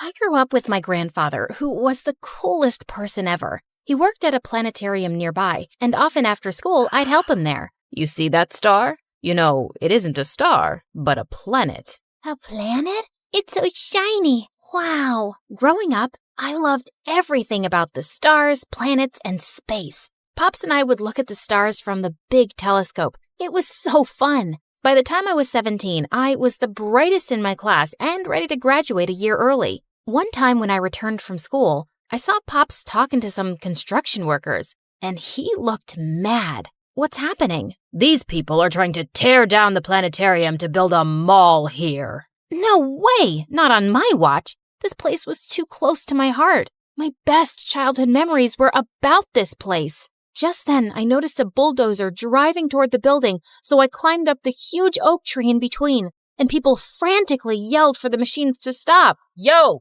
stop! There's a crazy girl up there. Rose, what are you doing? Get down from there. Nope. If they want to take this tree down, they'll have to do it with me on it. One of the workers called the boss, and exactly 30 minutes later, I saw a helicopter land. Several men in black suits jumped out, surrounding a handsome guy who didn't look much older than me. You, girl, what's the problem? Call me Rose. And the problem is that you need to ask your men to back off. This is our property. I bought this dump, so it's my property. So you'll just destroy it because you own it? Over my cute body? Do you have any idea who I am? Does it look like I care? The guy stared at me, then smirked. You won't give up, will you? Nope. Fine. Come to the office tomorrow and we'll have a little chat. I'll think about it. Saying that, he left, and so did the workers. That was fast. Later that night, Pops told me the guy's name was Henry Hampton, and his parents owned half the city. I wasn't scared of him, even if he was the President of the United States. And the next morning when I reached his office, I was more than ready to let him know that. But the place was so big, I couldn't figure out which door to open. I accidentally entered the wrong room and found a boy my age playing the piano, but he sounded a bit off. Try working with an F minor. It's much smoother. Excuse me? I wanted to apologize for butting in, but before I could, a security guard came and escorted me to another office where Henry was waiting for me, and he looked so intimidating. Our meeting yesterday had me rethink the mall project, but on one condition. I want you to work as my assistant. What? Why? I've had many pretty assistants over the years. Now I want a smart one. Did he just call me ugly? But I'm a space nerd. There really isn't much I can do here. Why don't we start you off at $4,000 a day and leave the rest to me? Okay, that was a lot. Henry stared at me, waiting for an answer. My gut screamed no, but what choice did I have? It was either this or lose the planetarium, and no way I was going to let that happen. Ugh, fine. The entire next week, I regretted my decision every second. Henry was mean, rude, and a total brat. He made me skip classes and called me at the oddest hours for work. If I refused, he made me number all the empty white sheets in the printer. What a nightmare. To top it all off, I was asked to help with all the new transfer students at school, and one of them caught my attention instantly, the piano guy. When he entered the class that day, girls couldn't stop staring at how handsome he was. I'm Rose. Noah, you work for my brother, right? You're Junior Hampton? Ding ding. And you're the brave girl I've heard so much about. Pleased to meet you. Noah was the complete opposite of Henry. He was kind and friendly, and we started hanging out every day. I complained to him about Henry all day long, and he didn't seem to disagree. He told me they were half-brothers and never got along. He's just jealous I'm the better-looking brother. One night, as Noah was playing his latest tune for me, Henry barged in looking mad. I lost an important deal because you mixed up the papers. I thought I was hiring a genius, but I was so wrong. I looked at him in shock, and he went ballistic on me. Hold up. I didn't ask you for this job. I'm tired, exhausted, and you're just so ungrateful. If you want me out, I'll leave, but I won't take your sour attitude. Henry looked crazy with rage, and before he could react, Noah jumped in. Easy, Henben. I'm sure we can work something out. Stay out of my business. Understood? Saying that, he stormed out of the room, and Noah turned to me. Thanks for standing up for me. I won't let him bully you, as he bullies me. Such a bozo. Just then, Noah came a bit closer, and my tummy did a wild spin. Do you want to maybe get dinner sometime? Like a date? Yeah. How does 8 p.m. tomorrow sound? Sounds perfect. I wanted my first date ever to be amazing. I bought a cute dress and did a little makeup too. But just an hour before I had to leave, Henry texted me to get his dry cleaning. Can it wait? Unless you want to fly to Korea to deliver it, I suggest you get going. Did he have a tracker on me that rang every time I was unhappy? I texted Noah that I'd be late and hurried to the shop. But on my way back, it started raining heavily and I got completely soaked. I slid my way into the house and saw Henry glaring at me. I missed my meeting thanks to you. I missed a date thanks to you.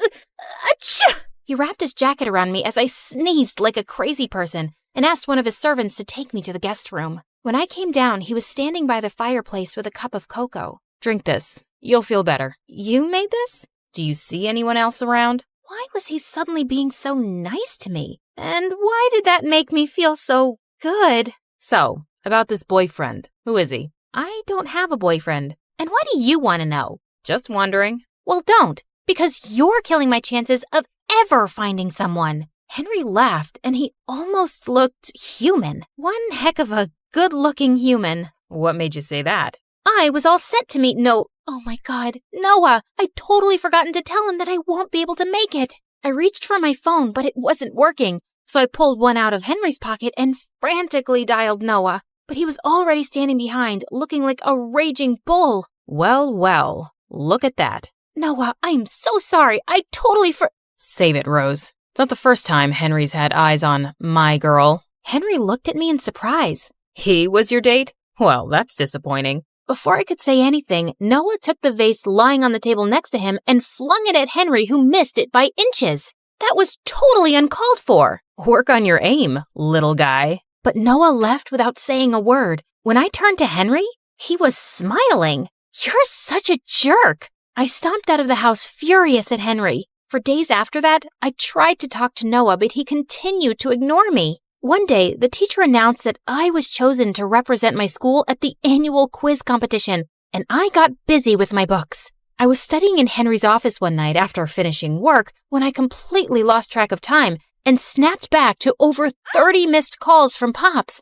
As I rushed down the hall blindly, I missed a turn and bumped right into Henry. You're still here? I was just leaving. Now? It's late. Let me drop you back. Don't you want to change? Should I? I blushed and we walked to his car. We sat in the back seat, and minutes into the ride, I dozed off. I woke up to Henry brushing his hands over my cheeks, pushing a strand of hair away. His eyes were the most perfect combination of blue and green. Sorry.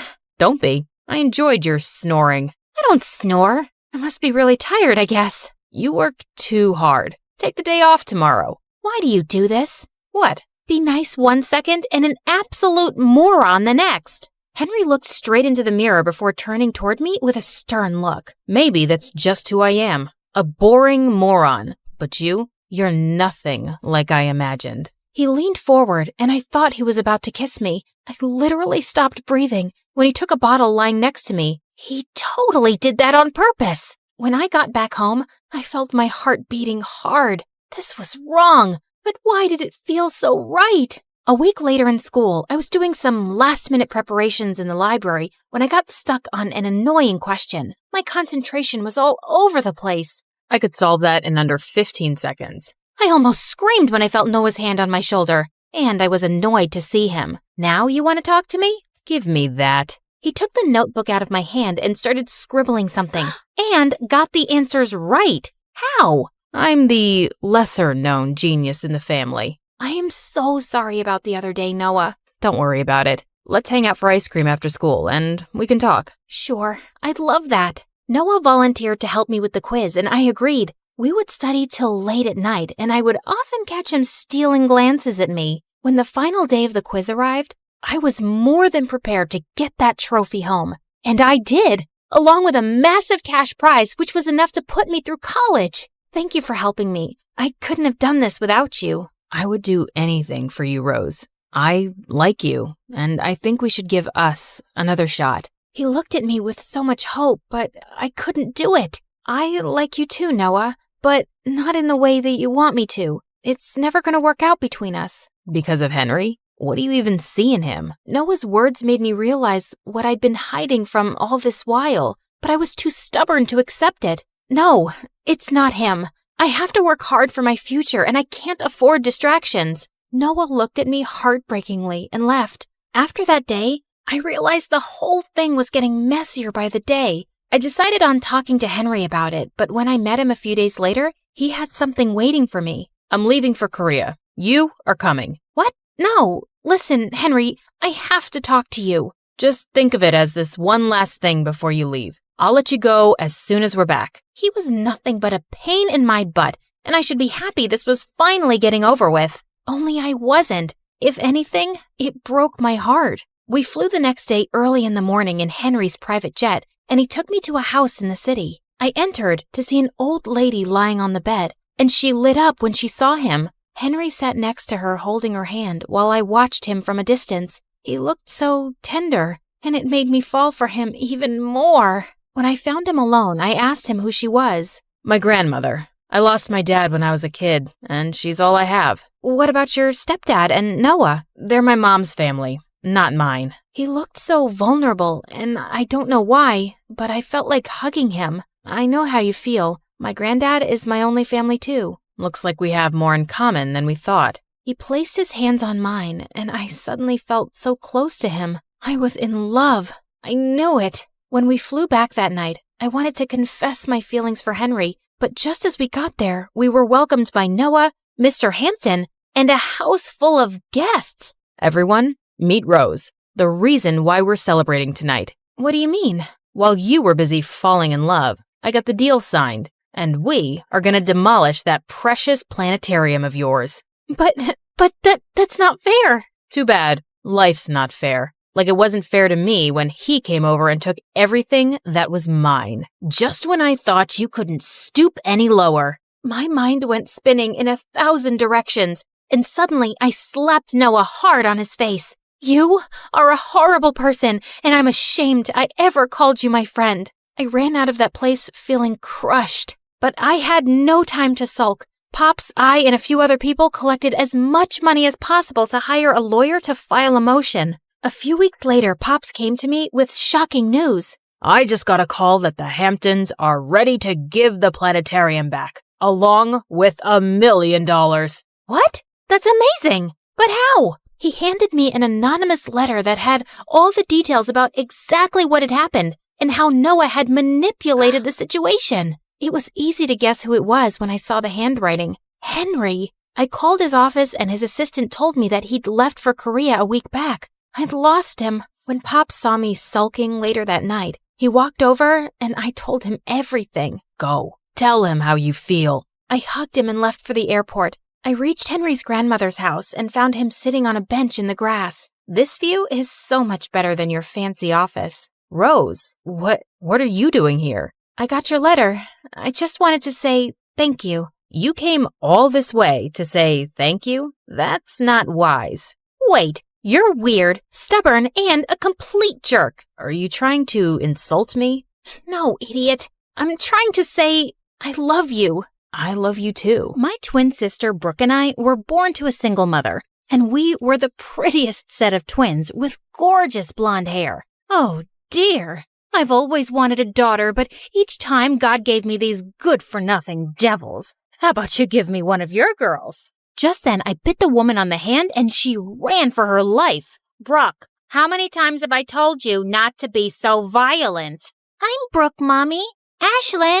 Mom was shocked because usually Brooke was the one with the nasty temper, and I was the well-behaved child, but I just couldn't help it. People always tried to take us away because of our super long hair, which even Mom thought was going to make us super famous one day. But I wasn't very fond of the whole famous thing. I was a studious kid and I loved books, and Brooke was the polar opposite of me. Everyone at school was her friend, and she was head of the drama club with a huge fan following. In the 6th grade, I topped my grades, and Mom took us to a fun fair as a treat. But on our way, she bumped into a friend, and while I checked out the stalls, Brooke went on to buy some ice cream. But minutes later, I heard her scream. I ran to check, and some guy was fighting with her over the last piece of ice cream flavor they both wanted. I was here first. Let go, you crazy witch. Hey, leave my sister alone. Give it to me now, or both of you will go home crying. Suddenly, Brooke took the ice cream and shoved it into his face,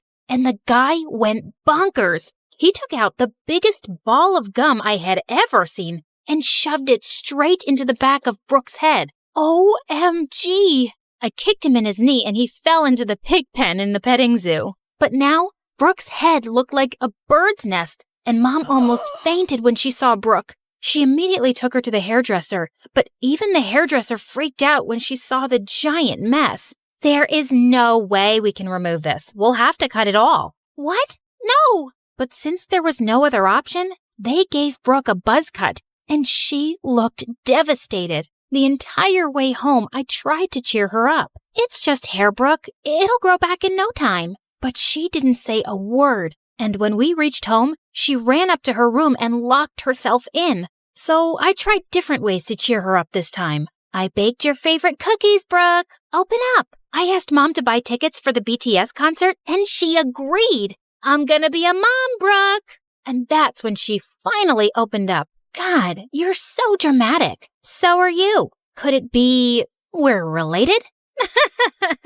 Days later, when the school reopened for the new session, I made Brooke wear a wig. But since it was summer, Brooke kept scratching her head like crazy the entire time. Oh, God. Please stay away from me. I think she has lice. How dare you even say that? She does not have lice. Right then, the boy sitting behind Brooke noticed her wig coming off, and he pulled it off. Oh, God. She's a baldy. Wow, we can finally tell Brooke and Ashlyn apart. The pretty-haired one is Ashlyn, and the bald one is Brooke. All the kids burst out laughing, and Brooke looked furious. She jumped on the kid who pulled her wig and grabbed his hair until he let out screams. The teacher pulled her away and was about to send her to the principal when I begged her to let it go. And thankfully, Brooke got away with a warning. But the next morning when Brooke came down, Mom and I were shocked. Did you forget your wig, sweetie? Everyone knows what I look like now, Mom. And it makes me itch. Come on, honey. You wouldn't want to go out of the house looking like an egg. Mom, I think you look cool, Brooke. Whatever. I don't need your approval. Huh?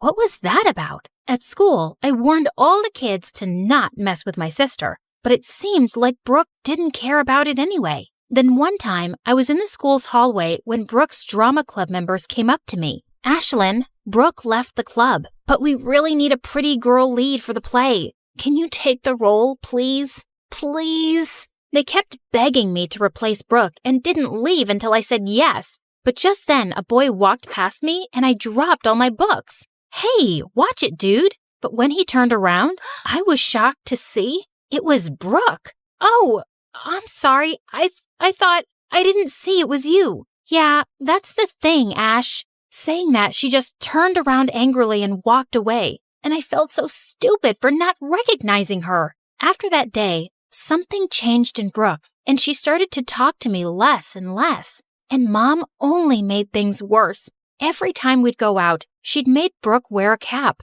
A few weeks later, when we got home from school, Mom was screaming with joy. Oh, honey, I have great news. Some weeks back, I had sent Brooke's photos to a company that was looking for a new model, and guess what? They selected her. For the first time in ages, I saw a huge smile on Brooke's face. And then Mom said, but now Ashlyn will have to play the part. What? What are you saying, Mom? Mom told us that the company wanted to use a model for their new hair products. And since Brooke had lost her hair, my natural hip-length blonde hair made me perfect for the part. Just then, Brooke took a vase on the table and smashed it to the ground. How can you do this to me? Those were my pictures. I was the one who got selected. She cannot take my place. But what can we do if your hair won't grow back? It's been like that for months now, and God knows if it's ever going to grow back. Listening to Mom's words, Brooke ran to her room crying, and I told Mom I was not gonna do it. Oh, Ash, I wish I'd never have to tell you this, but things are really tough at work for me right now. They might even fire me, and I'm so worried about how I'm gonna take care of my girls. Seeing Mom so stressed, I had to say yes to the offer. But now, Brooke was super mad at me, especially after Mom took her to the doctor and we discovered that her hair growth rate had slowed down drastically for some reason. That's why her hair was taking so long to grow back. Later that night when I was sleeping, I felt someone pulling my hair, and when I opened my eyes, I saw it was Brooke, trying to cut it off. OMG, Brooke, are you crazy?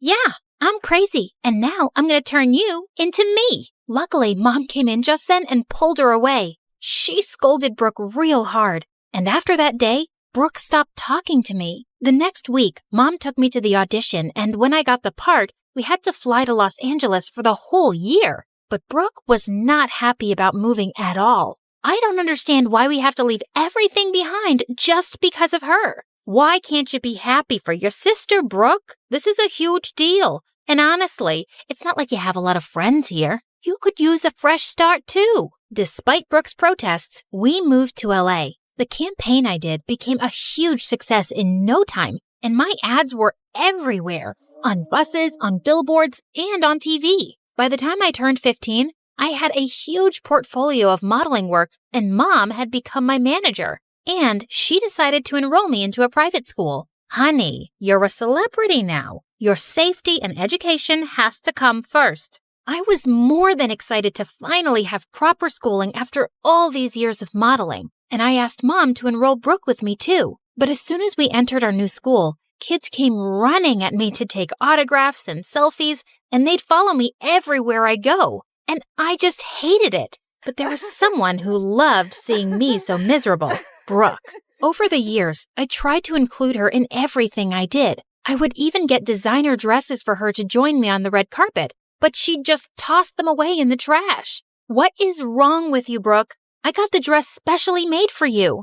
I don't need your charity, Ash, especially when everything you are right now is because of me. I hated the bitterness Brooke had in her heart for me, and I wished I could just remove that. Don't you worry about her, sweetheart. You have no time for her jealousy. You just focus on your work. Time went by, and Brooke grew confident in her own look and joined a local modeling agency. And I decided I was going to leave the world of fame and finally focus on my studies. But the same day, Mom told me that I'd been cast as the lead for a huge movie. But Mom, I told you I didn't... Oh, honey, this is the last time, I promise. It's just that I made an agreement, and now if you say no, we'll have to pay a huge sum of money for canceling it. Okay, but it's the last time. A few days later, we had the announcement party for the movie, and Mom was taking me shopping for it when a card fell from her bag. It was an invitation card for Brooke's first play at the theater where she was playing the lead role.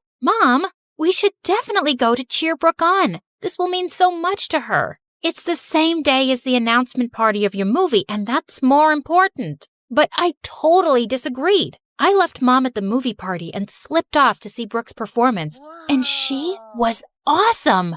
I didn't find her in the dressing room, but I left flowers for her and left. My movie started shooting soon after, and I was a bit starstruck when I met the male lead actor, Tom. He was a super famous movie star at the age of just 20, and he had a huge fan following. But he was really nice and instantly made me comfortable. And over the course of the shooting, we became really good friends. On my 18th birthday, Tom even surprised me with a cake and congratulated me. But just then, I noticed Brooke outside my dressing room. I stepped out to see her, but she was already gone. And then, I didn't see her the entire day. But the next morning, I woke up to the worst nightmare of an actor.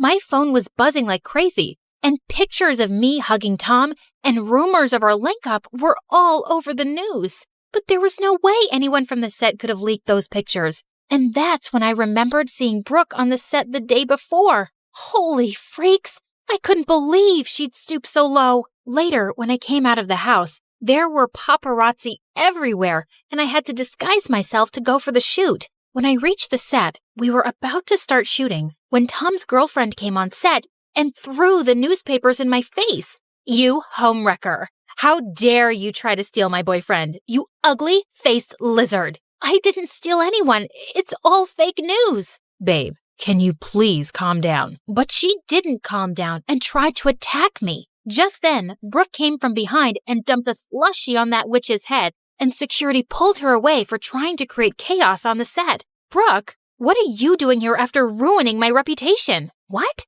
What are you talking about? Oh, stop it. I saw you at the set yesterday, and I know you're the one who sent my pictures with Tom to the media. Have you completely lost it? I wasn't the one who did it. It was Mom. What the freaking Funyuns? Mom was the one who sent your pictures to the media. I heard her talking on the phone this morning. That's what I just came here to tell you. But I saw you on the set last night. 'Cause it was our birthday, dummy. You came to see my play even when you had a huge movie party, and it meant a lot to me. So I thought I'd repay the favor by visiting you, but as soon as I reached here, I received an important call and I had to go back. But that wasn't all. Brooke told me she had doubts that Mom had been up to no good, and when we investigated it, we found out that Mom had been stealing from me and filling her bank accounts. Holy freak! She was a blood-sucking mosquito. The next day, Mom came screaming with joy at us. I've got the best news, Ash.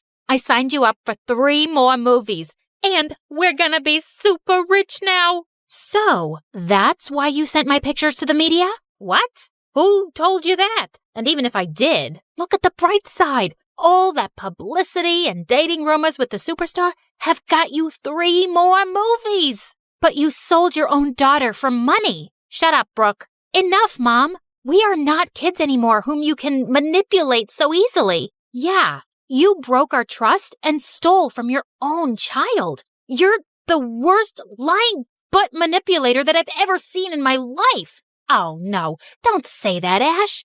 I did everything for you guys. You're a liar, Mom. You did everything for yourself. And that's why I have canceled all your contracts and removed you from my manager's position. No, you can't do that. Guess what? We already did. Suddenly, Mom completely lost it and tried to attack me. But thankfully, Brooke had called security and the cops, and they took her away. I'm so sorry, Ash.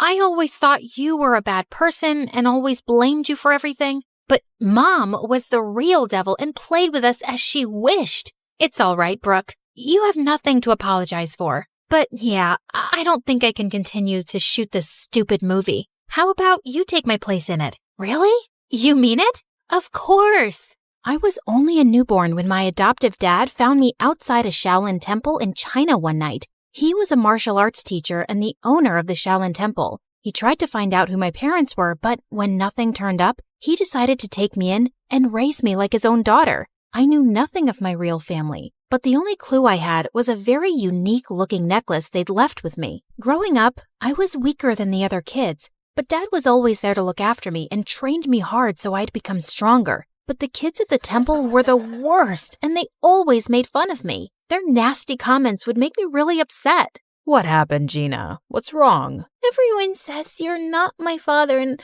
I should go back to where I came from, Dad. Oh, honey, you should not let their words get to your heart. You are my daughter, and you're super strong. But I'm so small. No, you're not. Look at that ant. It may seem small, but see how she's lifting a sugar cube? The same way, your strength should come from your mind and not your body alone. Dad's words always encouraged me, and I started focusing on myself. By the time I turned 8, I had a sudden growth spurt, and suddenly I was taller than most kids my age. With time, even my martial arts skills improved a lot, and I started winning many competitions. But the kids at the temple would feel jealous and try to mess with me all the time. This went on until I was 17, and then one day, something weird happened. I was in the market when I crashed into someone, and all my groceries fell to the floor. Hey, watch where you're going and say sorry. But he just ran off into the alley, and I went after him and pinned him down. Oh God, stop!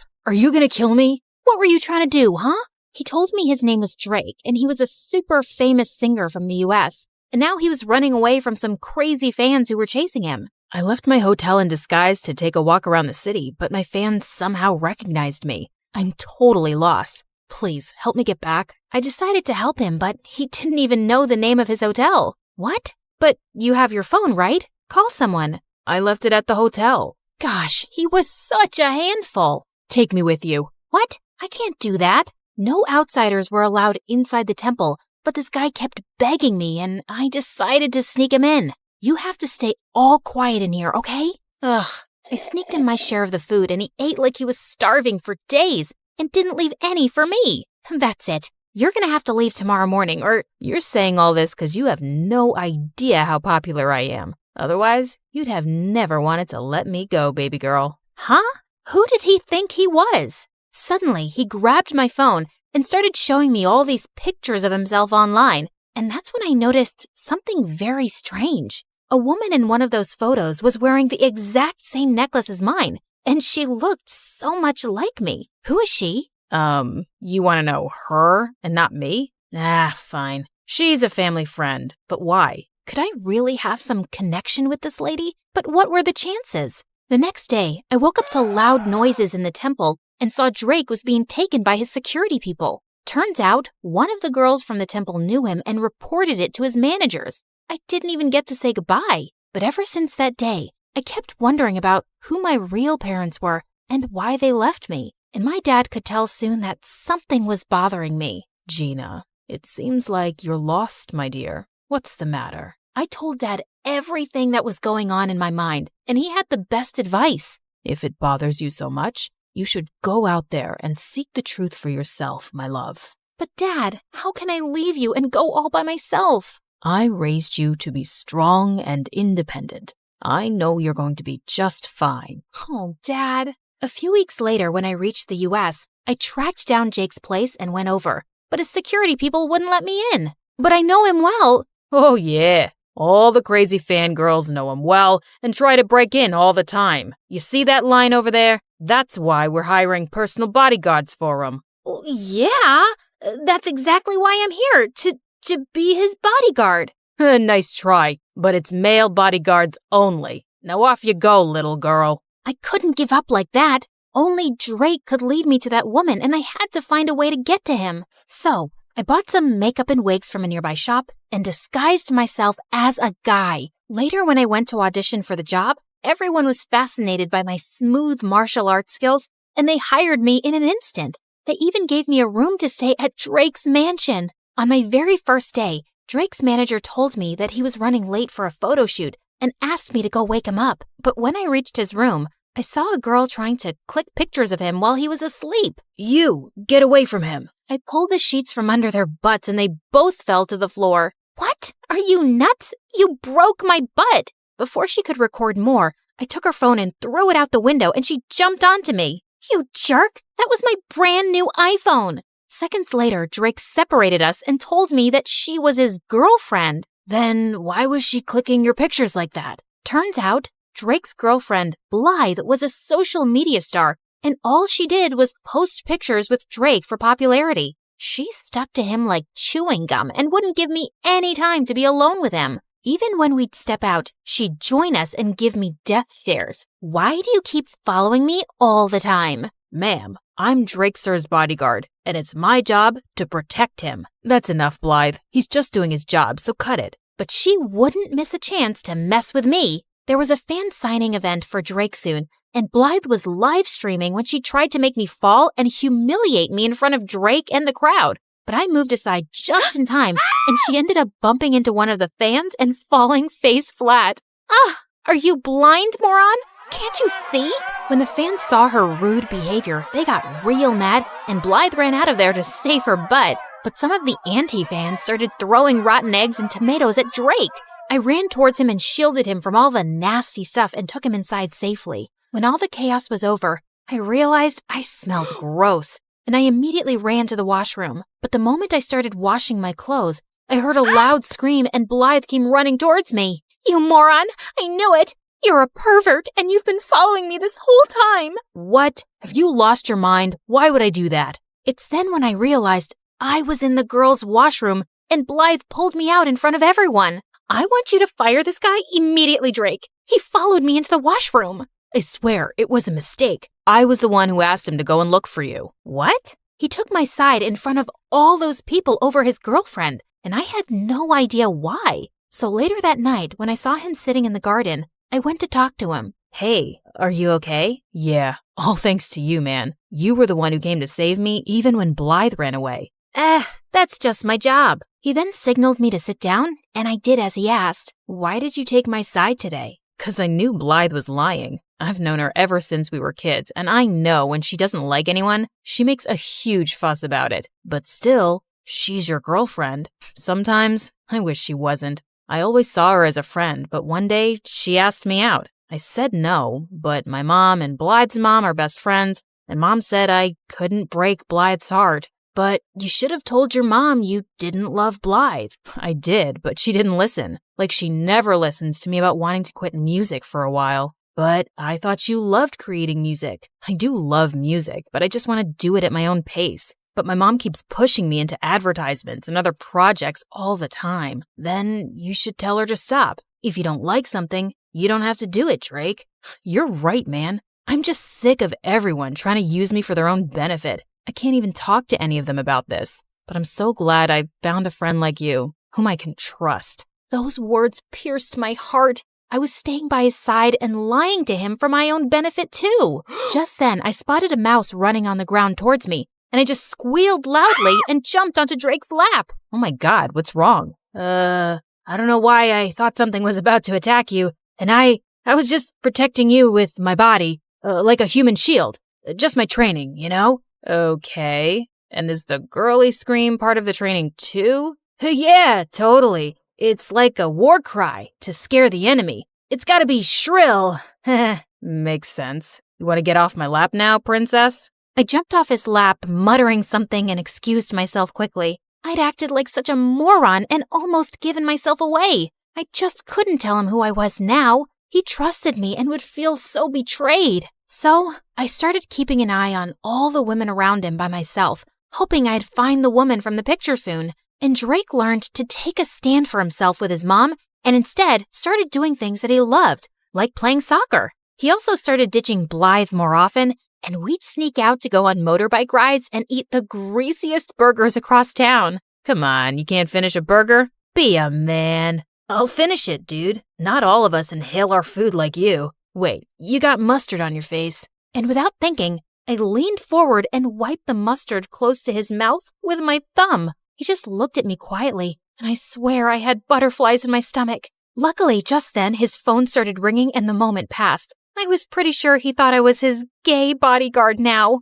A few days later, Blythe followed us to the match and offered to take everyone out for drinks. I quickly sneaked into the shower room first so no one would know my real identity. But just as I was done taking off my makeup and wig, I turned around and saw Drake standing there, and I let out a loud scream. Suddenly, I could hear some footsteps approaching, and Drake pulled me into one of the shower stalls. What the? Stay quiet, or someone's gonna see you. He was so close to me, and my heart was racing. But seeing how Drake didn't look shocked one bit, I could tell he already knew who I was. How long have you known? Almost since the start. What do you think I am, an idiot? Why didn't you say something then? I wanted to see what you were really up to, or how long you'd keep up the act. It's been fun, liar. Drake, I'm sorry. I never wanted to lie to you. I was just trying to find the woman with the same necklace as mine. Huh? What necklace? I told him everything, and when I noticed that the person outside had left, I stepped out to show him the necklace. But I was shocked to see that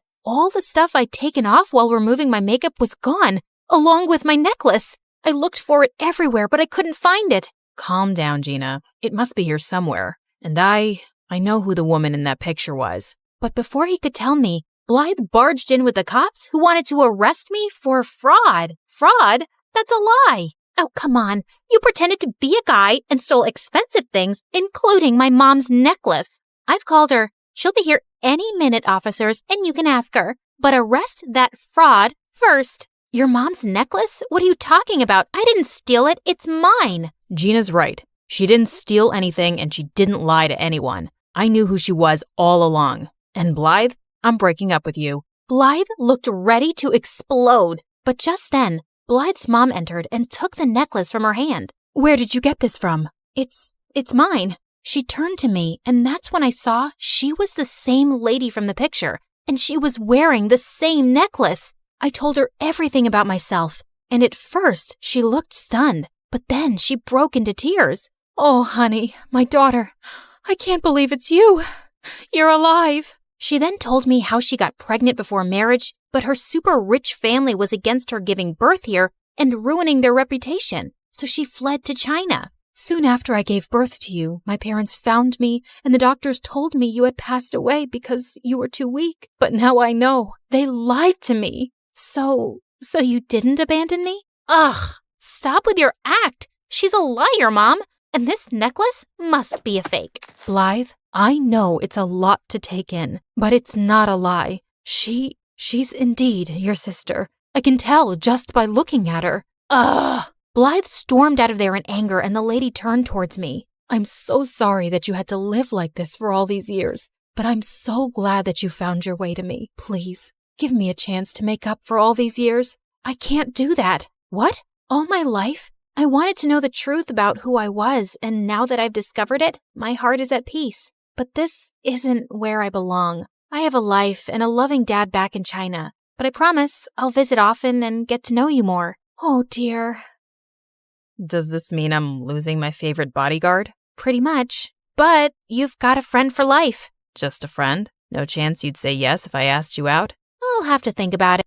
I turned the corner as fast as I could, but the scary men in dark suits were still behind me. I couldn't let them catch me. I had the fate of the world on my shoulders. Well, actually, it was around my neck in a butterfly locket that held the super secret code to a powerful weapon that had to be protected at all costs. Hi, my name is Grace, and I'm a super secret. That's classified. Let's just say I have a special set of skills. I darted into the subway and raced down the stairs just as the train slid into the station. The men were right behind me, yelling for me to stop. Sorry, suckers. Better luck next time. I hopped on the train, raced down the aisle, and bumped into the most beautiful boy I'd ever seen. His face screamed perfection. He had the body of an action star, and his smile could melt the polar ice caps.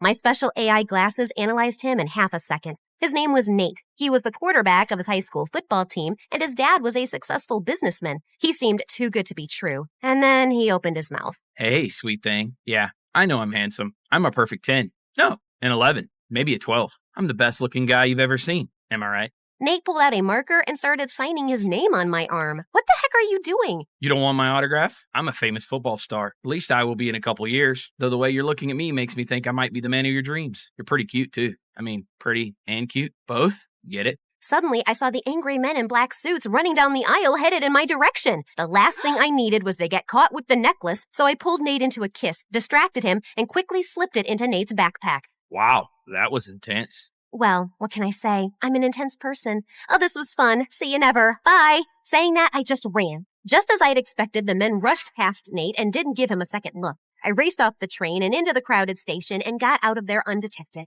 When I walked into headquarters, Agent Mama Bear ran up to me screaming, "Where's the necklace?" I had to stash it with a civilian. A civilian? Are you crazy? What are you thinking? If Mr. X gets to him before we do, that poor civilian is toast. Hello, the bad guys were tailing my butt, and I didn't want the necklace on me in case they caught me. I was thinking on my feet, and it seemed logical at the time. The president should be thanking me.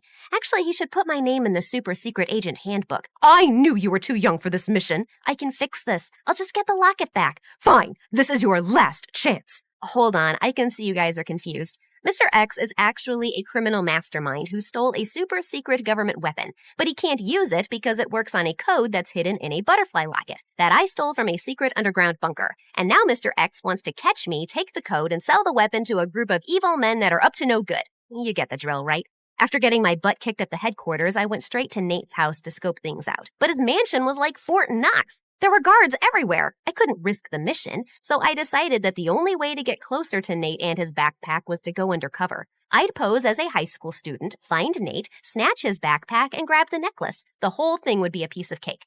The next morning, Agent Mama Bear enrolled me into Nate's school. The moment I stepped on campus, I was on a hunt to find Nate. But every time I tried to get near him, he was surrounded by an army of lovesick girls. Nate, you're so strong and your muscles are so big. I know. I go to the gym every day. Your eyes are so perfect, Nate. Thanks. I use a special kind of eye drops that Robert Pattinson used in his vampire movie. That's why his eyes were shining so much. He winked. A couple of girls cheered and some begged him to take a selfie. I wanted to barf.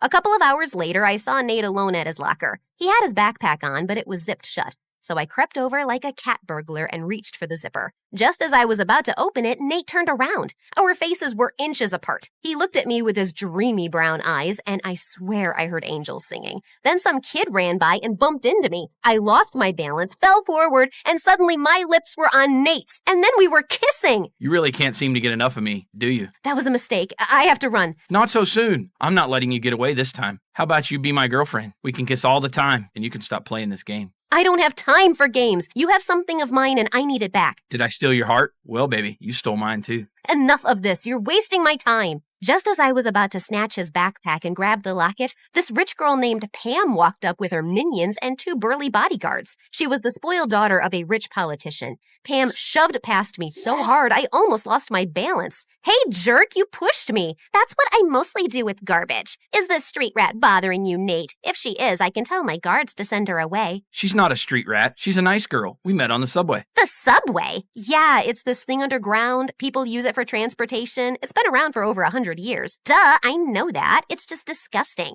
How many times must I tell you, Nate, you shouldn't hang out with peasants? You could get cooties. Cooties aren't real. Yes, they are. My cousin got them, and she was in the hospital for a week. Nate, let's go. I'm allergic to poor people. If I stay near that girl any longer, I'll get a rash. Pam grabbed Nate's arm and whisked him away. Nate looked back at me and winked. After that, every time I tried to talk to Nate, Pam showed up and acted like a maniac. I saw Nate outside at lunch, but when I approached him, Pam started screaming and threw herself on the ground to get his attention. Nate, help! Monster ants are eating me alive! Of course, Nate fell for her act. He rushed to her side, picked her up, and held her in his arms like she was an overgrown baby. She was beyond annoying. Later, Pam and her band of minions ambushed me in the bathroom. Hey, Subway girl, I'm getting really sick of you chasing after Nate. He's mine. Back off or else. You're the one chasing him like a lovesick puppy, and honestly, it's pretty pathetic. Get some self-esteem, girl. Oh, you're gonna regret that. Pam started jumping around like she was a boxer. I really don't think you want to do this. Ha! You're ugly and stupid. Can't you count? It's 3 against 1. Pam charged at me like a raging bull. I stepped to the side, and she ran straight into her friend. The third minion ran up to me, and I threw water in her face. She slipped on her shoelace and fell on top of Pam. Pam and her minions ran to the principal's office and told the principal that I'd attacked them. But my AI glasses caught the whole thing on camera and sent the principal a video of the incident from an anonymous email account. Pam, your behavior is unacceptable, and I have no choice but to suspend you and your friends. Out of nowhere, one of Pam's bodyguards walked into the room, whispered in the principal's ear, erased the email, and left. On second thought, sorry, Pam. You and your friends did nothing wrong. Please enjoy the rest of your day. What the fudge? Then the principal sent me to detention. And by the time I got out, the school day was over and I couldn't find Nate anywhere. God, I needed that necklace desperately. I checked his social media and saw that he was out partying at Pam's mansion, at a nightclub, and raced around the city in a limousine. Pam's bodyguards were stuck to them like glue, and her driver was guarding Nate's backpack like a hawk. I couldn't go near it without raising an alarm. It was almost 3 o'clock in the morning when Pam's driver dropped Nate off at home. I was so tired from following them around all night that I could barely keep my eyes open. I parked my car to rest my eyes, but I must have drifted off to sleep because when I woke up, it was morning and Agent Mama Bear was glaring at me from the passenger seat. I thought you were working. Ah! Here you go. As fresh as a daisy. I was working. I just dozed off. We don't have time for naps. You can't let Mr. X get that locket before you do. Anyway, I've got some fresh information. Agent Mama Bear told me that Nate's dad was holding a fundraiser at his house tonight. The mission was for me to enter Nate's house dressed as a maid, grab the locket, and leave. And Agent Mama Bear was my backup. We changed into our disguises and walked right up to Nate's front door. The guards let us in without a hitch. When the time was right, I went around the house looking for Nate's room and finally found it. I slid inside like a fast ninja and immediately spotted Nate's backpack. I opened it, searched for the locket, but it was gone. I panicked. How could this moron lose the locket? I turned the room upside down but couldn't find it anywhere. I glanced out the window. Nate was lounging near the pool, sunbathing his six-pack with a stupid smile on his face. Gosh, he's so cute. Nope. Get a grip, girl. I rushed down the stairs, and just as I was about to step outside, I saw a tired old woman scrubbing the floors, and then I saw Nate walk in. I immediately hid behind a pole to avoid getting spotted, while Nate walked over to the old woman with an envelope of cash in his hand. Ma'am, please take this money and use it to go see the doctor. I can't, sir. I have to work to help your father with the party. If I leave, he'll be very upset. Don't worry about my dad. I'll talk to him. Come back when you're feeling better. The old woman thanked Nate and left. I was shocked. I'd never seen him act so selfless. I was about to say something, then Nate's father rushed past me. Have you lost your mind? No, it's where I left it this morning. This isn't funny. I saw what you did for that maid. You think money grows on trees? I swear you're as dim as a broken light bulb. Try not to embarrass me tonight in front of Pam's dad. And why haven't you asked Pam to be your girlfriend? By now, you should be engaged. Marrying that girl will make you filthy rich, and then you can invest a ton of money into my business. Dad, I don't want to marry Pam. She's a nice girl, but I'm not interested in her that way. I didn't ask you for your opinion. You're too simple to make good decisions. You just focus on throwing your football and staying in shape and getting that girl to fall in love with you. Nate's dad stormed off, and the look on Nate's face almost broke my heart. I felt so guilty for treating him so badly before. I walked over and put my hand on Nate's shoulder. I don't think you're stupid. What you did for that old woman was really sweet. You don't have to be nice to me. My dad will still pay you. It's me, Grace. Who? Grace. We met on the train. Geez, we've even kissed twice, once by mistake. Yeah, I know. Why are you dressed like a maid? I couldn't recognize you at all. That was the idea, dummy. And why do you act all self-absorbed at school when you're actually kind of sweet? Did you just give me a compliment? Must be my lucky day. Well, not really, because I'm about to kick your butt too. I need that butterfly locket I hid in your backpack when we met. It's really, really important. Where is it? What butterfly necklace? I didn't have a choice but to tell everything to Nate. He heard everything and then looked at me in shock. Why would you slip something that important in my bag? I'm literally the clumsiest person you'll meet. Yeah, I wasn't thinking straight then. Oh, did my good looks distract you from your mission? Yeah, maybe. Can we talk about that later? I really need to find that necklace or my boss will have my head. Wait. I think I saw Pam wear something like that a few days back. Nate showed me Pam's Instagram account, and I immediately spotted the picture where she was wearing that butterfly necklace. I asked Nate to call Pam and ask her to come for the fundraiser wearing that necklace. She should be here soon. Pam and her dad are the guest of honor. What do we do next? We get ready to pull off the heist of the century. Okay, that might be an exaggeration, but you know what I mean. Pam was really late, and we were beginning to think she wouldn't even come, but she finally arrived along with her dad and an entourage of guards. And thankfully, she was wearing the necklace. She immediately walked up to Nate, gave him a peck on his cheek, and my insides felt on fire. What the heck was this feeling? Nate, this necklace is divine. I found it in your backpack when I was going through your things. I just had a feeling you might have a present for me. Yeah, about that. That necklace is, dangerous. No, it's poisonous. It will make you break out in hives. You'll get pimples on your face. It will be totally disgusting and gross. You'll give nightmares to small children. Pam yanked off the necklace and threw it on the ground. Before I could get to it, Pam's dad sprang into action, but Agent Mama Bear got in his way. Not so soon, Mr. X. You're busted. Grace, quick, grab the necklace and run. I did exactly that, but a bunch of guards got in my way. I grabbed a vase and hurled it at a guard and then burst out my martial arts moves. I threw 5 spinning back kicks, an open fist punch, and a couple of elbows that laid the guards out cold. Agent Mama Bear called for reinforcements to haul Pam's dad off to jail. I had no idea what happened to Pam and her mom, except that they moved somewhere very far away. The president thanked me, Nate, and Agent Mama Bear for our spectacular service and even named a special holiday after us. Nate's dad cried at the ceremony and apologized to Nate for underestimating him. I was promoted to a first-class agent, and Nate was invited to join the super secret agent training program. I delivered his invitation myself. So now that you've been a hero, what's next? I think I want to finish high school here. I knew it. You love me. You can't resist my pecs. Or is it that my brave heart or fearless spirit? If I was a 10 before, what does that make me now? 20? I'd give you a solid 4. What? I'm kidding. Sheesh, you had me worried. Then I pulled Nate close and kissed him. I was born in the Shoshone tribe. My father was the chief. The day I was born, a big eagle flew by near my mom. She had thought the eagle would hurt her, but it didn't. The people of the tribe saw it as an omen of me being special and gave me a name that meant bird woman. But in my tribe, I was called Sacagawea. Since I was born a little before I was meant to, the entire tribe was pretty disappointed seeing how small and fragile I was. Your child, she is destined to reach great heights, go places, be invincible. You really think so? But she is small and weak. Don't underestimate her, for when she is older, she will move mountains. Well, she was right. I don't know about moving mountains, but as I grew up, I wasn't weak and fragile anymore. Actually, I was kind of a wild child. I would spend hours playing in the forest, riding horses, and just exploring the outdoors. I was fearless and brave, and I knew one day I'd make my tribe proud of me. But there was one tiny problem. I was afraid of heights. All my friends would be climbing trees and rocks, and it would always scare me. I didn't really mind. I knew I could do so many other things. But a girl, Redfeather, who was from another tribe, always made it a point to tease me about it. I knew why. It was because she had a big fat crush on my best friend, Miko, and hated that he cared so much for me. What kind of bird woman are you if you can't even climb a tree? Look, Miko, I can climb so high. So what? Sacagawea can ride a horse. Backwards. She can catch a fish with just her hands, and she's not a show-off like you, Redfeather. Ugh, what do you even see in her? He just told you. Strength, ability, class. Now shoo off before I whoop your butt. You wouldn't dare. Oh, but I dared. In seconds, Redfeather and I were tangled like 2 wrestlers, but I instantly let her go when I saw my dad coming. He had told me so many times not to argue with Redfeather.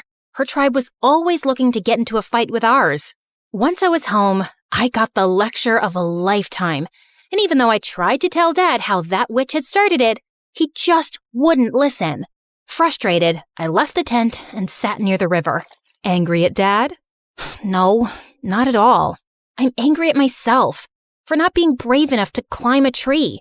If I could, I would have proved, hey, you don't need to prove anything to anyone. Got it? And who said you aren't brave? My love, you are the bravest girl I know. You can definitely do anything you set your mind to. Here, it's time for you to have this. Mom, why are you giving this to me? It's the most precious thing you have. No, you are my most precious thing. Saying that, she hugged me tight. After that day, I tried to steer clear of Redfeather. The girl was nothing but trouble. But one day, as Miko and I were hanging out near the big waterfall, the witch came and yanked my necklace. Give it back. Now. Redfeather, I swear I'll... But before I could even finish my sentence, the witch gave me a smirk and dropped Mom's necklace down into the waterfall. I felt my blood run cold, and even though I was scared of heights, I did the unthinkable. I jumped. I felt like I was flying, and in the water, I managed to reach the necklace. When I got back up, Redfeather, Miko, and everyone else were in awe. Redfeather's dad came and made her apologize to me. From that day forward, I was known as the brave bird woman who could do anything. I had made my mark, and I was so proud of myself. A few years later, my dad announced Miko and my wedding, and I couldn't be happier. Our wedding was going to be the biggest event in the tribe, and everyone was preparing for it. Even Redfeather, who had been surprisingly friendly since the necklace incident, was helping out with the decorations. One night, Redfeather asked me to meet her by the waterfall. I was a little hesitant, but I thought maybe she wanted to apologize for her past behavior. I was wrong. As I approached the waterfall, I saw several men standing in the shadows. Redfeather stepped out of the darkness and smiled at me. What's happening? Who are these people? I can't let you marry Miko. Take her away. Before I could say anything else, the men dragged me away and everything went dark. When I finally opened my eyes, I was in a carriage. Where am I? Where are you taking me? I am the daughter of the Shoshone chief. When my dad finds out about you, he'll have you punished. And who's gonna tell him, princess? You are far away from home. You'll never get back home. Hearing his words made my heart sink, and I clutched onto Mom's necklace. It was the only thing I had from home. We had been on the road for 7 days when one night I heard noises. There were so many people fighting. The caravan was being attacked. I was so scared. I had no idea what was happening. But then I heard a voice that spoke in a different language. It was a Frenchman. He and his soldiers had attacked the caravan and freed me. They kept talking, but I didn't understand a word. And when I spoke, they didn't understand my language either. But even with the language barrier, I knew they meant well. I didn't know how to get back home. So one of the soldiers found a nice family who adopted me and taught me their language. I was so thankful to them and all the help they gave me. Years passed, and I missed home terribly. Unfortunately, we had traveled too far in an unknown direction, so I didn't know my way back.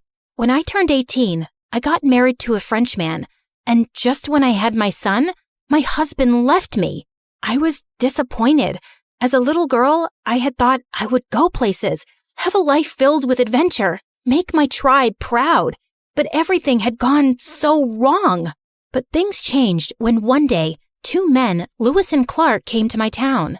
They had heard about me and wanted to know if I could help them find a new route to the Pacific Ocean. Sacagawea, we heard you used to be from the Shoshone tribe. We need your help to find a new route to the Pacific Ocean. I'm not sure I can help you. I have been away from my home for many years. You don't need to worry. We have maps and guides to help you. We just need your help to navigate the terrain and communicate with the locals. That sounds like a lot of work. Why should I take up the offer? Because we're headed west. This might be your chance to get home. What? All right, I'll do it. I was so excited to be joining the expedition in April of 1805 with my newborn son tied to my back on a sling, ready to set off on the adventure of a lifetime. As we made our way along the river, I helped out in any way I could. I showed the men how to find edible roots and plants, and how to identify which ones were not safe to eat. Everyone was amazed at how much I knew, and some even joked about me being the team's official hunter. It was everything my mom had taught me. We had been traveling for months, and Lewis and Clark were always friendly to me. I realized how important the mission was for them. One day, as we were crossing a river, our boat capsized. Oh my God! Our documents and supplies! All our hard work will be gone! Quickly, I jumped into action and was able to save most of the supplies and important documents. Sacagawea! That was amazing! Oh, thank you so much for saving these. I owe you for life. It's no big deal. I'm here to help, aren't I? That you are. But your bravery needs a reward. I had thought they'd give me some coins as a reward, but when they named the river after me, I was speechless. Wow, I am so honored. Just promise us you're gonna stick around with us till the end, because I know for sure we can't finish this journey without you. I promise, I will. Our journey continued for months, and when it was summer, we stepped into a land that was familiar. I ran into the forest, and when I saw the waterfall at the end, I felt like my heart stopped. I was home. It was the land of the Shoshones. I was ecstatic. When I walked into the chief's teepee with Lewis and Clark, I was stunned to see the new chief. It was Miko. Sacagawea? Is it really you? Yes, it's me. But how is this possible? We thought you were lost forever.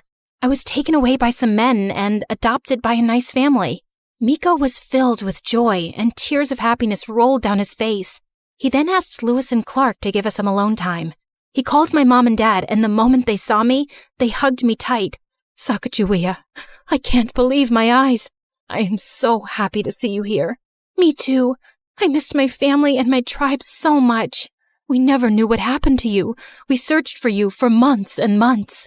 It was then the hatred I had for Redfeather came back, and I told Miko, Mom, and Dad everything. Miko had his guards bring in Redfeather from her tribe along with her father. The moment Redfeather saw me, her face went pale and she fell on her knees in front of me. You witch! I knew you were jealous of me, but how could you stoop so low? Sacagawea, I am so sorry for all the wrong I have done to you. I am sorry. Please forgive me. I wanted to tell her no, and how could she even ask for me to forgive her? But just then, Miko declared that Redfeather would be kicked out of her tribe, or else the peace pact between our tribe and hers would be broken. To my surprise, Redfeather's father didn't hesitate a bit and agreed. I apologize for what my daughter did to you. I'm ashamed of her. It was her doing. You don't have to apologize for her. Once Redfeather left, Miko and my parents asked me to stay in the tribe, but I just couldn't. I had made a promise to Lewis and Clark.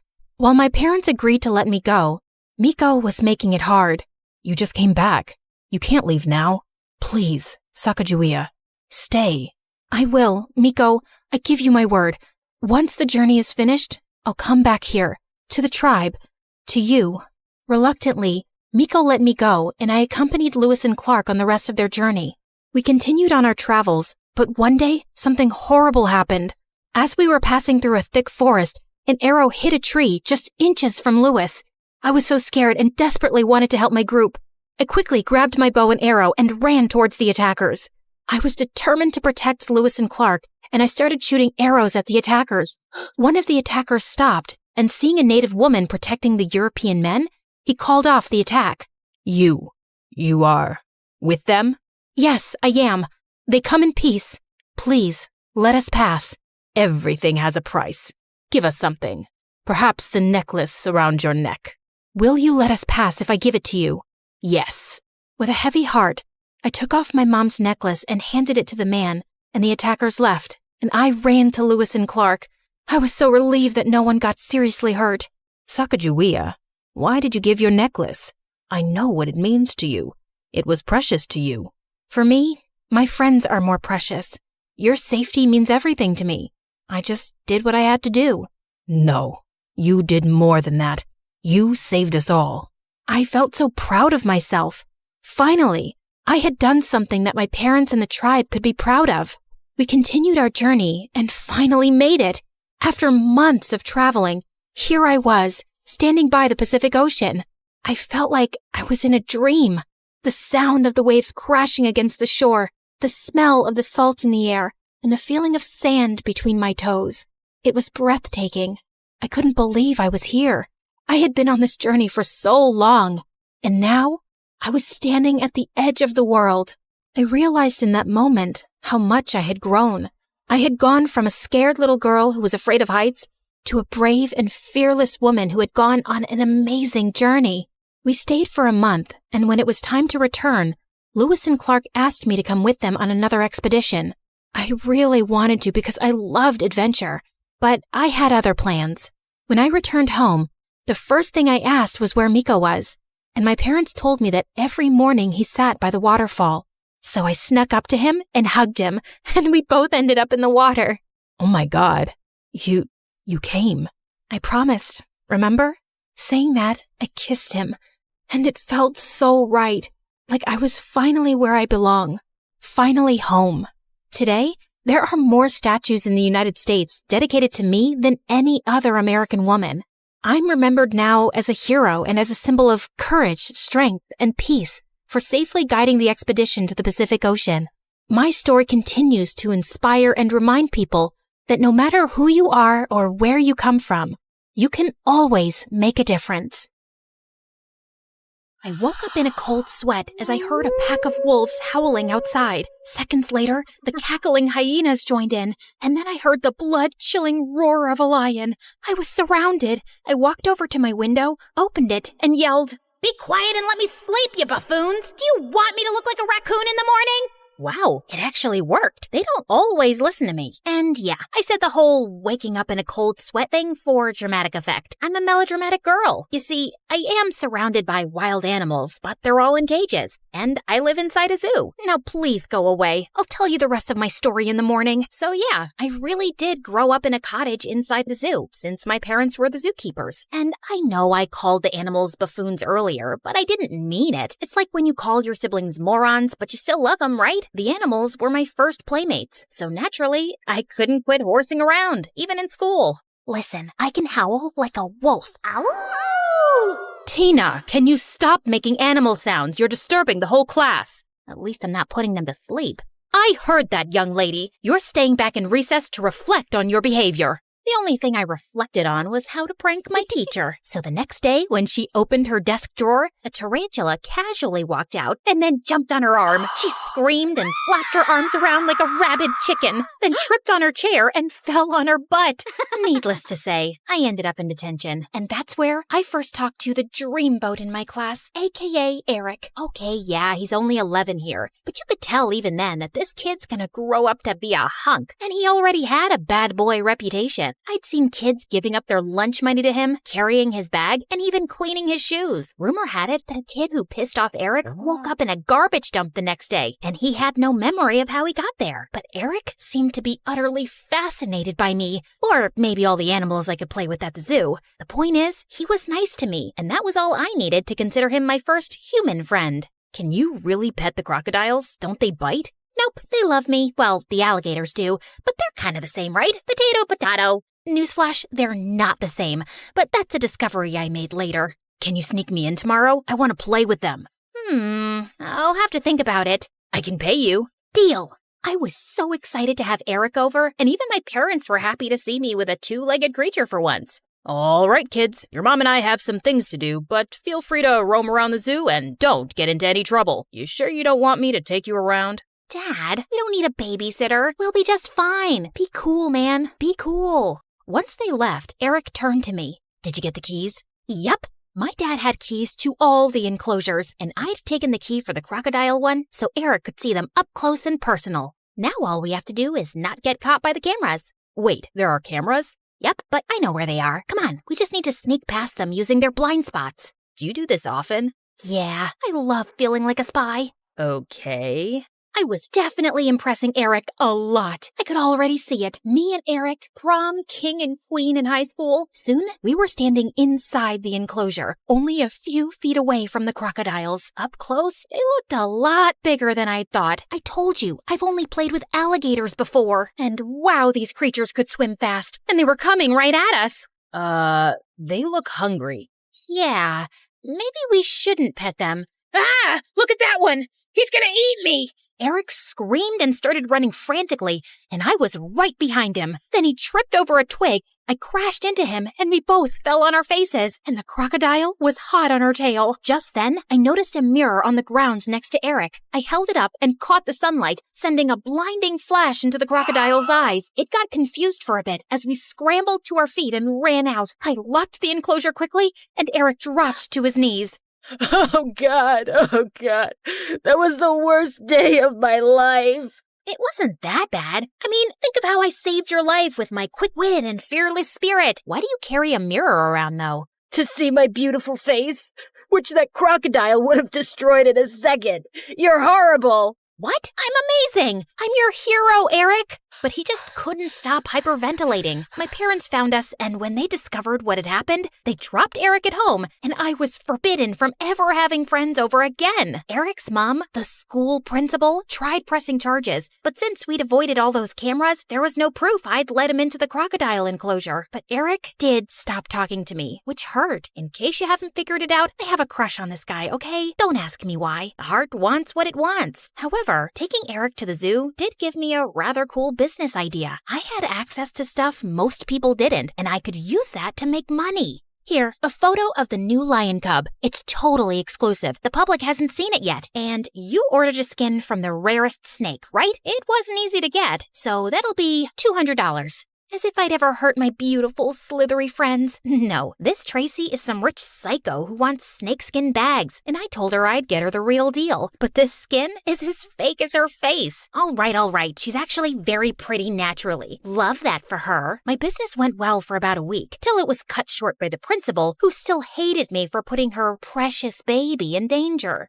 You cannot bring anything like that to sell in the school from now on. You better start acting like other normal girls your age. Do you understand what I'm saying? The other normal girls were the ones asking me for pictures and snakeskins. You only sell something if there's a demand for it. Economics 101, people. But the worst part was that my parents agreed with her and grounded me. You really should start acting less like a wild child, Tina. No going out to play with the animals until you cool down a little. Seriously? Watch your tongue, young lady. Okay, gotcha. And I stuck out my tongue and watched it. Mom was not amused. As time passed, we all slowly forgot about my reckless past. With my 16th birthday coming up, I wanted to do something fun that my class would remember. Okay, I don't really care about the rest of the class. It's just that my prediction had come true, and Eric had become hot. He was now your typical bad boy. Hair slicked back with gel? Check. Top shirt buttons always open? Check. Look super cool chewing gum? Check. Flirting with every girl? Except me, of course. Check. I couldn't invite him alone, obviously, so I had to invite the rest too, and maybe he'd accept. But first, I had to get him to stop hating me. I googled some tips on how to attract a bad boy. I swear, the internet is a wonderful place.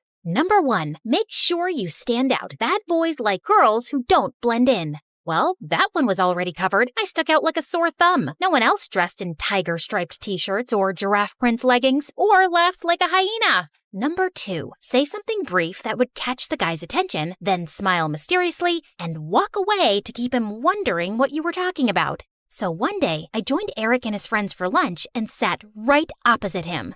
Hi, Eric. Hi, Tina. I had a dream about you last night. Oh yeah? Were you feeding me to the crocodiles? I smiled mysteriously and then walked away. Wait a minute. I think that just made me look like a psychopath. Ugh. Number 3, don't let a bad boy know you're intimidated by him. Think of it like coming face to face with a bear. The second you show fear, you'll be destroyed. One day, I was putting stuff in my locker, and suddenly, I found Eric beside me. Hey, sorry I was snappy before. So, you want to tell me more about your dream? Well, you're not the boss of me. I'm not afraid of you. I'll dream about you if I like, and I'll tell you if I want to. Then I stomped on his foot and walked off. What the heck was I even doing? He was showing interest in you, you buffoon. The stupid internet has messed up my judgment. Okay, at least he'd tried talking to me himself. Maybe I'd just give him the birthday invitation and he'd accept it now. But the next day, as I was taking the invitations out of my locker, I dropped a few and turned around to find Tracy picking one up. Yeah, that's Snakeskin Tracy. And yeah, she's even prettier now and has a huge Instagram following thanks to her pretty face. So happy for her. Oh, what's this? A birthday party at the zoo?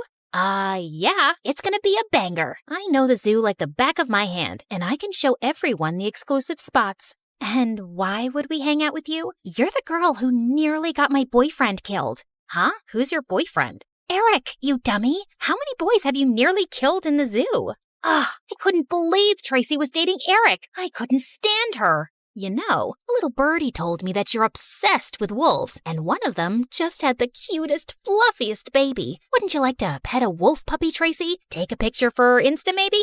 Now we're talking, girl. Okay, deal. I'll come to your party, and you arrange the baby wolf meeting. Nuh-uh, not so fast. I'll make it happen if you break up with Eric and you pay me $100. What? But I love him. Can't help you then. Bye. Okay, fine. Consider it done. Here's the money, too.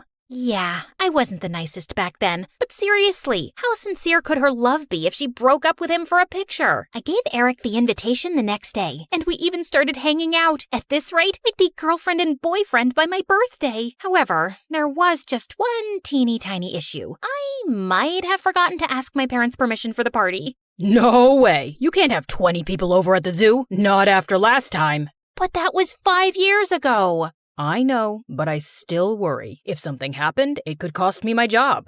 But I won't do anything stupid, I promise. It took my parents 5 whole days to give in, but finally they did, and I made sure everyone was familiar with the rules beforehand. No interaction with the animals without my supervision, and of course, they had to bring me presents. Before I knew it, the day of the party had arrived. I had a balloon arch and a huge cake smack in the middle of the zoo, and everyone turned up. Of course, I only wanted Eric, but I wasn't complaining about the pile of presents. I'm so happy you guys could all make it. Because of what happened many years ago, we can't go inside any enclosures, but I'll be giving you a tour of the zoo once everyone's done eating. Now dig in! I was cutting up the biggest slice of cake for Eric when Tracy suddenly pinched my arm. When will I get my pictures with the wolf pup, Tina? Shh, don't announce it. Then everyone will want pictures. I have the key to the enclosure right here in my pocket. I'll take you when I have time. Tracy huffed off to sulk in some corner, and I let her. I was enjoying messing around with her. Oh, also, the keys I had, they were for the harmless mountain goats enclosure. I wasn't gonna repeat past mistakes and put anyone in any real danger, duh. But some 10 minutes later, we heard high-pitched screams, and then Tracy came running like a mad woman. Save me from the freaking goat! Help me! Right behind her, a goat came charging in and slammed right into the food table. The kids screamed and all ran away, including Eric. It was just me and the goat left, and boy, she did not look happy. Come on, Butthead, you know me. I named you Butthead, remember? No? Nothing? Bah, bah. See? I'm your sister. Bah! It wasn't working. Butthead was stomping her foot, ready to charge me. My legs felt frozen, and I really thought that this would be my end, when suddenly... Hey, you, goat, get away from her. Hey, pay attention to me. A boy with glasses I'd never seen before was standing a few meters from me, and he was whistling to Butthead and pulling faces at her. Are you crazy? Don't worry about me. I got this. Just run. I didn't need to be told twice. I ran as fast as I could back to my house. All my guests had left, and my parents were waiting for me, looking furious. We found Butthead back in her enclosure, and the mysterious boy was nowhere to be seen. I had no idea how he'd snuck in or out, but he'd certainly saved my life. Other than that, things were pretty bleak. Yes, she gave me the key. First, she charged me for a wolf picture, then sent me to the mad goat's enclosure. I never gave you the key. You stole it from me. And I've never seen a goat behave like that before. You must have done something to make it so angry. Maybe it's just your face. You have that effect on some people. Trust me. But everyone was against me. Even Eric. Well, especially Eric. You're such a weirdo, Tina, and all you do is put us in danger. Just stay away from us. The zoo authorities reviewed the case, and they didn't fire my parents, but they told us we had to move out of there. I was banned for life. We moved into an apartment, and I spent the next week in my new room crying, and also very much grounded, before Dad came to me. I think it's time for you to grow up a bit, Tina. This summer, we'll send you away to a camp where you can learn some discipline. What? And well, that's how I got here. This place is boring. We sleep outside in tents, which are not comfortable, and all we do is study. Fine, sometimes we go swimming in the lake too, but mostly it's just annoying. To make it worse, Tracy was there too.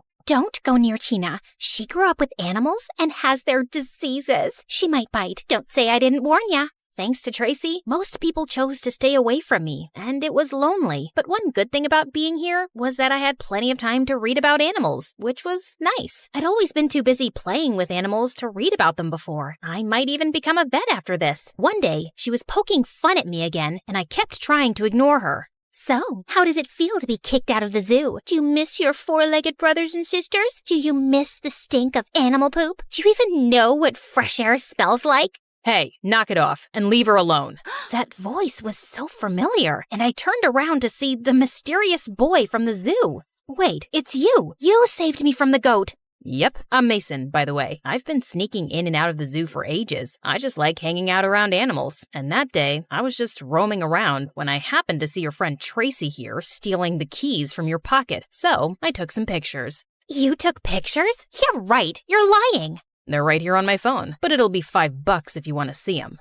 Why would I want to see them? How will you know if I'm lying or not? Ugh! Tracy paid up, and Mason really wasn't lying. I spoke to the camp leaders about how her lies had caused so much trouble for my family, and how she was harassing me even now, and Mason backed me up, and Tracy got kicked out. Mason and I became quick friends, and spent the summer together for the most part. He was really nice, and we could talk about animals all day. At the end of camp, I was kinda sad to know I wouldn't be seeing him every day. You see, I developed a small crush on Mason, even though he was a very good boy. I really have grown up. Promise to write to me every week? I will. And when I went back home, I also showed the pictures to my parents, and they apologized for not believing me before. Even my zoo privileges were reinstated, and I could visit anytime I wanted. Mom, Dad, I want to be a vet, and I think I want to change schools. I've looked up a few where they start vet courses in high school. That sounds like a good idea, and it's a very fitting job for you, sweetheart. Things were going well, except that Mason didn't really stay in touch, which made me kind of sad. I was both excited and nervous on my first day in my new school. I didn't know anyone, and I wasn't the best at making friends. Just then, someone came and sat next to me. Hi, Tina. Mason, hi! You're in my class? Or you're in mine. Either way, we're both here. Listen, I meant to stay in touch, and things have just been crazy. I'll tell you all about it, but first, I really missed you. I missed you too. Guess I didn't have to start from scratch after all. I stomped my feet on the floor, pounded the walls with my fists, and let out my most glass-shattering scream. There she goes again, throwing another temper tantrum. That was my dad, and that's me rolling around like a pig in mud. My dad was about to leave for another business trip, and I didn't want him to go. He was a wealthy, highly successful businessman and was constantly traveling the world to meet with new clients. But Dad, do you have to go? Yes, someone has to pay for this mansion and all of your expensive things. Now get up off the floor. You don't see your sister throwing a tantrum, do you? Yeah, Jenny. You look like one of those filthy goats we saw at the petting zoo. Aw, those goats were so cute. My big sister Clara gave me a disgusted look. She was a year older and always trying to make me look bad. And okay, maybe being on the floor wasn't helping my case. Growing up, my sister had always overshadowed me. When I was 6 and learned how to play the ukulele, Clara taught herself to play the violin. When I put on a puppet show for my parents with stuffed animals, Clara directed a whole play with actors and fancy sets and everything. One time when I was 12, the president and the first lady came to visit our house for dinner. It was a big deal. There were a bunch of reporters, and the staff prepared the house for weeks. My dad was so nervous that he started yelling at a servant. This is gold cutlery. I told you to use silver. The first lady hates gold. Fix it now. Yeah, everybody knows that. Are you stupid? When they walked away, I sneaked over to the servant, who was in tears. You're doing a great job. And then I slipped her a huge tip. I put on my best dress for dinner. I thought I looked cute, at least until I saw Clara. She looked like an absolute princess. At first, it made me feel invisible, but then I decided to be brave. When it came time to serve the soup, I jumped up. I got this. I was thrilled. Finally, a chance to make Mom and Dad proud. I walked gingerly to the First Lady, being extra careful, when suddenly a foot stuck out and tripped me. The soup went flying all over the First Lady and the President. Then a bunch of Secret Service guys tackled me like I was an assassin or something. That's when I noticed Clara pull her foot back under the table. She'd done it on purpose. Go to your room. It wasn't my fault. It was Clara. You're such an embarrassment. The news was on TV by midnight, and the next day my parents sent me off to a boarding school on the other side of the country. It was lonely at first. My family was treating me like a black sheep, even though I'd done nothing wrong. My dad made sure my bank account was full, but he never had time to visit or even talk. I decided I couldn't spend all my time being homesick. I was going to make something of myself here. I signed up for all the top activities, like horseback riding, water polo, and ballet. By the time I was 16, I was number 1 in all of them. I even ran for school president and won. Even though I was thriving, I didn't want to leave anything to chance. So I was always complimenting people and buying them gifts, even the teachers. I wanted people to like me, and it seemed to be working, with one exception, this boy, Josh. Josh worked in the stables taking care of the horses and seemed immune to my compliments. Hey, Josh, is that a new shirt? Looks nice. It's old and covered in dirt. You don't have to try so hard to be liked, you know. It was just a compliment, geez. It was a fake compliment. You might have everyone else here fooled, but not me. What was his problem? He did have gorgeous eyes, though. As he handed me the horse's reins, our hands touched. It was electric, an instant spark. But then he pulled away. How about I take you out for lunch at La Rosa? It's the fancy place by... No, I don't need your bribes. Happy riding. It wasn't a bribe, it was an invitation. But Josh had already walked away. With race day only a week away, I needed to focus on training. But as hard as I tried, my mind kept wandering back to Josh. Maybe the right gift would win him over. Hey, Josh, I saw these boots and thought of you. Told you I don't want your bribes. Do you even know what a bribe is? I'm not asking for anything in return. Yeah, you are. You're asking me to like you. So you admit you don't like me. What did I do to you? I didn't say I didn't like you. I just don't know the real you. At that moment, he leaned in close to me. Oh, my heart fluttered. Was he about to kiss me? But then he stretched past me to adjust the saddle. I totally knew that's what he was doing. Why would I even want Josh to like me? He was always dirty, smelled like a farm, and he was the least friendly person I knew besides my sister Clara. Maybe that's why. For all the success I'd had at this school, Josh was a reminder that back home I was no one special. On the day of the race, I was feeling nervous, but I stayed focused and came in first place. My parents hadn't visited me since I'd arrived, but part of me was still hoping to see them in the stands cheering me on. Of course, they weren't there, but to my surprise, Josh was. Congrats! I can't believe you came to support me. You do like me. I was already here. It had nothing to do with you. Liar. Josh smiled at me and butterflies danced in my stomach. As he walked away, I patted my horse Nessa on the neck. You hear that, girl? I think he likes us. The next day, me and Nessa were on the front page of a national newspaper. Not long after that, I got a FaceTime call from my dad. I was shocked. He normally just sent me emails. Hey, honey, I wanted to let you know we're very proud of you. Feel free to mention my business the next time you talk to reporters. Thanks, Dad. I will. Do you think you'll be able to come visit soon? I'm afraid not. We're in Japan with your sister right now. Japan? Sorry, honey, but we'll definitely come when you try out for the Olympics team. That's the big one. Just then, Clara's face appeared. Yeah, anyone can win a national race. An international race is the real challenge. That's not fair. I worked really hard. You've never won a national race. We have to go, honey. We just got to the Hello Kitty store. Then he hung up without even saying goodbye. I couldn't help it. I started to cry. And that's when Josh found me. Go ahead, make fun of me. You know you want to. I never wanted to put you down. I just wanted you to be real. And it looks like you finally are. Yep, real tears and snot here. As real as it gets. Come on. I want to show you something. Josh held out his hand. I felt a rush of warmth as I took it. Josh took me to the fields behind the school and showed me the foals running around. It was the cutest thing I'd ever seen. I approached the mom slowly so I wouldn't spook her. Whoa. She doesn't like most people. Be careful. Just then, the mom nuzzled her nose against my hand. Aw, you're just a big sweetie, aren't you, girl? I noticed Josh looking at me funny. What? I just never realized how gentle you are. After that day, Josh and I started hanging out more. He was strange and funny, and I loved how kind he was to animals. I was surprised to learn that he didn't actually go to our school. No way my parents could ever afford that. They've been struggling with money, so I took this job to help out. Josh, I'm so sorry. Why? We're happy. I love working with horses. Sure, times are tough, but money isn't everything. They're amazing parents. You're lucky. I mean, don't get me wrong, my parents are great. They're just not around much. But as the months went by, I started hearing from my parents more and more often. They even came to visit. I was winning races left and right, and the media nicknamed me the Jockey Barbie. I was on TV, magazine covers. My life was a whirlwind. Honey, I thought you were going to mention my business during your interview today. I did, didn't I? Yes, but only once. We agreed on 4 times. Repetition sells. Okay, I'll try harder next time. My favorite moments were the quiet ones, just me and Nessa, going for rides before sunsets, and my long talks with Josh in the stables. One day our hands touched, and I felt that same charge I did before, But this time Josh didn't pull away. He took my hand in his and leaned in, our lips nearly touching. Ew, are you seriously about to kiss the stable boy? Ugh, Clara's timing was the worst. I have a name. It's Josh. Oh, whatever you say, Josh. What are you doing here, Clara? Just wanted to remind you that you may think you're hot stuff now, but you're still the same old loser you've always been. Sounds like you're jealous that Jenny is finally getting the spotlight instead of you. Josh, that's not nice. Are you seriously taking her side? I just want everyone to get along. Is that so wrong? Clara rolled her eyes in disgust and left. I was hoping Josh might try to kiss me again, but he left too. At least Nessa was still on my side. You still like me, don't you, girl? Don't give me that look.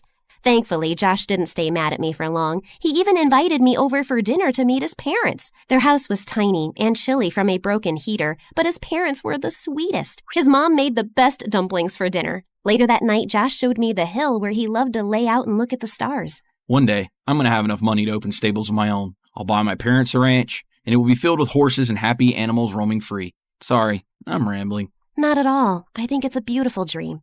Josh gazed into my eyes, and in that moment, we had our first kiss. I wish I could have stayed with him on that hill forever, but I had a race to win. Unfortunately, Nessa wasn't feeling well, and we only came in third. Third place? You won't get into the Olympics with a record like that. Winning isn't everything, Dad. I'll have to take a break for a little while so Nessa can recover. A break? Nonsense. She's just a dumb horse. You can replace her. This one looks healthy. My dad patted another horse on the rump, and the horse neighed angrily and kicked her stall. My dad was so startled that he fell back into a pile of poop. I couldn't stop laughing. Stupid animals. I'm leaving. Honey, we just want what's best for you, and the Olympics are a golden opportunity. I hope you do what's right. I didn't like the idea of riding another horse, but I didn't want to let my parents down either, so I started training again with a new horse named Clyde. Clyde wasn't the friendliest, but boy was he fast. There was no way I'd lose now. One day after training, my parents took me to a fancy restaurant for dinner. I insisted on bringing Josh with me, even though my parents looked down on him for not being rich. They were polite enough not to say that out loud, but Clara was another story. Pass me the salt, stable boy. Get it yourself, rich girl. I'll grab it. Here you go, Clara. All evening went like that, with Clara and Josh arguing, my parents looking awkward, and me trying to keep the peace. At one point, Clara accidentally spilled her drink all over Josh. Honestly, you might actually be cleaner now. I don't have to take this. I'm leaving. Jenny, are you coming with me or staying? My heart sank. I didn't know what to do. If I left, my family might stop talking to me again. But if I stayed, I could lose Josh. I'll make the decision easier for you. I'm done. Have a nice life, Jenny. Hope someday you learn to stick up for yourself. And then he left. Geez, what was his problem? Shut up, Clara. You got what you want. The next day, I went to the stables to apologize to Josh. I'm sorry my family were all such jerks to you. Don't you think it's a little weird they only started showing up now that you're famous and successful? It's not like that. You don't know them. It's complicated. They're using you, Jenny. At least Clara is honest enough to be a jerk to your face. She's not a jerk. She's my sister. You deserve better than them. I wish you could see that. Well, maybe you should stick to horses because you obviously don't have a clue about people. Like you're some expert? You're so afraid of people disliking you that you buy them off with gifts. It's sad. And with that, Josh walked away. Ugh, he was so judgmental. For a moment, I almost threw a temper tantrum like I used to when I was 5. But then Nessa nuzzled her nose against my shoulder, calming me down. I was frustrated with Josh, but maybe he had a point. I decided it was time to make some changes. I stopped mentioning my dad's business in interviews. I still complimented people, but I made sure the compliments were sincere, not empty words to make them like me. I stopped buying everyone expensive gifts, too. Well, almost. There was still one gift left to give. It's true I lost some friends when I stopped being so generous, but the ones who stayed were amazing. And the best part was I knew they liked me for me. On the morning of the race, I knew what I had to do. I was at the starting line with the other racers, waiting for the starter pistol to go off. My parents and Clara were in the stands. The shot went off, and I turned around and raced in the other direction. Jenny, where are you going? You're going to lose. All your hard work will be for nothing. Sorry, Dad. Guess I just don't care about winning as much as you do. You're embarrassing this family. You do that just fine on your own. My dad turned beet red. Clara started laughing. Oh, look who grew a backbone. Go get him, sis. And with that, I spurred Nessa forward and we raced for the stables. I just hoped Josh would be there. I looked around everywhere and couldn't find him. Then I heard a voice. Did you pay to fix the heater at my family's house? Look, I wanted to ask permission first, but I knew you'd just say no. It's not a bribe. You don't have to talk to me or even like me. Your parents were kind to me, and I wanted to return the favor, that's all. And I finally stood up to my parents. I'm done being a people pleaser. Good for you. So tell me, what does Jenny the jockey Barbie want to do first? This. I kissed Josh, and he held me in his arms. Nessa whinnied behind us. I think she approves. Ever since I can remember, I have loved cars. I guess it's because my dad is a professional racer. I grew up hanging out with him at the racetrack, and his pit crew always treated me like one of their own. Don't get me wrong, I'm totally a girly girl. I love to do makeup, get my nails done, shop for the latest trends, and post selfies on Instagram. But given the choice between a hairbrush and a socket wrench, well, you can't fix a car with a hairbrush. The year I turned 16, my dad was in a terrible accident while racing. It was so hard for my mom to see him in the hospital, but I did the best I could to help by keeping my little brother and sister in line while she was visiting him. I cooked and cleaned, and sure, I hated it, but I had been raised with a pit crew mentality. Everyone pitches in. I missed my dad, and I couldn't wait for things to get back to normal. At night, I would watch NASCAR videos on my phone under the covers, dreaming of the day that it would be me driving. One day at school, our mechanics teacher said he was offering extra credit for anyone who wanted to work on fixing up an old car after class. My arm practically came out of my socket as I raised it to volunteer. The boy sitting next to me sneered. But you're just a girl. I took a wrench that I had in my zini purse and slammed it on his desk. Okay, flyboy, what kind of wrench is this? I was mad, but even though he was dressed in retro style, I couldn't help but notice his wavy blonde hair and steel blue eyes. He was kinda gorgeous. It was like I was watching a unicorn flip his mane in slow motion. I bet you're all thinking, focus girl, this guy is trouble with a capital WTH. And then he answered as if he was teaching me something. Torque wrench. I can show you how to use it if you need a lesson.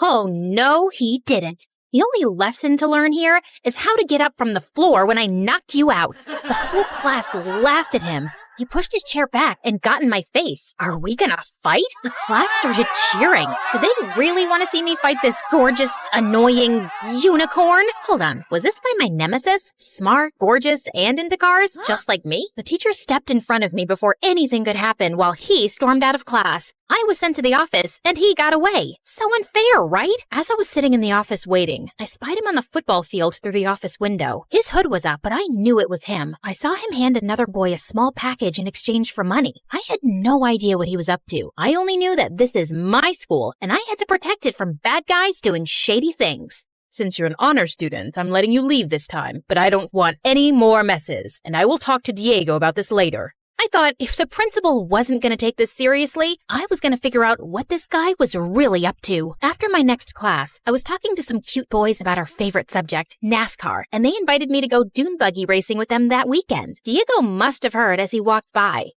Dune buggy? I guess you can't drive a real car.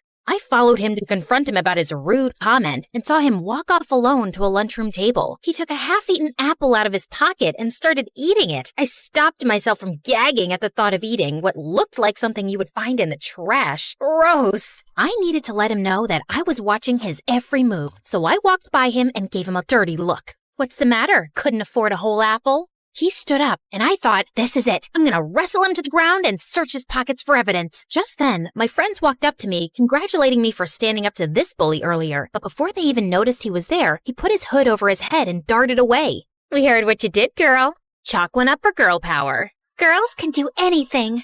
I was loving all the positive attention. I was, after all, the hero of this story, but I couldn't believe he didn't challenge me. I expected more of a fight from my mortal enemy. I was thinking that was the end of it. But the next day, I saw him leaning on a locker and talking to another boy and whispering. As soon as they saw me, they stopped and walked in the opposite direction. My spidey senses were tingling. After school, I waited, hiding under the bleachers to follow him home. I had to see for myself what the deal was. My phone rang, startling me, and I nearly jumped out of my skin. It was my mom. I whispered so that I wouldn't give away my hiding spot. Hi, Mom. I'm kind of busy right now. She asked me to pick up groceries on my way home. I wanted to go to the library. Can I do it after? I felt bad lying to my mom, but I needed to have time to confront this worm, Diego. He came out the back door of the school, walked across the field to a hole in the fence, and slipped through. Gotta go. Love you. I followed him. And as I hid from sight, I saw him walk up to this small, broken-down house. 3 little boys came running out to hug him. It was the first time he smiled all day. Hi, guys. Come on, let's get you into the house before... Just then, a loud car pulled up to the house, and Diego hurried the kids inside for safety. A very large, scary man leaned out of the window and just stared at Diego. Diego was clearly intimidated by this man. He dove into the house like he was trying out for the swim team. The car spun its wheels, screeching so loudly I had to cover my ears, and it took off down the street. But before it left, I managed to take a picture of the license plate. I knew he was up to no good, and now I had the proof. The next day after school, I waited for Diego again, but this time, I stopped him before he ducked through the gate. What are you doing here? What's going on? Are you breaking the law? Because we don't tolerate that in this school. I mean it, Diego. Why are you spying on me? Don't you have a life? I'm super connected at this school. I know everyone. And if you think that you're gonna... Okay, fine. I'll tell you, but just to get you off my back. That's Leo. He keeps asking me to work for his chop shop, where they steal and sell illegal car parts. I knew it. You're a criminal. Suddenly, he got really calm and touched my arm. We locked eyes, and for a second, I couldn't explain it, but I wanted to kiss him so badly. I know what you guys are thinking. Love him or hate him, girl, but pick a lane. No, my dad worked for him as a mechanic, but when he found out that Leo was a criminal, he quit. And now he harasses my family all the time because he knows we're poor, but I always say no. My dad raised me better than that. My mouth fell open like the Grand Canyon. I guess I never thought about him having good parents. I felt like the crumbs in the bottom of a toaster. I wish I could take back all the mean things I said, but instead, I kissed him. Yeah, I was as shocked as you were, and I was the one doing it. Are you crazy? First you embarrass me in class, then you follow me around like TMZ, and now you want to be my girlfriend? A girlfriend? Slow down there, Flash. It was just a kiss. No, this is a kiss. He kissed me back, and after a second, he shot me a shy smile. But then I remembered why I was there. Hey, you're trying to distract me. Did it work? Never mind that. What was all that sneaking around school, handing people mysterious bags? If I didn't know any better, I'd say you were obsessed with me. You wish. Now answer the question. If you must know. He pulled up his sleeve and showed me a leather cuff around his wrist. I make these out of scraps and sell them. It's the only income I have since my dad isn't working. I felt like a monster. I wouldn't have been surprised if I had horns and a tail at that very moment. Guys, has anyone ever said to you, don't judge people until you know what they're going through? I'm gonna get that tattooed on my forehead. I'm sorry that I judged you before I got to know you. And yet, you kissed me. I felt embarrassed, but then he started talking, and I got to know that he and his brothers live with their foster dad, who wants to adopt them, but he just needs a steady job first. And just then, my phone rang, startling me again. Man, I gotta change that ringtone. Oh, I have to take this. It's my mom. And without even listening to me, she burst into yelling so loudly that I had to hold the phone away from my ear. You forgot to take out the trash and your brother dumped it all over his bed. Not to mention, I asked you to give your sister a bath. She's so sticky I could hang her from the ceiling. Diego could hear her because it was so loud, and he laughed. When she heard him, she flipped her switch from angry mom to no personal space mom. Are you hanging out with a boy? Oh, Jellyfish, I'm so happy for you. What's his name? Is he cute?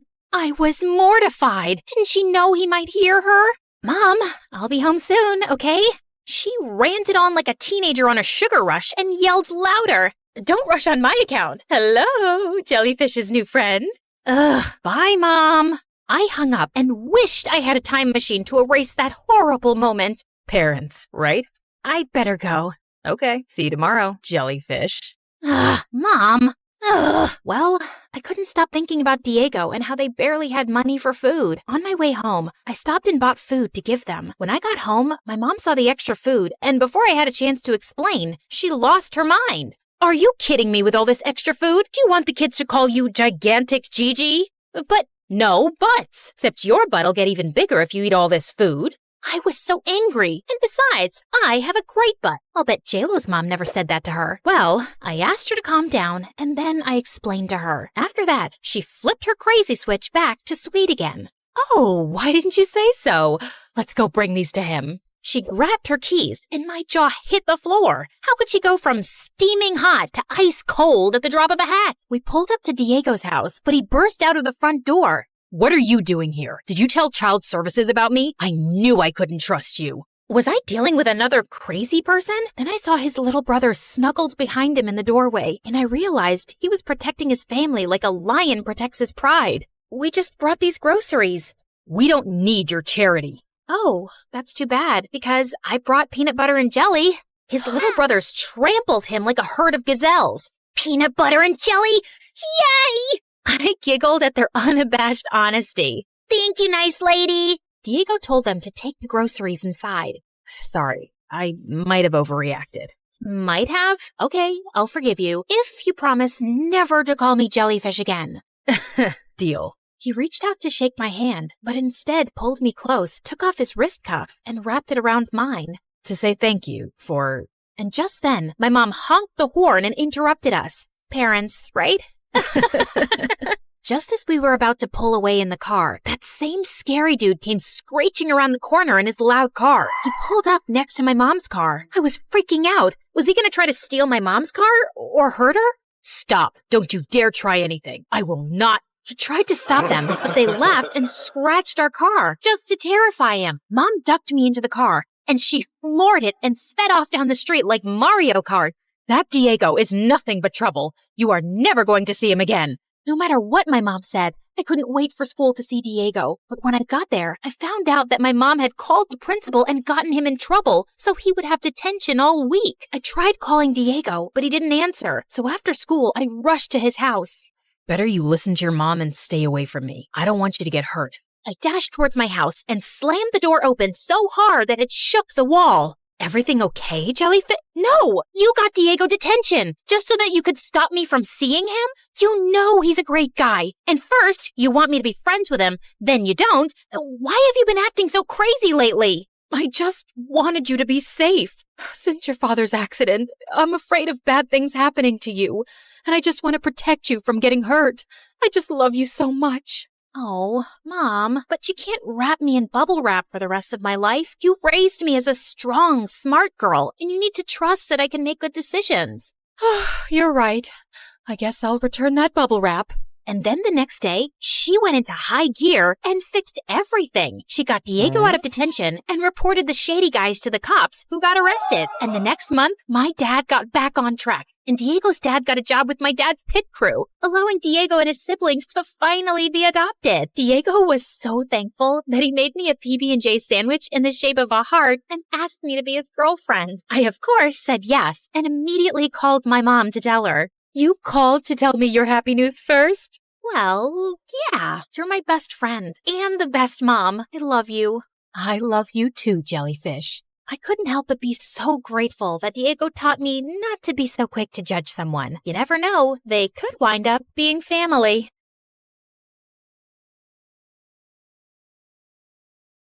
Musical sensation Cameron Cassie has gone bananas. She's turned the stage into a scene from Jumanji. And if you don't stop talking, I'll turn you into a scene from The Walking Dead. Yep. That's me, crazy old Cameron. But I wasn't always like this. There was a time when I was the most patient, quietest person around. Want to know what happened? Then stick around. And yeah, like and subscribe to MSA. I grew up in a big family. And by big, I mean I was the oldest one among 10 siblings. You don't believe me? Okay, team, let's go. This is Lana. This is Rose. These are my twin brothers, Brad and Pitt. My twin sister, Hala and Lala. Another sister, Ava. And that's Thanos. Don't ask me why. My parents are huge Avengers fans, and they thought this might be a good idea. Of course it's not. You forgot about me. Again. Just like you forgot me in that park last year. I didn't forget you, Liam. You pooped your pants, so I asked you to stay where you were while I looked for an extra pair of diapers. You were the one who ran behind the squirrel. She was cute. And why didn't you just carry an extra pair of diapers? You were 7. You were supposed to be potty trained by then. My parents worked as hospital nurses, so they didn't have a lot of time, and I had to step up and look after the house and my siblings. They also didn't make much money, so whatever little we had was shared between everyone, and because I was the oldest, I was made to sacrifice the most. I didn't mind that, though. My parents were already working hard enough, so I did what I could to help them out. But sometimes, I wish I could just get a little space of my own, where I could play my guitar in peace. It was a rusty old thing, but I loved it. In this world so big, give me a place oh so tiny, with nobody screaming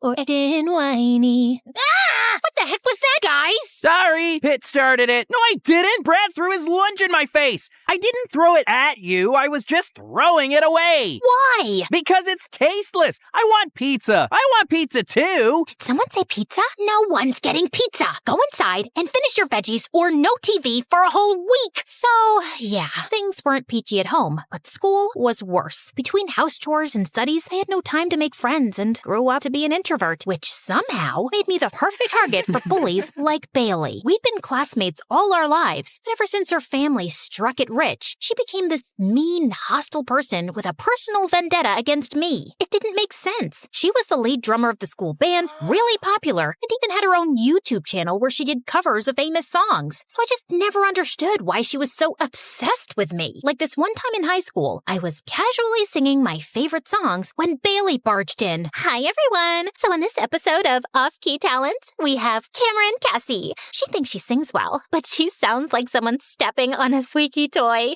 Maybe it's because she's always screaming at her horrible siblings. How many are there again? Can you get that off my face? I'm not comfortable, and I don't care. Anyway, I got what I wanted. You can go back to whiny singing now. You're not gonna post that, are you? Bailey just gave me an evil grin and left. I wanted to scream in her face, but I knew she'd only make my life more difficult, so I kept my head low and went on with my day. But the next morning, I was still in bed when my sister Lana came running into my room and told me that the video Bailey posted had gone viral. What? Why would she post that? That's it. I will bite Bailey's head off and then use her hair to mop floors. What are you talking about? People are loving you. You're famous. Lana shoved her phone in my face, and I was shocked to see that she was right. People were calling me inspiring, adorable, amazing, and all sorts of great things. Within a few hours, it had more than 1 million views, and I was famous. You got pipes, girl. Would love to take you out sometime. You have the most beautiful voice in the world. Will you sign my pizza? Sure. Bailey sat in a corner, looking totally humiliated, and it was the best day of my life. I was debating whether to thank her or kill her for posting my video without asking me, when suddenly my phone rang. It was some lady who told me that Tucker Wayne, owner of one of the biggest talent agencies in the world, wanted to see me. Apparently, he was assembling an all-girls band and wanted me as the lead singer. The money was great, and he'd even sent me a first-class ticket to New York for the same night. I was pretty excited, but my parents weren't happy. Who's gonna look after the house? Maybe we could hire some help? Don't be ridiculous, Cameron. We don't have that kind of money. Millions of people go to New York every day because they think they can change their lives. What makes you think you're any different? You'll only become disappointed. And what if I'm successful? This opportunity could change our lives. Fine, do what you want, but don't come sulking back to me when you fail at this stupid music thing. I was hurt that my parents didn't support me, but I knew this was my one chance to turn things around. So I packed my bags and left for New York that night. When I arrived, a limo whisked me away to the most stunning building I'd ever seen. Mr. Tucker greeted me warmly and gave me a tour of the studio. The first day of recording was an absolute blast. Everything seemed to be falling into place until a few days later, I was chilling in my hotel room when the door flung open and Bailey walked in. Ah! Bailey? What are you doing here? Your drummer had to drop out because of personal reasons, so Tucker called me in. Why? What do you mean, why? Because I'm talented, you butt face? Talented in making my life miserable? Ooh, someone grew a tongue while I was away. Relax, that was school, but this is real life. I won't bully my own teammate. You can take my word for it. As soon as Bailey left, I spoke to Tucker, and he confirmed Bailey's story. He asked me if I was okay with it, and I wanted to say no, but Bailey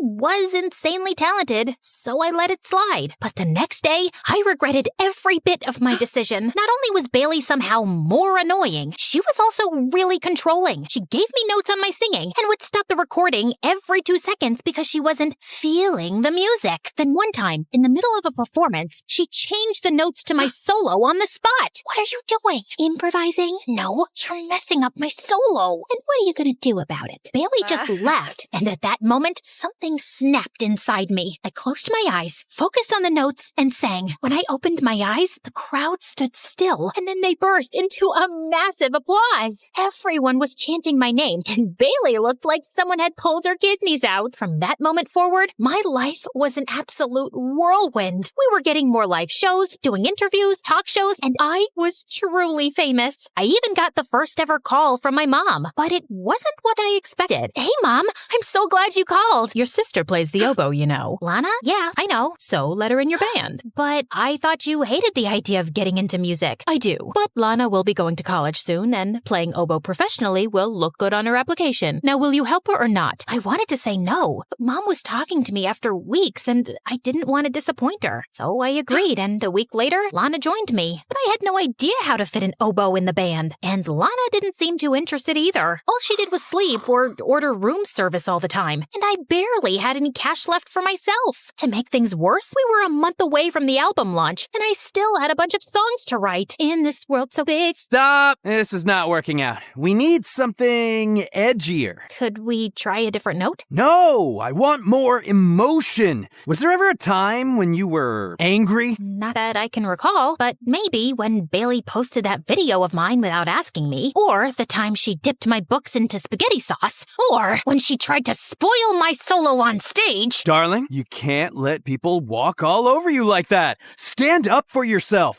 Dig into that rage and come to me tomorrow with a new song. I spent the entire night replaying the conversation with Mr. Tucker, and when I calmed down, I realized he was right. I was a pushover. Bailey had tormented me for years, and I'd never stood up for myself. My own parents had treated me like a pushover, but not once did they pay attention to what I wanted. And when I finally did something for myself, they tried to snuff that spark out too. Heavy with rage, I picked up the phone and dialed in. Bailey, yeah, you're out. You're a bully, and no bullies are allowed in my band. And I cut the call before she had a chance to scream. On a high, I called my mom next. Hey Mom, Lana doesn't want to be here, and oboe doesn't make sense in this band. I'm sending her home. Finally! I couldn't believe I just stood up to my mom, and to be honest, I felt pretty proud of myself. The next day, I walked up to Mr. Tucker and told him the conversation I had with Bailey. I thought he'd be mad, but instead, he smiled. Good for you, darling. And don't worry, we'll find a new drummer. Let me hear that new song. I poured my heart into my song, and Mr. Tucker was so impressed, he sent it straight for recording. He even set up auditions, and within no time, we had a new drummer in our band. A week later, when the song was released, it got more popular than all our live shows combined. We rose to the top of every chart, got invitations to every celebrity show, and Mr. Tucker even extended my contract. I was making more money than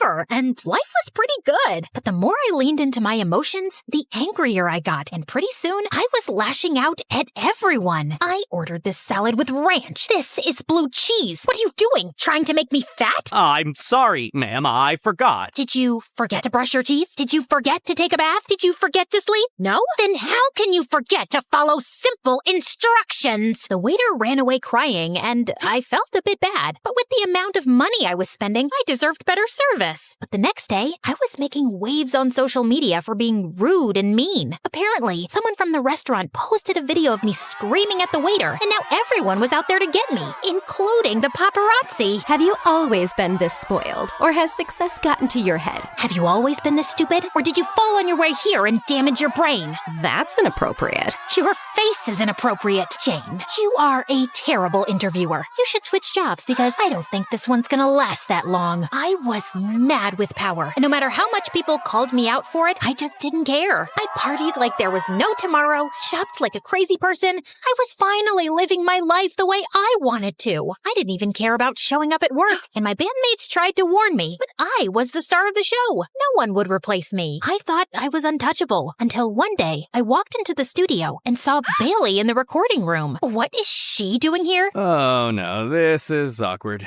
I was gonna tell you, but you're off the band, Cameron. Since when? And why? Because you're a loose cannon, and I can't let you tarnish my reputation anymore. But I did what you asked me to do, and now you're kicking me out? I'm the star of the band. You can't replace me. Honey, everyone is replaceable in showbiz. Now bye-bye. Have a nice life. I was stunned. Just like Bailey and my mom, Tucker had manipulated and used me. I felt betrayed, but I had no time to sulk. I wanted to show these suckers what I was made of. So I tapped into my network to find a new label, but no one was ready to take me on, thanks to my negative image. And while I struggled to find work, Bailey rose to fame. She was having her first ever solo concert, and it was completely sold out. I couldn't let her win this time, so I crashed her concert, sneaked my way to the stage, and right before Bailey was about to sit down for her performance, I pushed her away. What are you doing? Stealing your thunder, just like you stole mine for years. Cameron's back, baby! I kicked over her drums, and in a moment of pure rage, I grabbed the guitar and smashed it to pieces. Some of the things went flying into the crowd, and everyone started panicking. Show was canceled, security was called in, and I was thrown out of the venue. Tucker even threw me out of the hotel, and thanks to my crazy party expenses, I couldn't afford another place. Eventually, I had to move back home, but I was so messed up in the head, I hardly ever came out of my room. All day, I would watch TV and see Bailey's rise to fame, and it only made me realize the things I'd lost. Then one day, I was sitting in my room when Mom walked in. You know you can't stay cooped up in here all day, right? I don't know what else to do. It's not like anyone needs me anymore. That's not true, Cameron. I was angry at you for moving out and then sending Lana back home. Then I realized that we'd been really tough on you. You were just a teenager, and you deserved to have a life of your own. So you're not angry at me now? Of course not, sweetie. We love you. We always will. My mom hugged me tight, and I felt better than I had in days. With my family by my side, I slowly started picking up my life again. I got back to music and even joined my old high school again. I had to repeat a year, but that was okay. At least I had something to look forward to. One day, while playing in the backyard, one of my sisters recorded a video of me and posted it on YouTube. It went viral again. People were amazed by my transformation and started requesting my old songs. So I played them. Soon, I started getting calls from agencies. One of them asked me if I could perform my singles at their show. The pay was good, the venue was close to home, so I agreed. As I got ready backstage, someone tapped on my shoulder. Mr. Tucker. Great to see you, kid. You've been doing well. Ever thought about coming back? Aren't you working with Bailey now? Yes, but she's boring. You're so much better. I will double your pay if you want. Think about it. As tempting as it was, there was one thing I'd learned in my time in New York. Never let anyone walk over you. So I immediately called Bailey and gave her a rundown of what had happened. Why should I believe you? Because Tucker is a manipulative worm, and I don't want him to ruin your career like you ruined mine. You don't have to believe me, but just watch your back. Wait, thanks for letting me know. It's no excuse, but I'm an only child, you know? And my parents put this insane amount of pressure on me, and your family just seems so big and fun, and I was just jealous. Life's not always as it seems, but we can be a bit kinder to each other. Anyway, glad we had this talk. Same. You know, I really did like your new album. Bailey and I never stayed in touch after that, but I heard she quit and started her own band. As for me, I'm still singing in the backyard and making my own music. That's the best kind.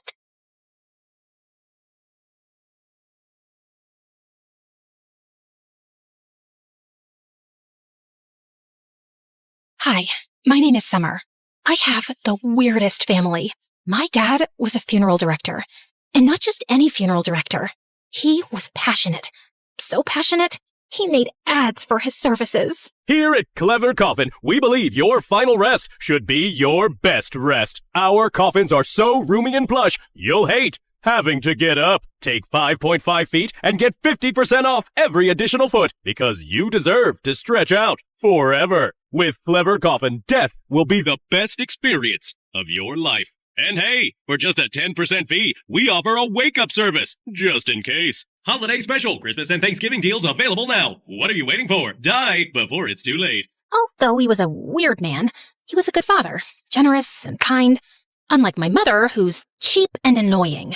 She worked as what she called an experimental scent maker. She made scents no one asked for.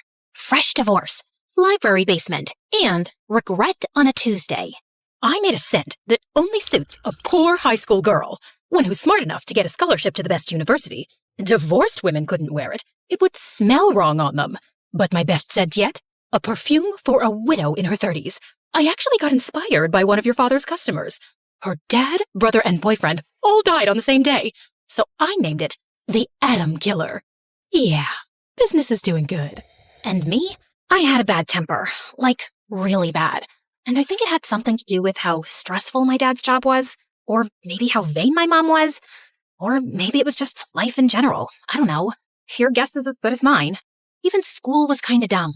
Didn't have the best grades, never stood out to teachers. But you know who was even dumber? My best friend Carmen. Too soft for this world. I'd made myself her full-time bodyguard. Got into 3 fights last month alone, just trying to protect her. You look troubled. Everything okay? My little brother is really sick. He has a fever. How high is it? I put the thermometer under his tongue and pulled it away when it reached 102 degrees. I got scared it might get higher. Yeah. And in case you're wondering, they didn't have a mother. She and her brother lived with their dad and a stepmother, straight out of a Grimm Brothers fairy tale. She was walking proof that fairy tale villains grow up and move to the suburbs. She wasn't just wicked. She was weird. A self-proclaimed psychic with 0 clients and way too much time. Mostly, she just scared the neighbors and set off the smoke alarm. You're dismissed. I expect the house to be spotless, and no vacuuming after sunset. It disturbs the ancestral spirits. So, being the kind friend I was, I invited Carmen and her brother to spend a couple of days with us until he felt better. When we got closer to the door, we heard Mom laughing. My mom is laughing? Why? Maybe your father made extra money? Yeah, still, not that laugh level money. We walked in and found a handsome boy who looked 2 or 3 years older than us, sitting all comfortably with Mom. Oh, Summer, honey. Come say hi to your cousin Kevin. He's from France. You never mentioned we had a French cousin. Oh, I didn't know he existed. His mom is my mom's 4th cousin, but who cares? He's staying with us for a few weeks until she joins him and they settle here in the U.S. Mom, you hate guests. Not the ones who pay for their visit. Also, Summer, you should call him Brother Kevin. No? Why would I call him that? To show respect. Some cultures appreciate that. He's French, Mom, not a priest. They invented the French kiss. Just once. I'd love to hear you say, yes, as you wish, Mother. Is that too much to ask? Listen, the more you say brother, the more he pays. Brother equals euro. And did you bring guests without my permission? We're just here to help host our brother Kevin. Yeah! Long live our brother Kevin! Long, long, long live! That's more euros for you. As you wish, Mother. Amazing investment. Let's go to my room, Carmen. And nice to meet you, Brother Kevin. The pleasure is mine. I would like to extend my thanks. Yeah, whatever. I took Carmen's hand and headed inside. I have a bad feeling about all this. Who is this guy, and what does he want? He's a cutie. Would it make me a weirdo if I had a crush on a guy I'm calling brother? Are you smelling this? Is Mom cooking? Since when? How much is this Kevin guy worth? If she used the oven, he's worth more than the electricity bill. He must be rich. Rich and hot and cute and polite. Probably noble blood. Oh, brother Kevin, soon to be my boyfriend. You need help. Like, actual professional help. For the following days, Kevin was acting like he owned the place. He even started calling Mom Auntie and Dad Uncle, like he was the long-lost favorite nephew. We were eating his favorite food, even though everyone secretly hated it. He hogged the only bathroom for hours. He watched TikTok on full volume, sprawled across the couch with his legs stretched on the coffee table like it was his personal throne. He was so annoying. Every time he opened his mouth, I lost 1 year of my life. Hey, Samuel, come, watch this short. It reminds me of you. Oh, you subscribe to MSA. Nice. And it's just the first slice of bread in the loaf. Crying? Exactly. Technically part of the family, but no one really wants it. Can you move aside? He scooted over, and I just rolled down onto the floor. See? RDL. Rolling down laughing. You're so funny. And just as I was fantasizing about smothering Kevin with a throw pillow, Mom walked in. I wonder why God didn't give me a son like you, Kevin, instead of her. A son is more helpful than a daughter. Girls just spend your money, then marry some man and work for him. In what century do you live? A century where people build palaces to show their gratitude. But since I can't do that right now, here, Auntie, I got you a new Tesla. It looks weird, but it's really cool. Are you kidding me right now? Kevin was insanely generous. A vacation for my parents, a golden rice cooker for my mom, and bikes for Carmen and her brother, with their names engraved on the tires. Once, he even got my dad a set of fancy coffins as a gift to support the business. I wish I could do more to help your business flourish, Uncle. Maybe if I got more people killed. More dead, more money. Now that you mention it, that's a brilliant idea. Dear God help me. Then, Mom made me move out of my room so Kevin could sleep there. I got the couch. Why can't he just stay in a hotel? He's rich enough. I'm afraid of sleeping alone. Plus, I got used to my uncle's snoring. It's like ASMR before bed. At least school was okay, and Carmen was being Carmen. Until one morning, I came in and found her surrounded by a group of the meanest girls on the planet. Hey, leave her alone. And what are you gonna do about it? Call your dad to bury us alive? The girls around her started laughing. I lunged at her and pinned her down. I'm Dad's assistant. I work for death undercover, and I'm here to collect your soul. Want to say anything before I drag you to the other side? Help! Help! Take this psycho away! No one dared to get close to me. The same girls who were laughing a second ago were now frozen, staring at me like I'd grown horns. Just then, the principal walked beside us and noticed the commotion. He rushed over and pulled me off, but something in me just snapped. All of it. Every little thing I'd been swallowing, bottled up and burst out. I looked at him, and his face turned into something monstrous, like the devil himself. I wasn't in control anymore. I started hitting him. He was an old man, probably in his 70s, but I just kept attacking, throwing bags, books, even a random chair I found nearby. I was completely gone. Everyone around me froze. No one made a sound. Some students ran to call the teachers. Others just stood there, wide-eyed. It took 4 teachers to pull me away. One of them grabbed my shoulders and shouted my name. And just like that, I woke up, suddenly aware of everything. The fear, the silence, the chaos I'd caused. Everyone was whispering. Everyone was watching. And Carmen?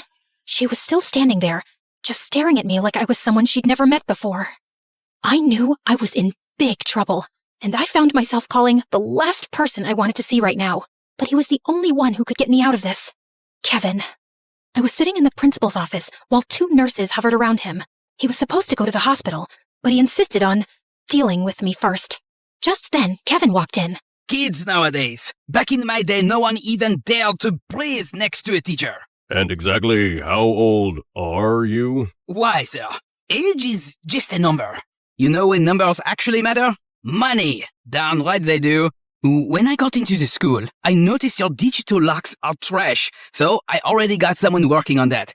And don't get me started on the cracks in the front yard. So dangerous for the kids. They are our future, sir. But don't worry, we're fixing that too. That's generous, but what Summer did is absolutely unacceptable. Indeed it is. Hey, Summer, you little gremlin. Apologize to your principal. I'm sorry, sir. I assure you this won't happen again. That's it? Get up. Go kiss your principal's hand. Actually, go for the legs too. God knows that might make him forgive you. That's all right, son. Apology accepted, but Summer will still need to be suspended for 2 weeks. Great. I called my doctor, by the way. He'll stop by and check you out. Speedy recovery, sir. Come on, child. Get up. Oh, by the way, when you walked in, did you see the corridor closets? Too old, right? Yep. Make hay while the sun is still shining, sir. Leave that to me. Have a great day. On our way to the car, Kevin started scolding me like I was 6. Is something wrong with your head? You need to be checked into a hospital. And you need to check out already. Why don't you just leave us alone? Whoa, that's so mean. I just saved your ungrateful butt. Thank you for that. But this wouldn't have happened if it weren't for you. I just want my own life back. And are you even really my mom's cousin? I am your mother's cousin. And he just walked toward the car. Ugh. And to make things worse, I had to spend 2 weeks at home. Maybe that would give me time to figure out who this Kevin guy really was. Dad, does he not have school or college or a job? Where does he get all this money from? And wasn't his mother supposed to come too? It's been 5 weeks now. She hasn't even called. What's his story? Summer, honey, I love you, but whatever he is, at least he's not the girl who hit her principal like a maniac. Everyone in town's talking about it. It might even affect my business. Oh, yes. The dead will rise and say, oh no, don't let him bathe me. Choose the other guy with the perfect daughter who gets straight A's. Oh wait, there is no other guy. It's only you in this town. Just then, someone knocked once and barged in without waiting. It was Carmen's little brother. Carmen isn't moving. What? Where is she? Dad and I ran to Carmen's house. It was completely empty. And there she was, collapsed on the ground. We rushed her to the hospital. At the hospital, after what felt like forever, the doctor finally stepped out. She's stable for now, but her appendix is basically ticking like a time bomb. We need to operate immediately. We can either take her in now, or you can start planning a funeral playlist. Your call. We tried contacting Carmen's father, but he never responded. Her stepmother came to the hospital, wearing all the accessories she had and a skirt, looking like some gypsy. Oh my god, why didn't anyone call me earlier? I was literally in the middle of my crystal cleansing. I felt something in my aura shift. I knew it was Carmen. Look, doctor, can you just, give her some antibiotics or something? I have a spa appointment in an hour and I cannot cancel again. She has to undergo surgery now. We mustn't panic. I brought my healing amethyst. Place it near her head. The universe will guide the surgeon's hands. By the way, she has no insurance. So, are you going to pay for her surgery? How? Child, I'm a fortune teller. What do you think my crystal ball does? PayPal me? Your crystal ball didn't tell you your stepdaughter was going to end up in the ER? Who even are you? 7 years. I've been there for Carmen for 7 years. But I guess your almighty disco ball forgot to mention me, huh? Honestly, do us all a favor and crack that thing over your head. Maybe then it'll actually work. Excuse me? My crystal ball did warn me. Said Carmen was surrounded by a toxic, ill-mannered force pretending to be her friend. Guess who just confirmed it? Did you just... I snapped. I threw every paper I could grab at her, then took the cup my dad was holding and threw all the water on her. Dad quickly stepped in between us before I could go full WWE on her. And just then, the doctor returned. Kevin Pate, we're doing the surgery. Carry on with your meltdown after. God, I do not get paid enough for this. Long live Brother Kevin! The surgery was successful, but Carmen had some complications, so she needed to stay for another week. I stayed with her at the hospital the whole time. I didn't want to talk to anyone or see anyone. Except for Kevin. He came by every day with food, because Carmen hated hospital meals. I still ate them anyway. And also whatever Kevin brought. No shame. Hey, I never got the chance to thank you for what you did for Carmen. Oh, you look so ugly when you're grateful and emotional. Now I get why you chose this snarky, angry persona. Ha, ha. I didn't choose it. I was born like this. Imagine if everyone said that. No one would work on themselves. We'd all still be living in a jungle. Wise words, Sir Kevin Tuttle. Since we're being philosophical and genuine, maybe it's time you say who you actually are. For the 1000th time, I'm your mom's cousin. A distant one. And yes, I am waiting for my mother to come. I'm losing patience too, trust me. You're not the only one stuck here. Aw, poor kid. And here I was thinking you were actually enjoying my company. So why do you keep coming every day? And then, with the most serious face I'd ever seen, he looked straight into my eyes, sighed, and said, Oh, I wish I could tell you somehow. I really do. He looked so genuine, and I chose to believe him, at least for now. That night, he stayed with us. We played Would You Rather, acted out fake hospital traumas like we were on Grey's Anatomy, and tried to build a tower out of soap bars and tongue depressors. We laughed so hard, the nurses came and kicked us out. Some of us are trying to keep people alive, not babysit 2 gremlins acting like the hospital bill's not growing by the minute. One more sound, and I'm sedating both of you, and I'll enjoy it. Dang, so snarky. Are you sure he's not your dad, Summer?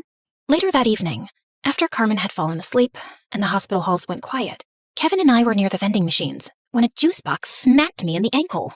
I turned around and saw a toddler in full goblin mode, barefoot, sticky, and aggressively licking the vending machine. Then he tripped, hit the floor, and started wailing like a siren. Nobody came. I walked over and gently helped him up. Okay, little maniac, maybe sit down for 1 second and stop attacking gravity? He handed me a melted gummy bear in gratitude. Just then, a mother started screaming. Excuse me? Did you just put your hands on my child? Yeah, he fell. I picked him up. It's called helping. Ma'am, he was licking the floor and crying for ages. Where were you? Are you judging me? What kind of person judges a mother? A widow, no less. Ma'am, I'm sorry. I didn't know you just lost your husband. I didn't lose my current husband. I mean, it was my fiancé 5 years ago. But that doesn't change the fact that you're being rude and insensitive. You know what? I'm calling security. I wanted to yell at her. But just then, her other kids showed up. They looked exhausted, like they'd been crying for hours. I took a deep breath. I'm sorry if I offended you. I didn't know you had a lot going on. She blinked and then started crying. Mothers have to do everything now, and barely anyone asks how we're doing. Is it too much to just want someone to say, how are you? No, it's not a lot to ask. So, how are you, ma'am? Just like that, the walls came down. We talked, we laughed. I helped her feed her kids. When I finally returned, Kevin was just standing there, arms crossed, eyebrows raised. Wow. I mean, I'm still processing the fact that you didn't choke her for yelling at you, and then you chatted with her? Helped her? Who are you? You handled that like someone who has been through 3 therapy sessions and read half a self-help book. And you, Kevin, you're Not what I expected, you know. I hated you when you first showed up. That's shocking. You really hit it so well, with your eye rolls, death threats, and savage burns. Shut up. I'm being serious. I was angry at everything. All the time. At school, at home, at, I don't know, life. But lately, I've started thinking before I punch people. That's growth, right? Huge growth! The monks will call soon! He paused, then added quietly. You know, I envy kids. I don't think I ever had a real childhood. My life's complicated. Sometimes I wish I had one of those crazy remote control cars, or play in the sand, or jump on one of those giant bouncer castles. Then he caught himself. Ugh, wow. Why am I talking like this? Am I possessed? It was the first time I'd seen this side of Kevin. He looked embarrassed, like he'd said too much. So I didn't push it. We just walked in silence. And it was peaceful. On Carmen's last day, we were waiting for Kevin to pick us up, but he was running late. So we headed to the hospital cafeteria to kill time. That's when I saw the news playing on the wall-mounted TV. The volume was low, but the image was enough to make my stomach drop. This young man, identified as Stephen Heaven from England, is wanted for armed robbery and attempted murder of 2 people during a bank heist. He was arrested, but escaped custody 2 months ago. Authorities believe he may be hiding in the U.S. under a false identity. If you have any information, please call the hotline immediately. Then the photo flashed on the screen. Blonde hair, green eyes, but the face? He looked exactly like Kevin, just with different hair and probably colored contacts. My blood went cold. Carmen, do you see what I'm seeing? Stephen Heaven? What kind of name is that? Sounds like he's already booked a seat in heaven. No, Carmen, look at his face. She looked again. Her expression changed. Wait, that really looks like Kevin. We didn't say another word. We grabbed our stuff and called an Uber. Fast. The whole ride home, my mind was spinning. Mom, Dad, did you see the news?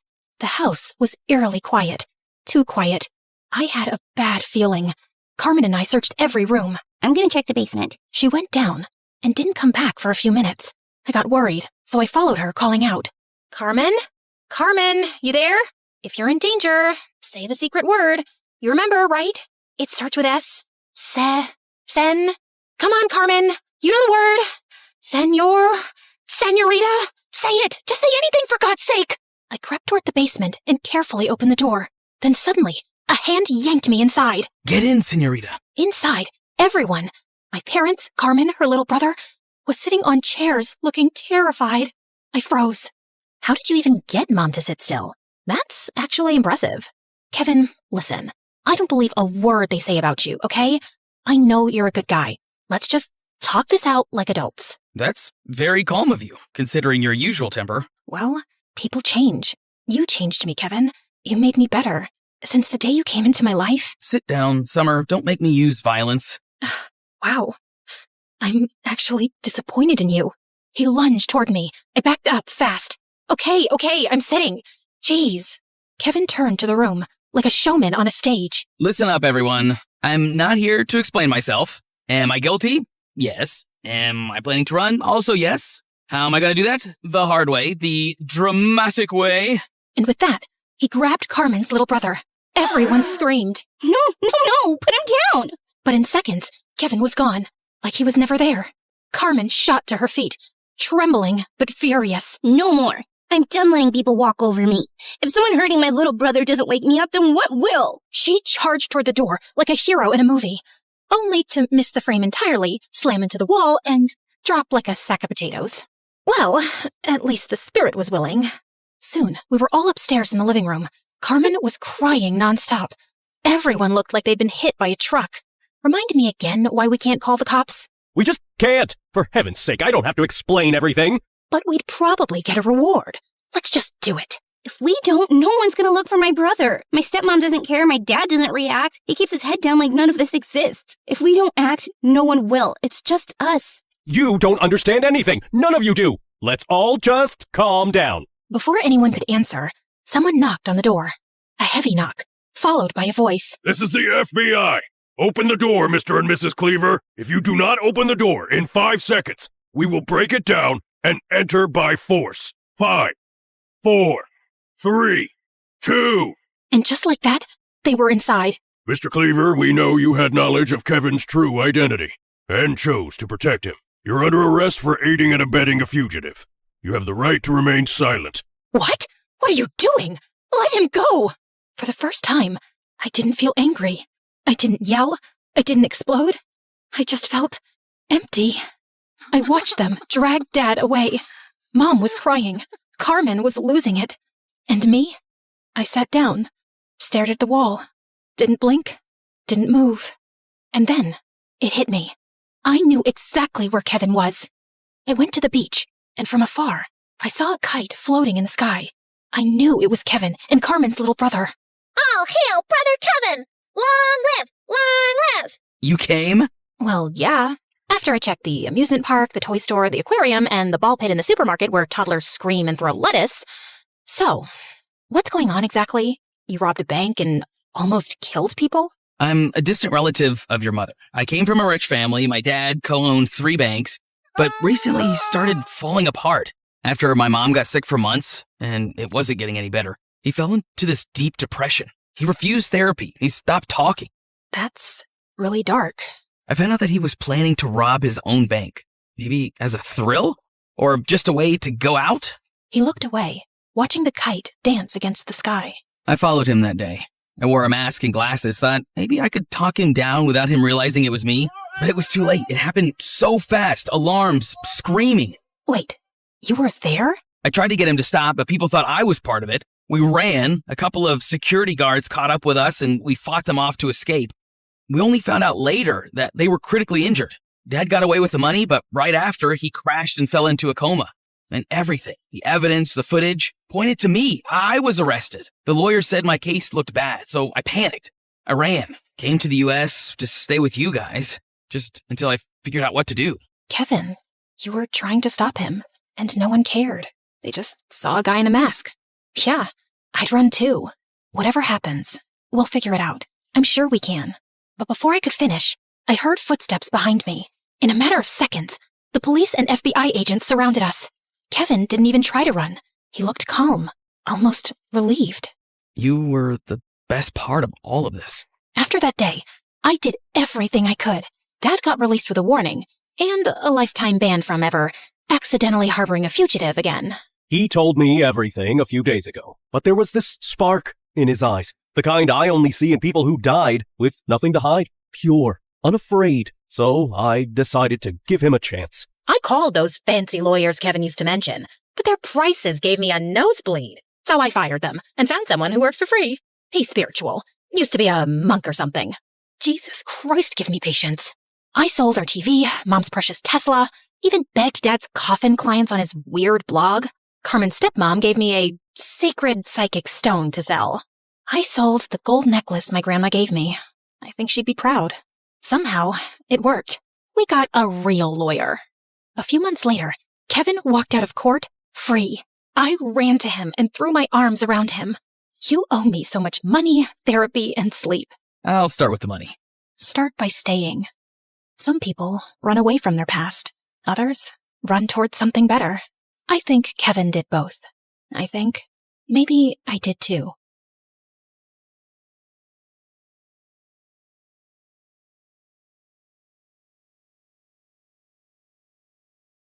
Hi, I'm Layla. And yep, that's me in the front row of a gala, seconds before I betrayed my best friend and almost ruined his life. But before we get to all that, please make sure to like and subscribe. Ever since I was little, I've been a lot to handle. Or at least that's what I've been told. By my mom, Layla. By my dad. Layla. By, well, any adult really. But really, I'm just always trying to do the right thing. And sometimes that gets me in trouble. That's why my parents sent me to Woodmere Academy to begin with. That and other reasons. It's only the 5th-ranked preparatory school in the country, but heavens, no one else will take you, no matter how much money we throw their way. Good grief, Layla. How will you replace your father as CEO of Adreezy Tech if you keep up with these morality plays? Woodmere was supposedly elite, but to me, it was just like every other rich kid cesspool my parents plopped me into, complete with snobby, entitled lookalikes who wore the same navy blazer and walked the halls like the world owed them a standing ovation just for showing up. You think you belong here? You're just a poor, worthless... Funny you think he doesn't belong here when your dad basically had to donate a wing to get your sorry butt in here. The scholarship kid ran, but Milo's ego didn't. You're gonna regret that. My family basically runs this school. I'm untouchable. Cool. But are you waterproof? Huh? I bent down and turned the knob on a nearby sprinkler, which aimed straight at Milo and sprayed water all over him. Some other kids watching us laughed. 15 minutes later, I found myself in a familiar place, the headmaster's office. Do you think drenching a student with irrigation equipment is leadership material, Miss Idrisi? I don't think threatening a kid with a lacrosse stick is exactly student of the month behavior either. That student of the month is my grandson. Of course he is. Which is why you're not just suspended. You're expelled. Wait, no, please. If I get expelled, my parents will actually disown me. You don't understand. I'm supposed to be the next CEO of Idrisi Tech.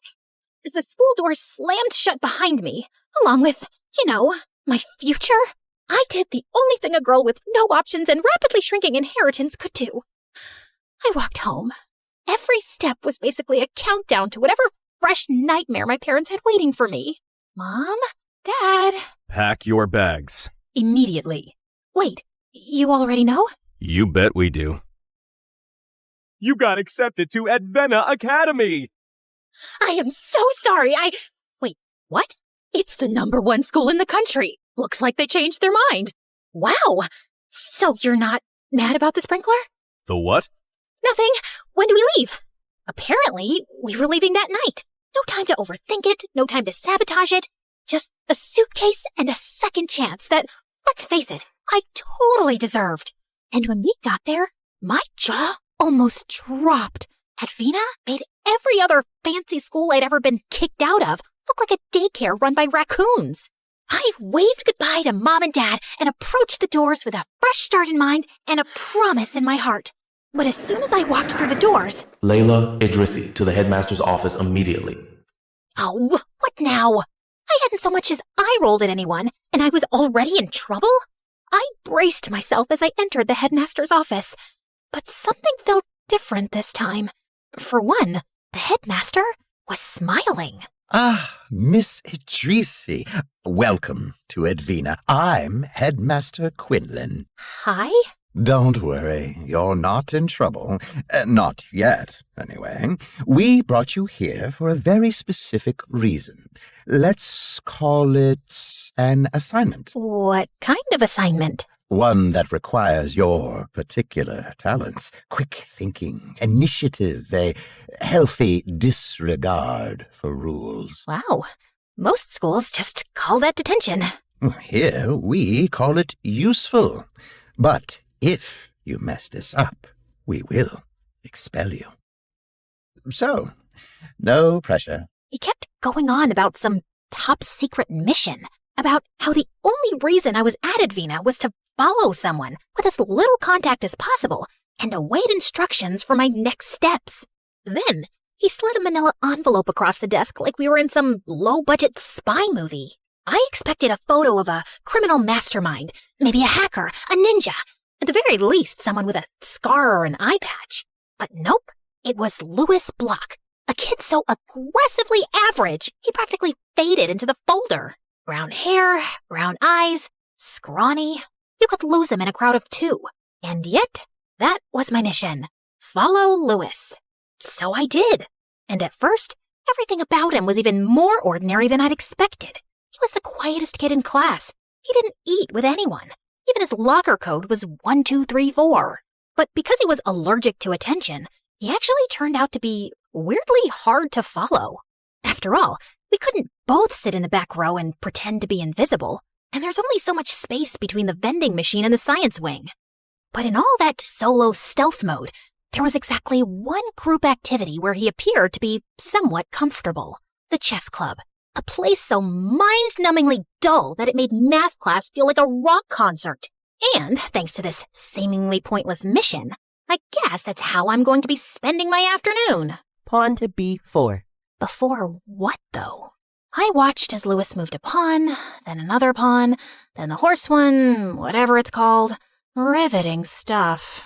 But then his opponent leaned back, grinning like he just solved world hunger. Checkmate again. Wow, Lewis, do you just come here to be reminded about what a loser you are? Man, even in chess club he was an easy target. My brain was screaming, stay out of it, observe, don't blow your cover. But my instincts, they'd already stood up. Do you just come here to forget that your mom cut your hair with a weed whacker?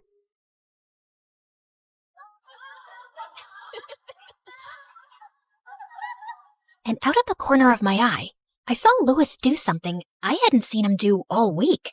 He smiled. After the 3-hour chess club that felt like 3 years, I felt a tap on my shoulder. And when I turned around, it was him. Hey, thanks. You can talk? Yeah, no sweat. And just like that, we started chatting. Nothing dramatic, nothing spy-worthy. But for the first time since I got here, it didn't feel like an assignment. It felt normal. Actually, it turns out we had a lot in common. My parents put so much pressure on me. I figure it's better for my future to keep a low profile. You probably wouldn't understand. Oh, trust me, I do. Maybe he was just a regular guy after all. But as we talked more often, I started noticing something unique about Lewis. He had a knack for expressing himself in a way that was poetic. So you always eat alone? Mostly, but sometimes the birds show up. They all swoop down for the crumbs, pecking at them like it's their last meal on Earth. Yet, somehow, they always leave enough for each other. And I think that's kind of beautiful. Yeah, it kinda is. Even his voice had this magnetic pull. Like there was something musical about him. And over the next few days, my whole just observe and report strategy kinda crumbled. I told myself I was keeping things professional, that staying close to Lewis was just part of the mission. But the truth? We were becoming friends. Real ones. He was also weirdly funny, in that dry blink and you miss it way. And he could quote MSA videos like they were Shakespeare, which, let's be honest, is a wildly underrated skill. Why don't they teach those videos in school? I know, right? Then one afternoon, I saw him slip into a place I didn't even know students were allowed into. The old theater backstage loft. I waited for a moment, then crept in after him. And that's when I saw it. Lewis, alone, tucked into the shadows with a battered violin under his chin. Playing. But not just playing. Humming, too. A soft, steady note that floated above the strings like it was made of air and magic. It was beautiful. Like, make your heart hurt kind of beautiful. And then, before I even knew what was happening, I was crying. At music. Me.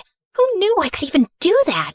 Unfortunately, he heard my sniffles and looked directly at me. Oh, I'm so sorry. What? No, don't apologize. No, I'm so sorry. And before I could say anything else, he bolted, like he'd accidentally set the building on fire with a G major chord, and I ran after him. I didn't know you could do that. No one does. I mean, they used to. But after what happened with my brother, I stopped, mostly. What do you mean? What happened? I don't know how to explain it exactly. It's like, when I play, it messes with people. Their emotions. Their insides. I don't try to do it, it just happens. He was going through something really hard. And I thought I was helping. I thought if I could just play the right notes, he'd feel better. But he didn't feel better, it just got worse. And then My parents sent me here after that. Said I needed a break from too much feeling, whatever that means. Suddenly, everything made sense. The quiet, the staring out of windows, the assignment in general. I wasn't just following a weird boy with a sad vibe and a violin. This was something else. Something powerful and broken. Later that week, I got called into the headmaster's office again. Miss Idrisi, how are things progressing? With what? Oh, Lewis? Yep. He's just a totally normal guy. Nothing to see here. Definitely not emotionally gifted to the point of concern, if that's what you're wondering. I understand the two of you have become quite close. What? No, I'm the headmaster, Layla. I know exactly what happens around here. You do know about the incident involving his brother, right? I tensed up. This was going deeper than I ever could have thought. He blames himself. He hasn't spoken about it to anyone. His parents tried everything to help him out, got him the best therapists in the world. Nothing worked. But we believe his silence is part of the problem. When he plays, he connects. He releases what he's been holding in. Now, suppressing a gift like his is not healthy, especially when it's tied to guilt. Now, that's where you come in. You need to help him heal, Layla. There's a gala next month. Nothing flashy, just a showcase of student work, a safe space. If Lewis were to play again, even just one song, it might be the first step back to himself. Convincing the quietest kid in the universe to sing at a fancy fundraiser? No pressure or anything. I found Lewis in his usual spot, tucked behind the music building, sitting on a chipped concrete ledge that overlooked the soccer field. Want one? The cafeteria throws them out a day before they expire. Still perfectly fine, just no longer worth the shelf space. Wait, what? That's like a criminal amount of food waste. Someone needs to stage a protest. You know what you should join? The Social Activism Club. They'd love you. Yeah, well, not sure I have time for that given my assignment. Assignment? Assignments. Like school assignments, homework, tests. Never mind. Anyway, you know what you should join? The roster of performers at the annual gala. Oh, no, Come on. I heard you play yesterday. It was... I said no, Layla. Sorry, it's just not my thing. I should go. But for a while, I kept trying. Subtly. Isn't it weird how the word gala rhymes with voila, like a big performance reveal? Sure. But it was hopeless. I could feel my future as CEO of a Tracy Tech slipping through my fingers. I'd already burned through every other school worth mentioning, and the headmaster had made it clear, screw this up, and I was done for good. And if that happened, my parents would never forgive me, so I felt like I had no choice but to do the ultimate betrayal. I signed him up for the gala anyway. And then I told the headmaster that Lewis had agreed to play. Next thing I knew, Lewis wasn't just on the schedule. He was the centerpiece. They printed his name on the flyers and announced it in assembly. Was it manipulative? Yes. Did I feel bad? Also yes.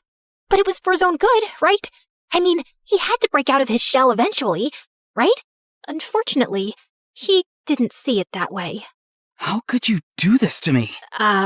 Do what? Oh, please. You think just because I don't talk much means I'm stupid? I know it was you who signed me up for the gala. Thanks for reminding me why I don't trust anyone. I'd done the opposite of what I was trying to do. He wasn't coming out of his shell. He was burrowing deeper in. Thanks to me. So I went to the headmaster's office, rehearsing my confession in my head.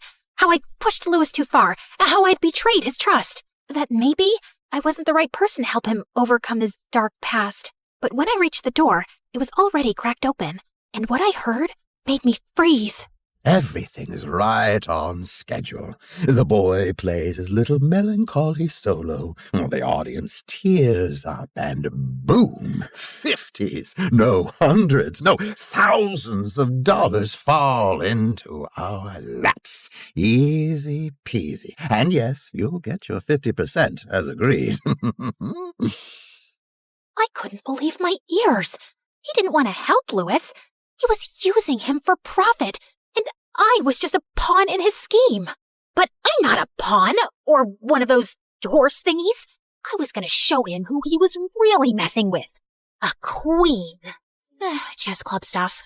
I sprinted to find Lewis, who was sitting alone, as expected. Lewis! What do you want? Well, first off, to apologize. I never should have signed you up for the gala. But honestly, I swear to you, I only wanted to help. I didn't ask for help. Why does everyone keep trying to fix me? What if I'm not broken? What if I just want to be left alone? You have every right to feel that way. Then why are you here? Because something's not right. I overheard Headmaster Quinlan on the phone. He's not trying to help you. He's using you. The gala is just a cash grab, and your solo's the tearjerker. That's the plan. You suffer, and they get paid. I expected him to explode the way I was about to, but to my surprise, he didn't get angry. I guess he was too broken to even react. Of course, that tracks. I thought I was pushing you towards something good, but I got so caught up in juggling my own problems and trying to do the right thing that I guess I never asked what you wanted. Yeah, no one ever does.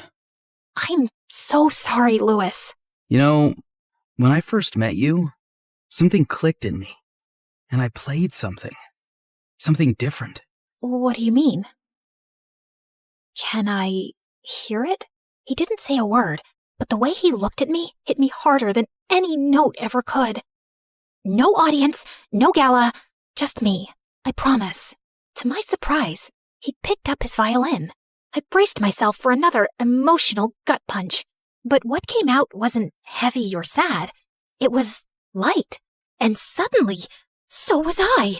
I was grinning like an idiot, flooded with the kind of hope I hadn't felt since before I got kicked out of my first fancy school, back when I still believed the world could change. And then, through my joy, I blurted, "Louis."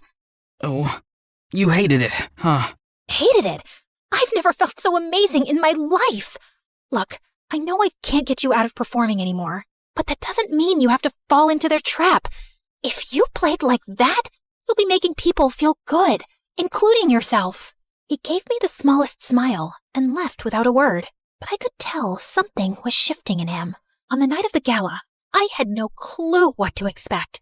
Either the one person in my life I truly cared about gets exploited and traumatized even further, or he goes off script and reclaims his story, which meant I was probably getting expelled again. And then, just when I thought my bundle of nerves couldn't get more twisted, I spotted them in the audience. My parents. Guys, what are you doing here? Layla, look at you. Still enrolled. How nice. Come sit. We saved you a seat. We hear you're close with tonight's little prodigy. If getting expelled was my worst case scenario, then watching my parents' live reaction to it was the apocalypse. But as Louis made his way onto the stage, he looked unchanged in a way that made me sad. It was like the spotlight was too hot and had shriveled him back into the broken boy they all expected. And sure enough, a sad melody followed suit. As I looked around, I could see the audience tearing up, dabbing eyes, sniffles everywhere. And right on cue, Headmaster Quinlan started slinking between rows, smiling and collecting checks like it was church. As I watched Louis crumble, I expected, as always, for my body to move before my mind had a chance to think. But for once, I paused. It was my decision now. I could sit there and be the good girl everyone wanted me to be, or I could stand up and be me. You're amazing, Louis! I believe in you! Louis froze mid-note. As the wealthiest people in the country stared me down, I still stood firm. And then, like he'd just remembered who he was, Louis's lips twitched into a smile. And suddenly, the music changed. It became lighter, happier. And the audience? They forgot all about me. In fact, they actually started dancing. Headmaster Quinlan's donations became an afterthought. And just as I was ready to start joining the dancing... Layla, what have you done? Huh? What do you mean? The donations are stopping.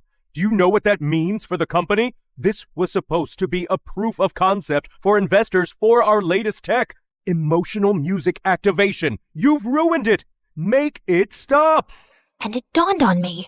The person on the other side of the phone call with the headmaster was my father. How do you think you got into the school in the first place? You had one task. Now we'll never be able to convince the board to make you CEO. No, wait, But I couldn't finish the sentence. I looked up at Louis and saw something I almost never saw in myself. True joy. And then I remembered what he'd said to me. No one ever asks what I want. Did I even want to be the CEO of some big tech company? I realized the answer was no. If Louis could find his voice, then maybe I could too. You know what? Fine. Find another CEO. Layla, you don't mean that. Stop telling me what I mean. I don't want to be the CEO of Idrizi Tech. I want to work on something that helps people, not manipulate them. Now, if you'll excuse me, I have some dancing to do. I walked toward the front of the stage, feeling more alive than I ever had. For a second, Louis looked up mid-note, and our eyes locked. I didn't know what the future held, but I knew one thing. Unlike so much in our lives, we'd earned this moment. The next morning, I was called into the headmaster's office, and I was rehearsing my speech to talk my way out of expulsion.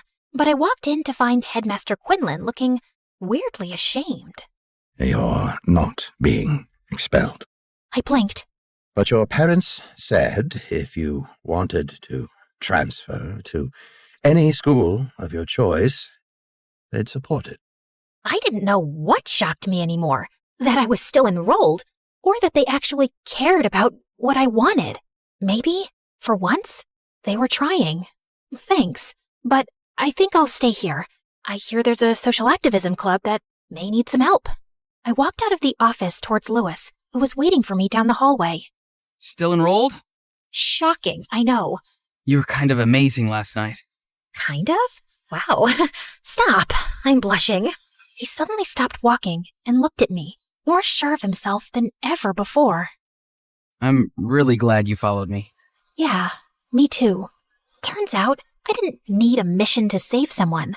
I just needed to stop chasing who I was supposed to be and finally start choosing who I wanted to be. And maybe, for the first time in forever, that was enough.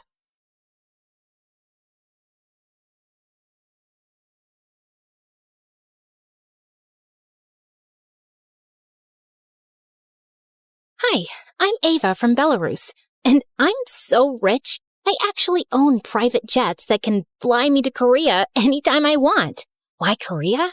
Because that's where all the good-looking guys are. And who knows, maybe one day I'll meet the Lee Min-ho of my dreams. But even though I was rich, I was raised by a single dad, so things got pretty lonely sometimes. Dad loved me, but he was so busy running his multi-million-dollar business, he barely had time for me. Look, Dad, I made you a painting. Wow, honey, that's the cutest elephant I've ever seen. But that's a horse. Sure, we'll buy you a horse today. No, Daddy, I don't want a horse.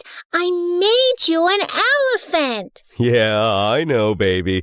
Daddy's put on a little weight, but you don't have to call me an elephant. I promise I'll start working out soon. Now, go play somewhere else. Daddy's got to earn all that money to keep my little princess happy. But I wasn't happy.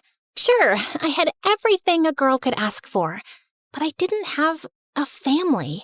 And every time I saw other kids out with their parents, laughing and having fun, it boiled my blood.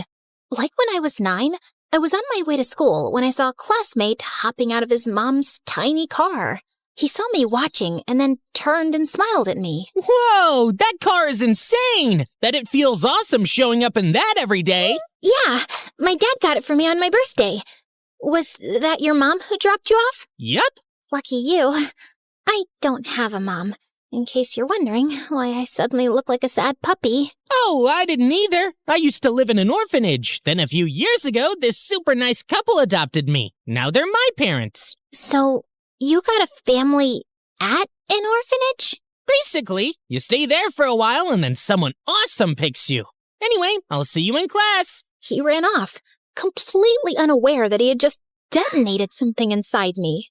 So, if I wanted a family, all I had to do was wait around in an orphanage and sooner or later, someone would pick me up. But when I walked in, the lady at the front desk looked up from her computer, surprised. Sweetie, did you get lost? No, I'm here to get adopted. I'm sorry? Do I need to fill out a form? Is there a waiting list? I'd prefer a family with a fun grandma and a dog that doesn't bite. She just stared at me like I had 2 heads, and then called the police. They informed my dad, and soon he came to take me home. Ava, are you crazy? Why would you walk into an orphanage like that? Because I thought that's how you get a family. I am your family. No, you're not. You barely spend any time with me. You never take me out. You don't even drop me to school. My classmate's mom picks him up and drops him off every single day, and he's adopted.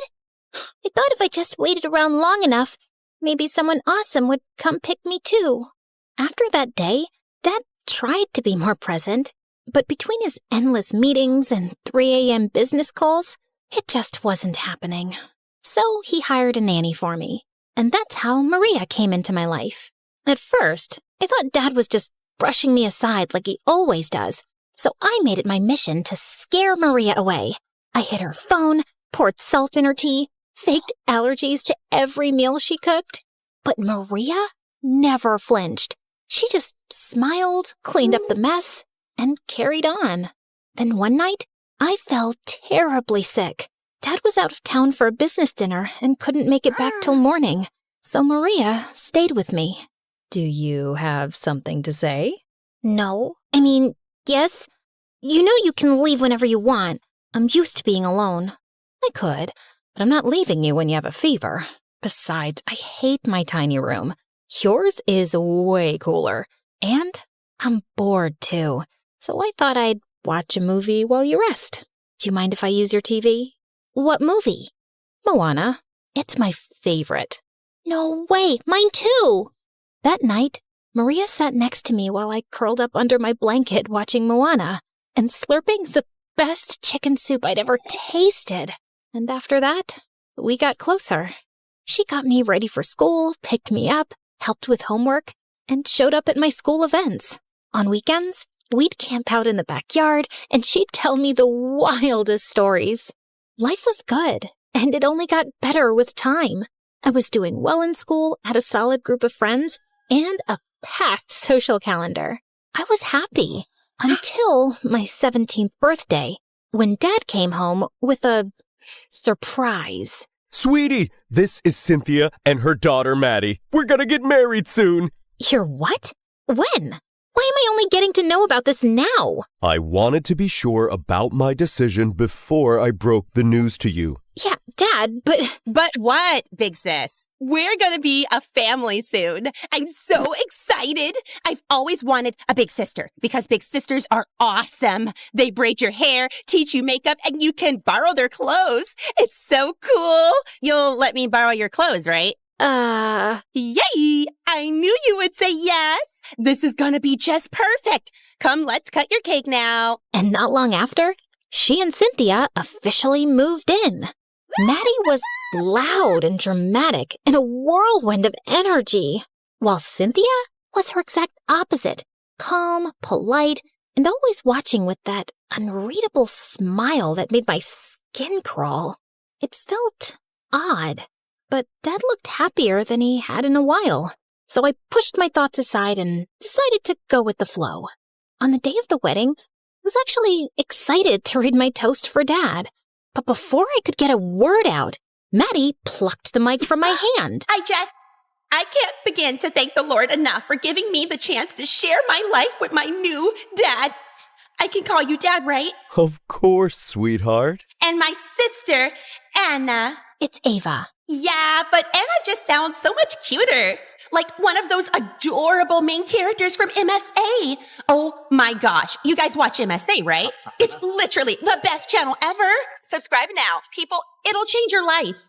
Anyway, I'm just so happy to be here and finally call these beautiful people my family. And then she started sobbing. I watched in disbelief as everyone began dabbing their eyes. I thought maybe Maddie was genuinely excited to have a new family. But as the days went by, she went completely overboard. Ava, look, I totally revamped your dress. Doesn't it look way cooler now? That was my mom's dress. Oh no, I'm so sorry. I just really loved the color. But the frills made it feel too heavy, so I chopped them off. You're not mad at me, are you? I was, but Maddie looked like she was going to break into a million pieces, so I just took my dress and left without saying a word. But a few days later... Oh my gosh! Your room is so big and airy! Mine looks like the cupboard under Harry Potter's stairs. It's literally as big as mine. But I want to stay with you! I've never lived in such a big house, and sleeping alone creeps me out. Pretty please, let me stay with you. In less than an hour, Maddie had completely taken over my room. And it didn't help that she farted the whole night. She would raid my closet, turn my makeup upside down, and even at school, she was constantly clinging to me. And it was getting really suffocating. So I started hiding and avoiding her altogether. What are you doing in the guest room? I've been looking everywhere for you. I'm hiding in here because if I have to look at Maddie's face for one more second, I'll lose my mind. She's like 10 hyper toddlers stuffed into one person. And Cynthia keeps giving me these cold, polite smiles that creep me out. And Dad looks like he's all happy with his new family, and I don't even matter anymore. That's not true. You know your dad loves you. Maybe he thinks if he makes Cynthia and Maddie feel welcome, they'll settle in easier. And he's hoping you'll help him do that. Why is that my job? I didn't ask for any of this. I have no space for Maddie, and I feel like a guest in my own house. Then talk to your dad and tell him how you're feeling. He's not a mind reader. But first, I saved you some souffle. I know you love it. Maria smiled as I gobbled up the dessert, and somehow I felt a little better. All night, I rehearsed exactly what I was going to say to Dad. But the next morning, when I came down for breakfast, he turned to me angrily. What is it that I'm hearing, Ava? I have no idea. Let me help. Maddie shoved her phone in my face, and it was a recording of me and Maria talking about her in my room last night. Hey, that's some serious invasion of privacy. You think I care? You were bad-mouthing me to a maid. You said that you hate me, that you wish I was gone. I never said that. All I said was that I felt suffocated. But only because I've never had to share my space before. I just need time to get used to all this, Dad. You've had just as much time as Maddie, and she's adjusting perfectly fine. Sprawling across the whole house and claiming everything in sight is not called adjusting. That's called taking over. And I'm trying my best, but she's just too much. You wanted a family, and I gave you one. And now it's too much for you? Darling, don't be too hard on her. It's a big change for Ava. And yeah, maybe she does hate us, but she loves you. I don't hate anyone. I just want a little space. Is that too much to ask? Don't raise your voice at Cynthia. After you spoke so meanly about her daughter, she's still trying to understand you. Dad? No, enough, Ava. I don't want to see you right now. Before I could respond, Dad was already on his way out. And later that day, he left for an important meeting abroad. I kept trying to call him, hoping we could talk things out, but he didn't answer. And then, around evening, Maria barged into my room. It's your dad. His plane is missing. What do you mean, missing? Maria turned on the news, and it was everywhere. Apparently, Dad's flight took off on time, but 30 minutes in, it dropped off the radar completely. Authorities were looking into the matter, but no one knew where the plane had vanished. No, this can't be real. I dropped to my knees and sobbed into Maria's lap like I was a kid again. It felt like my whole world was crashing. The next few days, I did everything I could to track Dad down. I went to the police station, spoke to airport authorities 100 times, but no one had any answers yet. I was devastated. But Cynthia and Maddie acted like nothing had happened.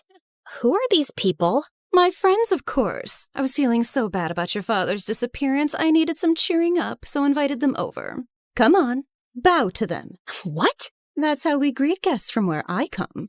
Do you come from a different planet? 'Cause that's not what we do here. Is that the pain-in-the-butt daughter you were telling us about, Cynthia? She sure as heck looks like one. Oh, don't mind her. She's just got this nasty little habit of poking her nose in everyone's business. And Ava, you're 17, darling. Don't you have something better to do than sulking around? Now shoot, and don't embarrass me in front of my friends. She didn't even pretend to be sad that Dad was gone. And from there, things only spiraled. One by one, Cynthia began changing everything.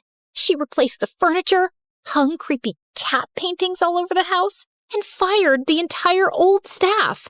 The only person she kept was Maria. probably because she knew the house too well, and someone had to train all the clueless new hires.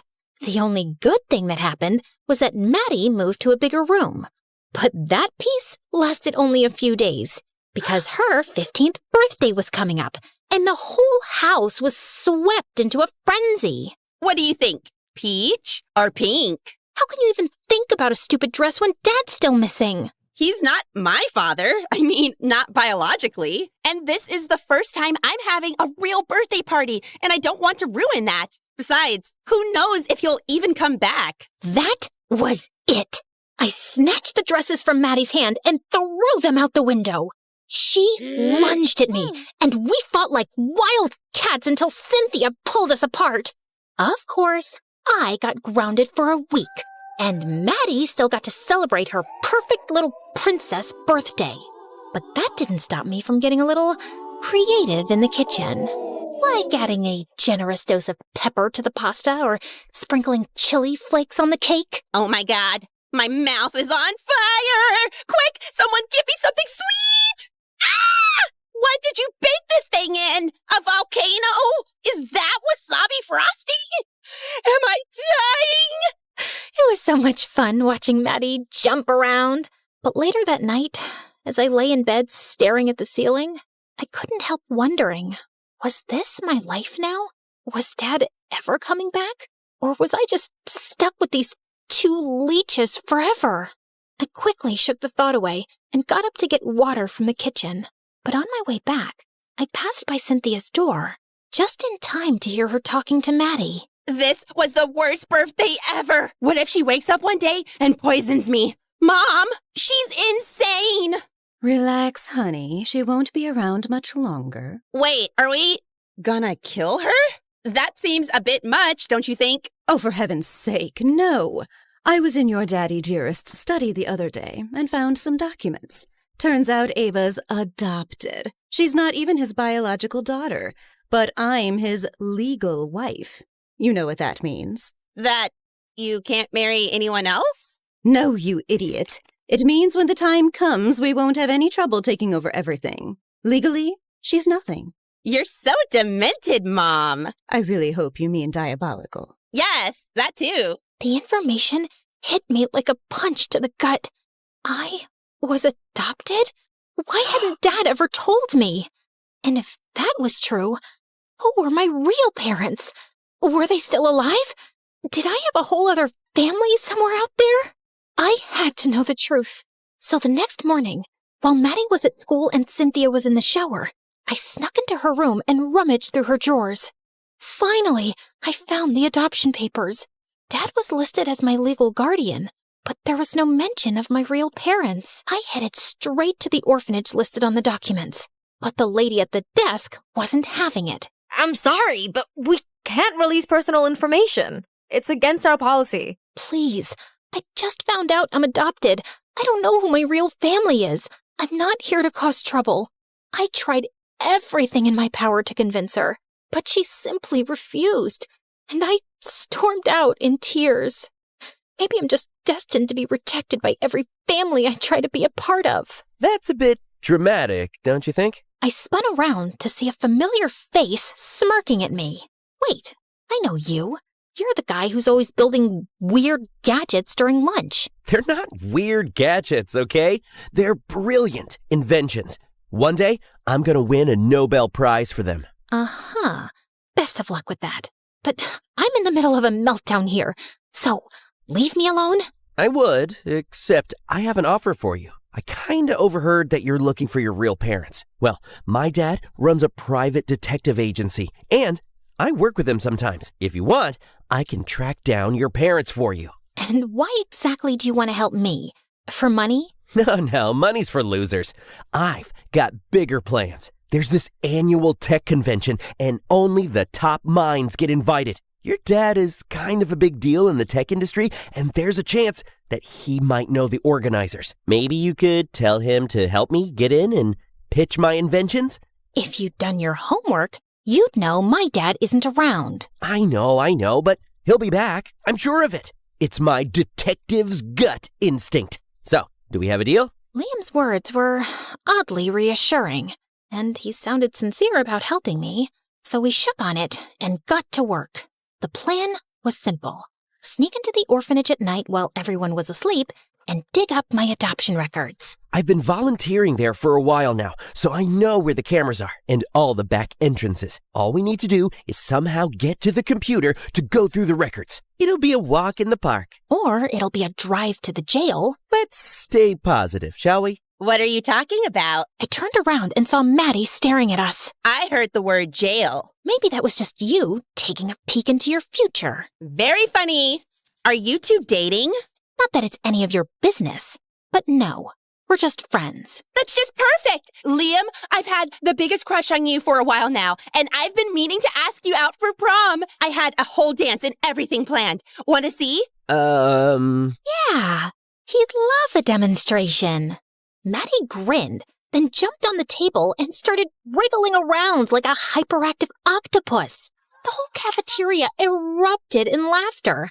But she thought people were cheering for her and kept dancing like a maniac. So, what do you think?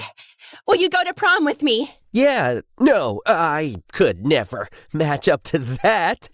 Thanks for asking, though. And Liam practically sprinted out of the cafeteria. What the heck just happened? I thought that was amazing. Oh, it was definitely memorable. But some guys prefer normal girls. You, on the other hand, are extraordinary. Anyway, this was fun. See you at home. Best day ever. Or at least it was, until night fell and it was time for the mission. Liam picked me up and we made our way to the orphanage. We slipped through the back door and padded silently through the dark hallway, avoiding the cameras until we reached the reception area. To our luck, the computer at the front desk wasn't password protected. So Liam quickly typed in my name, but nothing came up. He tried my dad's name, and still nothing. How is that possible? It says in the papers I was adopted from this place. Why is there no record? That is strange. Maybe we can check the archive room? I know where they hang the spare key. But just as we turned to leave, we heard footsteps approaching. We dove behind the reception desk and held our breath. I peeked just a little and saw the same receptionist shaking hands with Maria. Thanks for your help. I know how it might have been risky for you to delete the records. It's fine. I owe you for the time you helped me out with money. I have some work to wrap up, so I'll see you soon. Maria nodded and left, and the receptionist walked off too, while I just sat behind the desk, frozen. Wait, isn't that your maid? I've seen her drop you off at school. Liam was saying something, but I couldn't focus.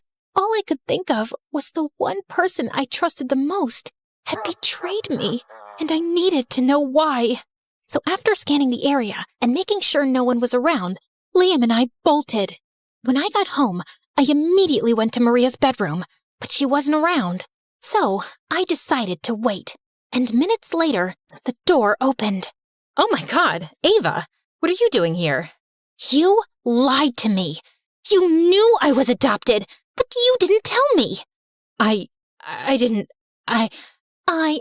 What, Maria? Why would you get my records deleted? And don't you dare lie. I saw you with the receptionist at the orphanage just now. Ava, I know it's hard for you to trust me right now, but please understand, your life here is far better than anything your biological parents could have given you. Believe me, some truths are better left undiscovered. Are you serious right now? Have you not seen what Cynthia and Maddie are doing to me after Dad's gone missing? If there's even the slightest chance I could find my real parents, why would you not want that for me? But Maria didn't say anything. Oh, so now you won't answer me? Silence. Fine. If you won't tell me, then I don't ever want to see you again. Get out! You're fired! Maria tried to say something, but I was already on my way out. And the next morning, I found out that she left. I was so heartbroken, I locked myself in my room. I didn't talk to anyone, had zero appetite, and barely got out of bed. Not that anyone cared. There was still no news of Dad. And Cynthia and Maddie were more than happy to have me out of their hair. The only person who called me was Liam, but I ignored him too. Then a week later, I was sulking in my room when I heard someone screaming. I went downstairs and saw Liam desperately trying to free himself from Maddie's grip. Come on, Liam. Just give me one chance. I'll do anything for you. You don't like my dance? No problem. I'll learn how to sing for you. My mom says I have the vocal cords of a siren. Want to hear? Liam looked horrified, and I had to jump in. Get a life, Maddie. Can't you see he's not into you? Oh, please. You think he likes you? Have you seen your hair lately? It looks like a mouse's nest. And only a raccoon would fall in love with you with those stupid under-eye bags. Ugh. Anyway, this isn't over, Liam. When I want something, I get it. She flipped her hair dramatically and walked off, and I took Liam to my room. Thank you for rescuing me. I'm sorry for ignoring your calls. I haven't been feeling great. It's okay. I get that you were shocked. But I have something you need to know. Liam told me that after the orphanage mission tanked, he went back through my adoption documents to see if we'd missed anything. And we had. A tiny signature at the bottom. At first, I didn't think much of it. But then I figured whoever oversaw your adoption probably signed other documents around that time too. So I went to the archive room and started checking old files. And voila! The signatures matched. They're Maria's. What? Yep. She worked at the orphanage around the time you were adopted. So I checked older employee records and found out she had a sister. And not just any sister, a famous one. What about her? The internet says she was quite the sensation, but one day she just vanished. Rumor has it she got involved in some criminal activities and was sent to jail. But others say she left the spotlight because she was pregnant. I stared at him. You're not suggesting that she could be... Your mother? It's possible. I put together a timeline of when Maria's sister disappeared and your birth and adoption dates. And it kind of matches. But the only person who can say for sure is Maria. Do you know where she is? I fired her.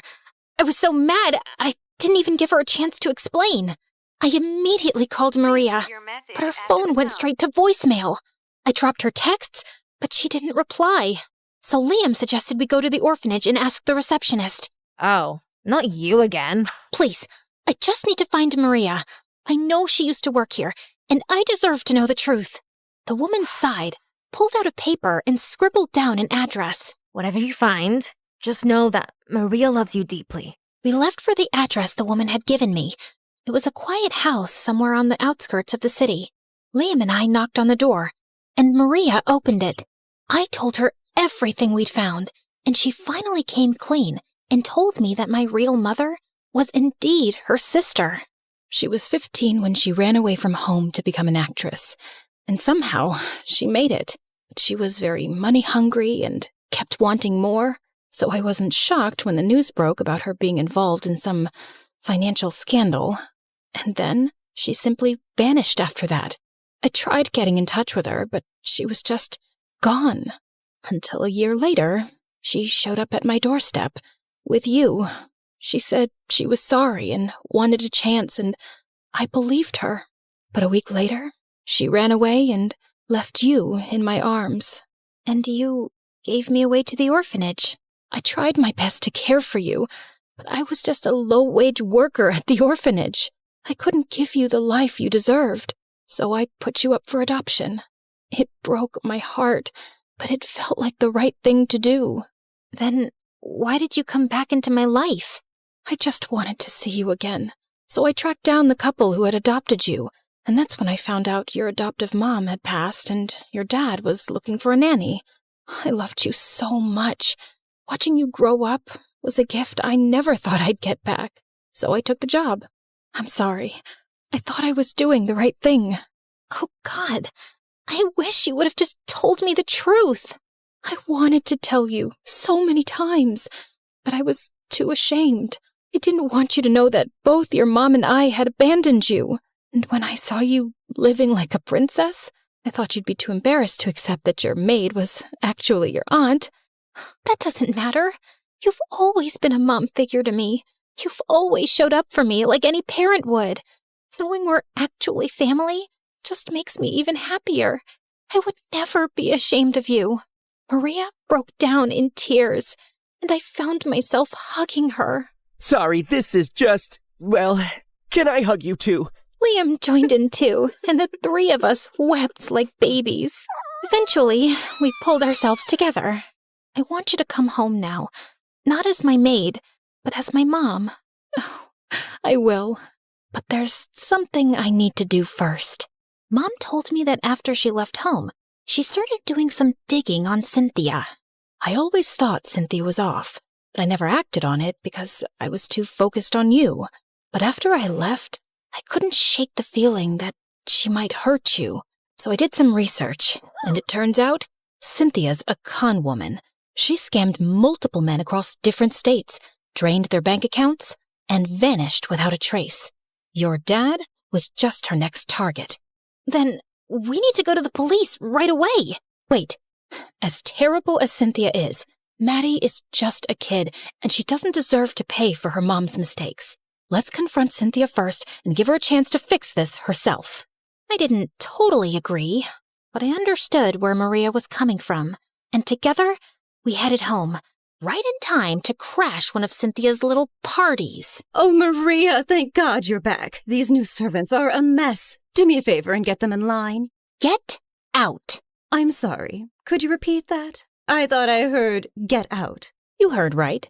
We know all about your scams, Cynthia, and how you planned to rob Ava's dad blind, and we've got the evidence to prove it. Maria threw the evidence in Cynthia's face, and she was shocked. How dare you threaten me in my own house? Don't forget your dad and I are legally married, and you're just his adopted daughter. Legally, you don't stand a chance. Just so you know, an adopted child has the same rights as a biological one. More importantly, you're still married to the last guy you conned, meaning your marriage to my dad isn't even valid. So, here's the deal. You leave and never come back. Or we hand everything over to the authorities. Your call. You did this. Ava's just a naive little brat, but you poisoned her. Why don't you leave this house and crawl back to whatever dumpster you came from, you filthy maid? Do not say another word to her. She's not a maid.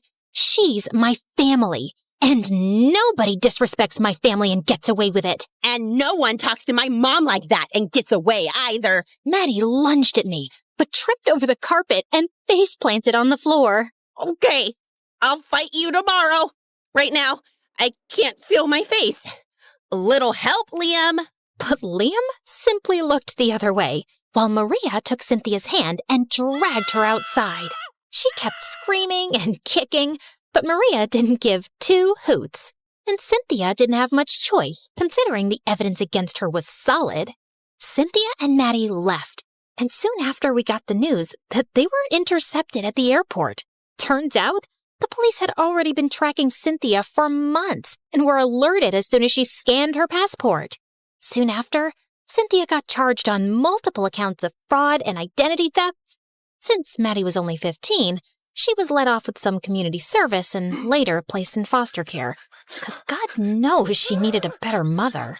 After the dust settled, things started falling back into place, except there was still no news about Dad. Weeks passed, and I was slowly losing hope, until one day, I was at school, and Liam came running to me. Ava, there's a man here. He's looking for you. My heart stopped as I made a run for the door, and when I got outside, I saw my dad waiting for me.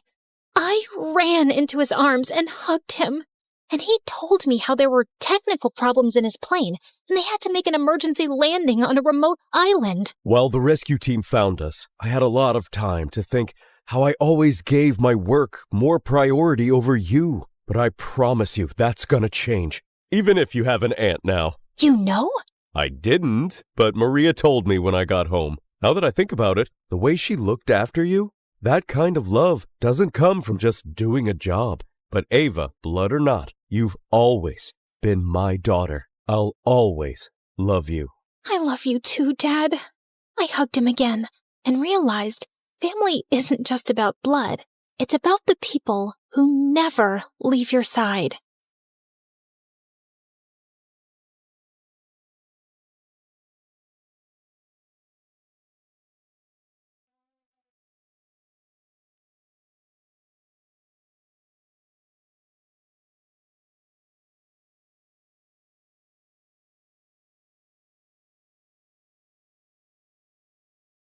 As always, I'm the last one in the library. This is my favorite spot. 7th floor, tucked away in a corner behind a mountain of medical textbooks. It's my own little oasis. The doctor-patient relationship is very important in this example. No, that's not right. The doctor-patient relationship is essential in this example. If I can finish this assignment in the next hour, I'll still have time to review for my pharma test before they kick me out of here. That happens most nights. I try to focus in on the task at hand, but a buzzing sound breaks through from outside. I look up, and there it is, high above the empty parking lot, a black drone, hovering with an insistent hum. And it's watching me, or at least it feels that way, like it's waiting for me to do something. Really? The drone moves closer, right to the other side of the window. I knock on the glass. Get a life, man! Go find someone else to annoy! I stare down at the drone, hoping it'll lose interest and fly off, but it doesn't budge. Instead, the camera lens zooms in on me, inching closer, as if it's trying to peel away my privacy layer by layer. A chill runs down my spine. This feels too deliberate, too invasive, like someone is testing me, seeing how long I'll sit here without snapping. I swallow hard and reach for my harmonica bottle, needing something, anything to distract me. It's a gift from Mom, something she picked up on Amazon. I take a sip, gripping the cap a little tighter than necessary, and then, completely by accident, I blow into it. A soft, trembling note escapes from the cap. I freeze. Wait, what? I stare at the bottle, then blow again. Another note, a little clearer this time. It plays music? I let out a shaky laugh, part disbelief, part nervous energy. Of course Mom would get me something bizarre without realizing it had a secret feature. And right now, oddly enough, it's exactly what I need. I take another sip, then deliberately play a slow, uneven tune. It's not perfect, but it's enough to drown out the silence pressing in around me. The drone still doesn't leave. Go home! I close the blinds and try to settle back into my work, forcing my focus onto the page. My fingers tremble just slightly as I pick up the pencil again, and for a second, the words blur in front of me. I know it's just a distraction. Some bored jerk with a drone, probably just trying to get a reaction. But no matter how many times I tell myself that, the feeling of being watched lingers, a subtle itch under my skin that I can't scratch. A few hours later, I make my way out of the library. It's nearly midnight as I cross the parking lot to my car. The fluorescent lights overhead buzz faintly, casting everything in a sickly yellow glow. I flip open my textbook again and scan the words, even though I know they're too bloodshot to absorb much. Initial trials demonstrated a significant SCAT correlation. Patients' concussion severity was statistically reliable across all trials. Just as I reach for my keys, I hear it again, that buzzing, high above. I look up, and there it is, the same drone from before, hovering like it's been waiting for me all this time. Okay, this isn't funny. The only response I get is the hum of the drone, eerie and absolute. Every hair on the back of my neck prickles. The parking lot feels suddenly too big, too open, and I'm completely alone. I'm serious. This is harassment. My voice trembles, but I steady myself, clutching my textbook tightly in case I need to swat it out of the air. The drone lowers itself, hovering at eye level now. Whoever you are, please leave me alone. I have a huge test tomorrow. The drone doesn't budge. It just hangs there, with its lens fixed right on me, whirling louder, the sound drilling into my brain, rising in pitch. Okay, I asked nicely. With a deep breath, I swung my textbook and smashed the drone out of the air. It crashes to the ground in pieces, the sound echoing across the deserted lot. I wait, heart racing, expecting someone to step out of the shadows, to claim the wreckage or demand an apology. But no one comes. You're welcome! I toss my books into the car and breathe a sigh of relief. Just need to get home, read a few more chapters, and salvage what's left of this night. I buckle my seatbelt, still shaking, my hands gripping the steering wheel tight. It was just some idiot's drone. Just a prank. Nothing to worry about. But then, I hear it. That buzz. Louder than before.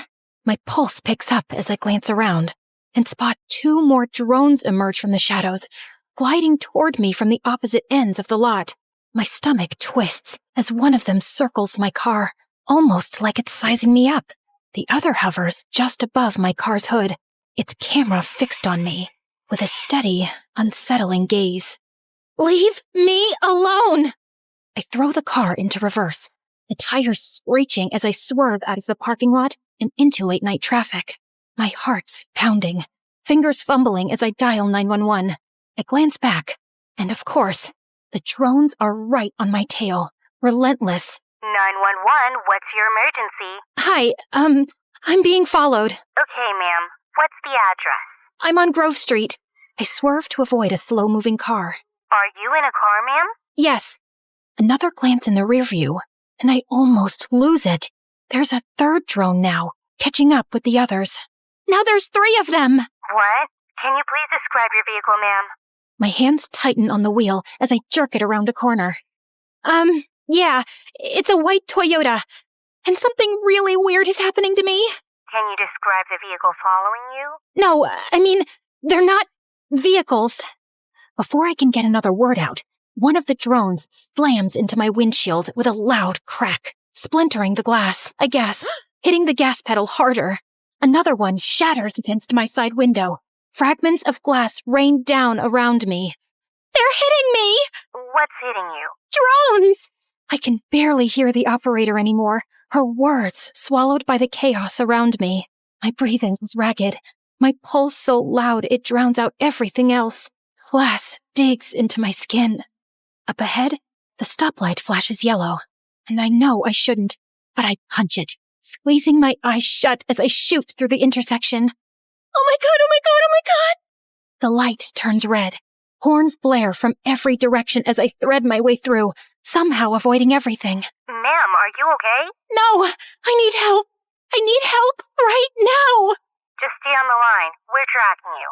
I steal another glance at the rearview mirror, and my stomach drops. More drones speed after me, filling up the road. I'm so focused on them that I almost don't notice the truck stalled in my lane ahead. I yank the wheel, tires screaming against the pavement. Ma'am, slow down. Not an option, lady! I slam my foot down, tearing through the next intersection, only to see a solid wall of drones hovering there, waiting for me. I veer left, my tires losing traction as the car skids. The smell of burnt rubber fills the car, and I fight to keep control, knuckles white on the wheel. Okay, there are a ton of these things. Can your people please hurry? Officers have been dispatched. Please stay calm. My rear windshield shatters completely as a drone smashes through. It sputters in the back seat among a pile of broken glass. The wind howls in, and my hair whips across my face.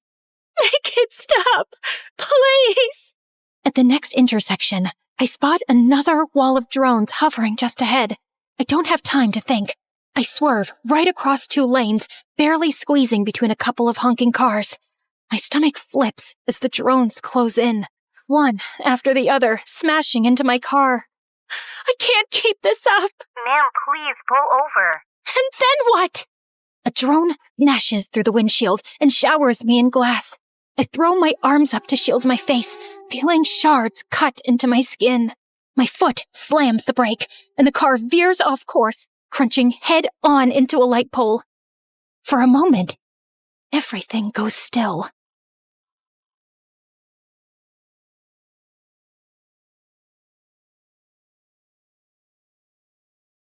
Ma'am? Ma'am, are you there? Rescue is on the way. Stay with me. I cough, tasting blood. Or maybe just fear. My hands shake as I shove the car door open and stumble out into the street. My books spill out beside me, scattering across the pavement like the thoughts tumbling out of my head. Every muscle aches. I can barely breathe. But that buzzing sound, it's still there. I look up. The sky is filled with them. Drones. Hundreds of them. No, thousands.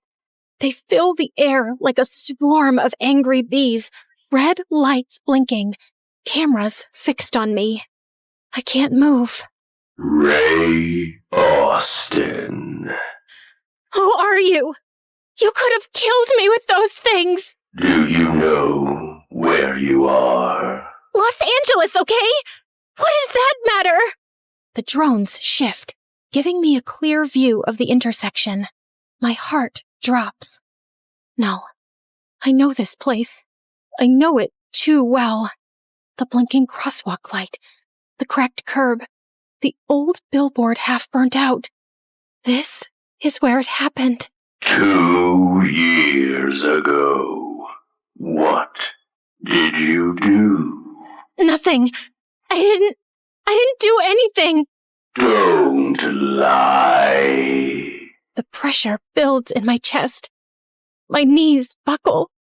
I feel like I'm drowning in my own heartbeat. Who did you hurt? I shake my head. I try to hold it in, but it's over. I'm unraveling. I don't know his name. I was driving from the library. I was tired. I closed my eyes for a second, just 1 second. I didn't see him crossing. I hit him. I drove off. I left him there. I left him to die. I scream it. Every ugly word. I sob until I can't breathe. Until my knees hit the ground and I can barely see through the tears. The drones don't move. They just hover there, watching, judging. I pull out my phone and call 911. 911, what's your emergency? I hit someone 2 years ago. I ran. I left him. I killed him. I can't live like this anymore. I need to confess. The sirens came fast. I sit on the curb, hugging my knees, watching the flashing lights reflect off the shards of my windshield. Ma'am, we got your call. Are you hurt? No, not really. Not physically. But get rid of the drones, please. What drones? I look up. The sky is empty. There's nothing there. They were here. I swear. They talked to me. She glances at her partner. I can tell what they're thinking. Maybe I am losing it. Maybe I already have. They take me in, gently, like I'm made of glass. I don't resist. At the station, I tell them everything. I don't hold anything back. They write it all down. Later, someone comes in with a file. I see the surprise on the officer's face. It turns out, the man I hit didn't die. Not even close. He was treated for a broken leg.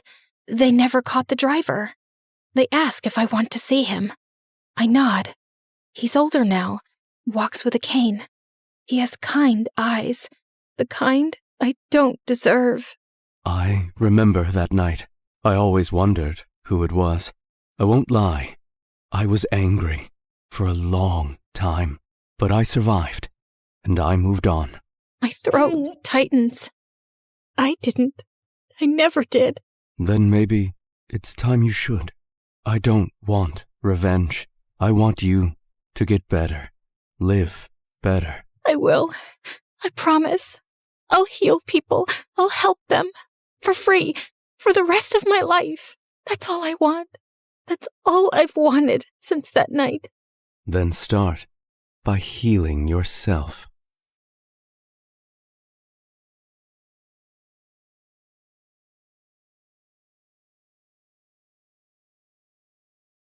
When the music kicked off and everyone started dancing, I escaped to the garden for some fresh air. As I sat down by the fountain and sighed, a soft object hit me squarely in the face. Then someone in black jumped down from the tree above me. Brought your favorite cheeseburger. Meredith, what are you doing here? And why would you hit me with a burger? Wait, are you dressed up like Catwoman? Yeah, it's been my look for weeks now. 1, it shows off my fantastic figure, which is a service to humanity. 2, every vigilante hero needs a costume, and I've always found Catwoman classy. 3, Vigilante hero? You basically rob people. Yeah, like Robin Hood, stealing from the rich and giving to the poor. You steal for yourself. I am the poor. And what's all this you nonsense? Last time I checked, we were a team. But sis, what's taking so long with this mission? It's not that simple. It's pretty simple. You make this rich dude fall for you, get access to his vault, steal the painting, and we run off to Bora Bora. Are you having trouble making him fall for you? Maybe he hates your eyebrows. I don't know, but I feel like punching you in the face every time I see your eyebrows, which is basically every time I see your face. Shut up, Em. Everything's going fine. Okay, but hurry up. This catsuit is giving me a butt rash, even though I use baby powder under it. I want to put it away soon and retire on a beach in a bikini. Aren't you looking forward to it? Just take the stupid suit off. You're a con artist, not a cat burglar. And of course, I'm looking forward to it. You should go before you blow my cover. And thanks for the burger. It's not a gift. Duh. You're gonna pay me back. I've noted it in my diary. See ya.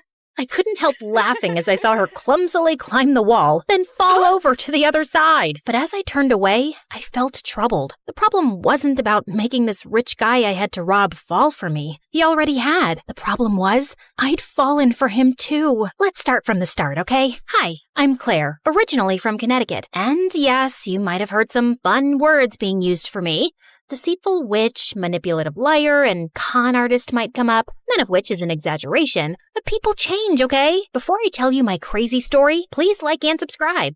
My mother was born into what she always called old money, which basically means her family had been rich for a long time and their wealth was passed down generations. Unfortunately, it skipped our generation. Apparently, my dad was extremely charming and swept Mom off her feet when she was just 20. She married him against her parents' wishes and they cut her off from their wealth. Then, 2 years later, Mom gave birth to twins, Dad met another woman, and he abandoned us. At least he left us the house in a nice neighborhood, but my grandparents refused to help Mom out and said she had to live with her decisions. Mom, how are you feeling now?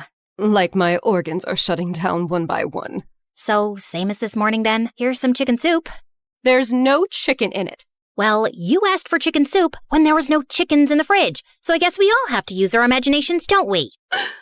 Oh, the soup at my parents' house always had chunks of chicken and big fat prawns. What has life come to now? I was raised as a creature of luxury. I'm like that fairy tale princess who couldn't sleep because of a single pea under her mattress.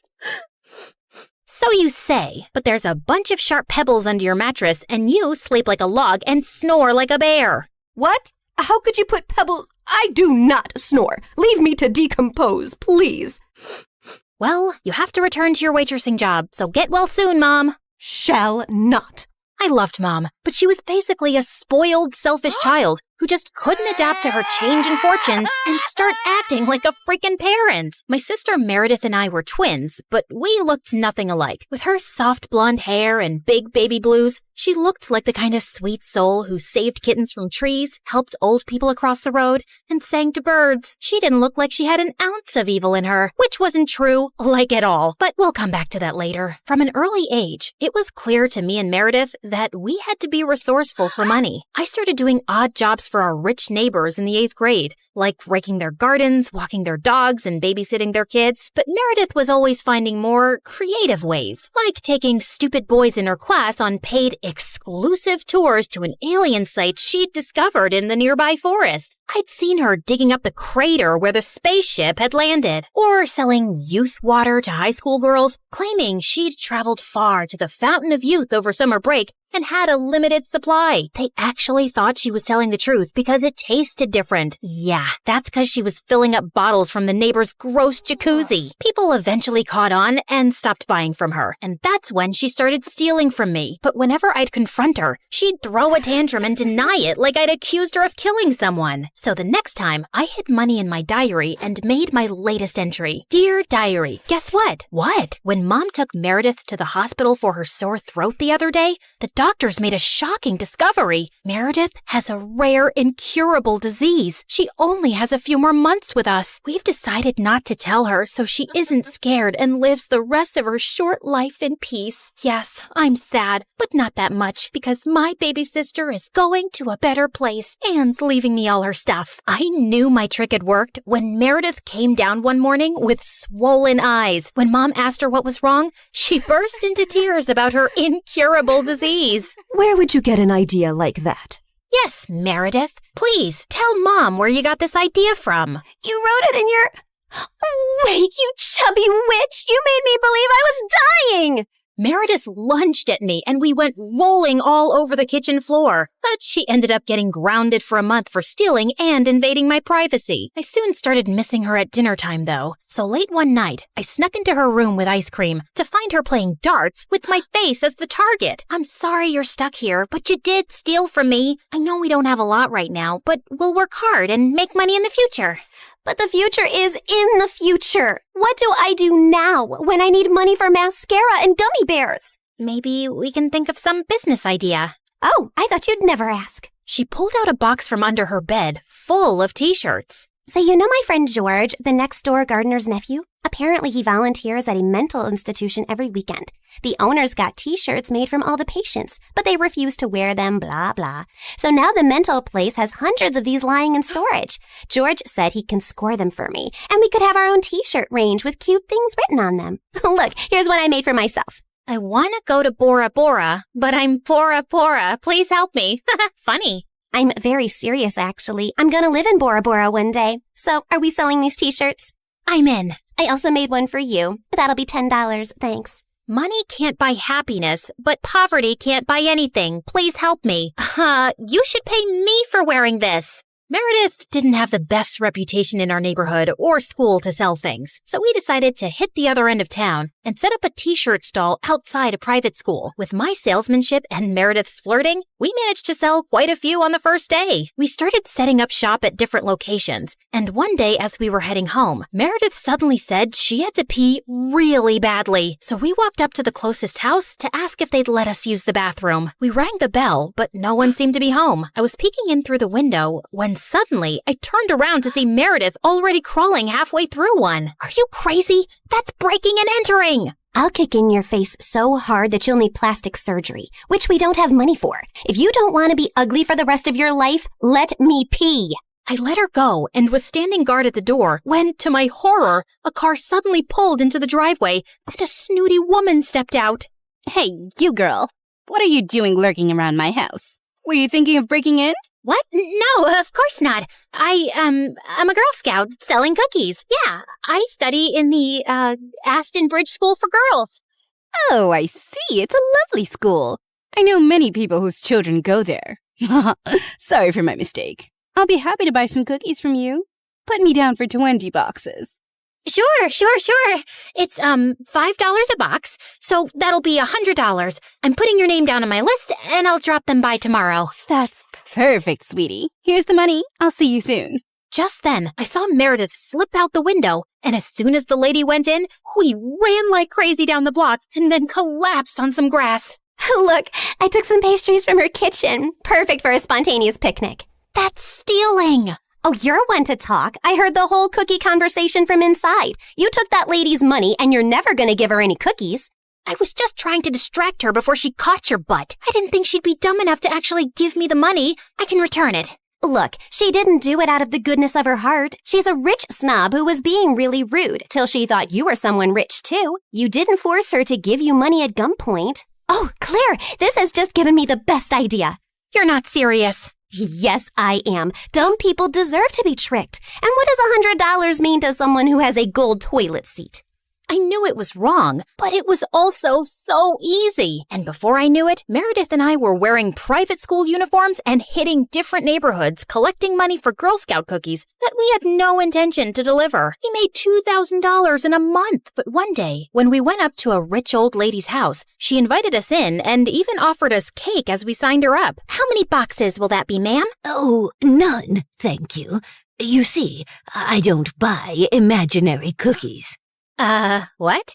I'd heard that there were 2 conning Girl Scouts in town, and I was ready for you. I've called the police, and you 2 will end up in a detention center. Just then, there was a loud bang, and the power went out. In the confusion, Meredith kicked the old lady and yelled, "Run!" As we were sprinting down the street, I suddenly noticed a nerdy-looking boy my age running beside us too, grinning and waving at us. Hey, hold on. Who are you? I'm your new neighbor, Freddie. I'm the one who saved you from that old crow. What? I'm so confused right now. New neighbor? You moved into the house next to ours? Why are you here? I was bored and saw you girls leaving your house, so I followed you for fun. Don't worry, I won't tell anyone about your little cookie secret. When I heard that old lady threatening you, I went to the main circuit board and pulled out a wire with my tweezer, which I always keep handy. You could have been electrocuted. You're either incredibly smart or exceptionally dumb. My mom says the exact same thing, except for the incredibly smart part. Listen, you geek, what do you want? If you think you're gonna get a cut of our profits. No, my parents are well off. They're neurosurgeons. I just want to be friends. I swear, I don't have any siblings and I don't know anyone here. What if we say no? I'll keep following you around until you say yes.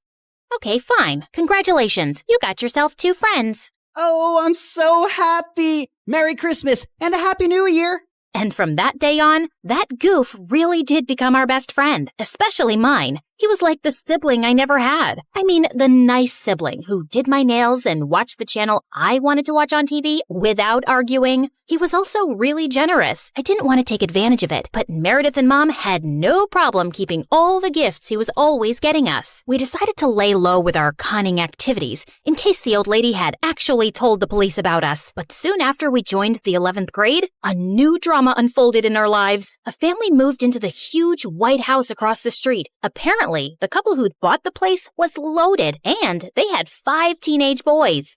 Finally, some eligible bachelors on our street. Thanks. My feelings aren't hurt at all. Oh, I'm sorry I left you out, sweetie. Maybe you'll find someone too. I mean, they have 5 boys. There's a good chance one of them is gay. What? Why would you think? Okay, girls, here's a basket of goodies for you to take over as a welcome present. Now go, throw yourselves at those boys. Meredith and I rolled our eyes, but we decided there wasn't any harm in checking them out, and we were welcomed by the ugliest quadruplets ever. They were really sweet and really excited to see us, but with their orange hair, acne, and buck teeth, they were not a pretty sight. Man, I feel sorry for those parents. Like, you know, Mom got one average-looking kid, but God made it up by giving her me. But those parents, oof, God decided to use copy-paste on that ugly model. They must have done something terrible to deserve this. Huh? You are so rude. Oh, shut up. I know you're thinking the same. I just have the guts to say it out loud. But then a day later, I'd just woken up when the bell rang, and I opened the door to find the most gorgeous boy ever standing outside. Hello, I'm Eric. We got some of your mail. I came to return it.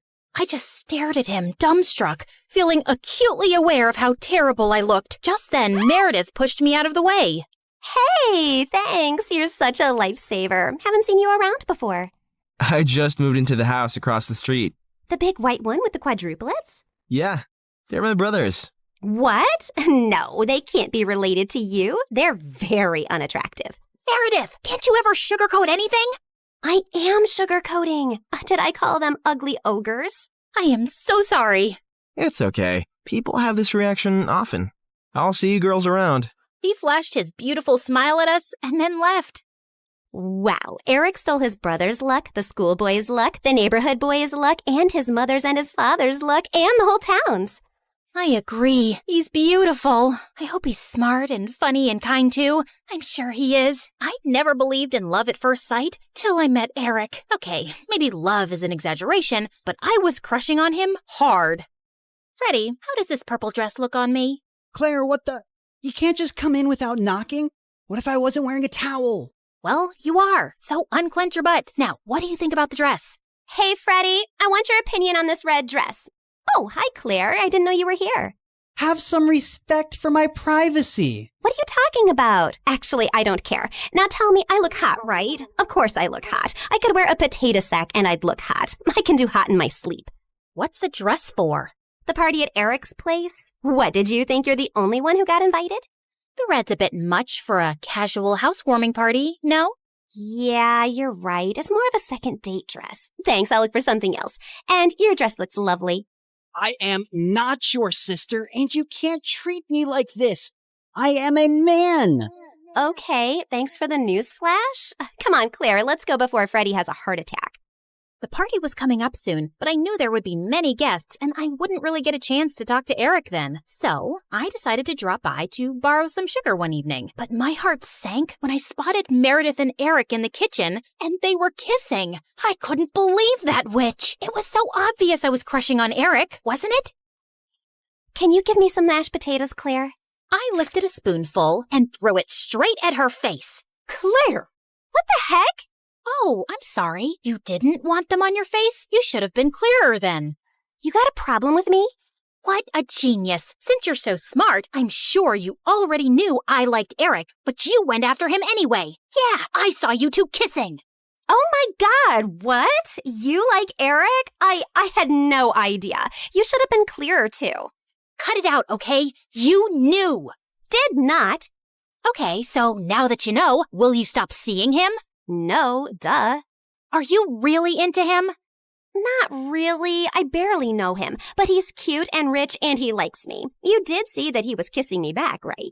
I flung another dollop of mashed potato straight in her eye and stormed off. Fine, that jerk could have Eric. I wasn't even gonna go to the party now. But on the night of the party, when I heard music floating from across the street, I couldn't help myself. Eric had just known Meredith for 2 days. This battle wasn't over yet.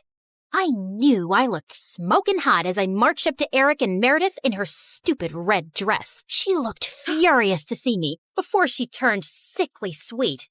Oh, hi. I thought you were unwell and not coming, honey. How are you doing now, honey? I'm good, honey. How are you, honey? I'm great, honey. Do you like my honey, honey? What honey? Honey? The honey, honey. I see no honey. Honey? What's happening here? Don't worry about it. Let's go get some honey, honey. We don't have any honey, Meredith. Honey! You ruined it. You should have ended the sentence with honey. Don't mind her, Eric. You already know she's rude. And she has a vile temper. She once tried stealing money from an old lady and kicked her hard when she resisted. Oh, so that's how it's gonna be, huh? Eric, did you know that Claire is so dumb? I told her when we were kids that if she ate bluebells, her eyes would turn blue like mine. She ate a bunch and then pooped her pants in school. Didn't Meredith tell you she used to fart in the neighbor's jacuzzi just because they said they liked me more than her? It went on for a month. Oh, how about the time you dropped Mom's toothbrush in the toilet and just put it right back? Imagine someone being so awful to their own mother. Meredith has a boyfriend who works in a mental institution, and he steals the patient's clothes from there for her. Imagine doing that to sick people. Claire keeps acting like she doesn't know her best friend is in love with her, and she keeps using him for his money. What? Are you talking about Fred? I've never used him, and he's not in love with me. Oh, please. A blind person can see Freddie's been in love with you since day one. Shut up. You shut up.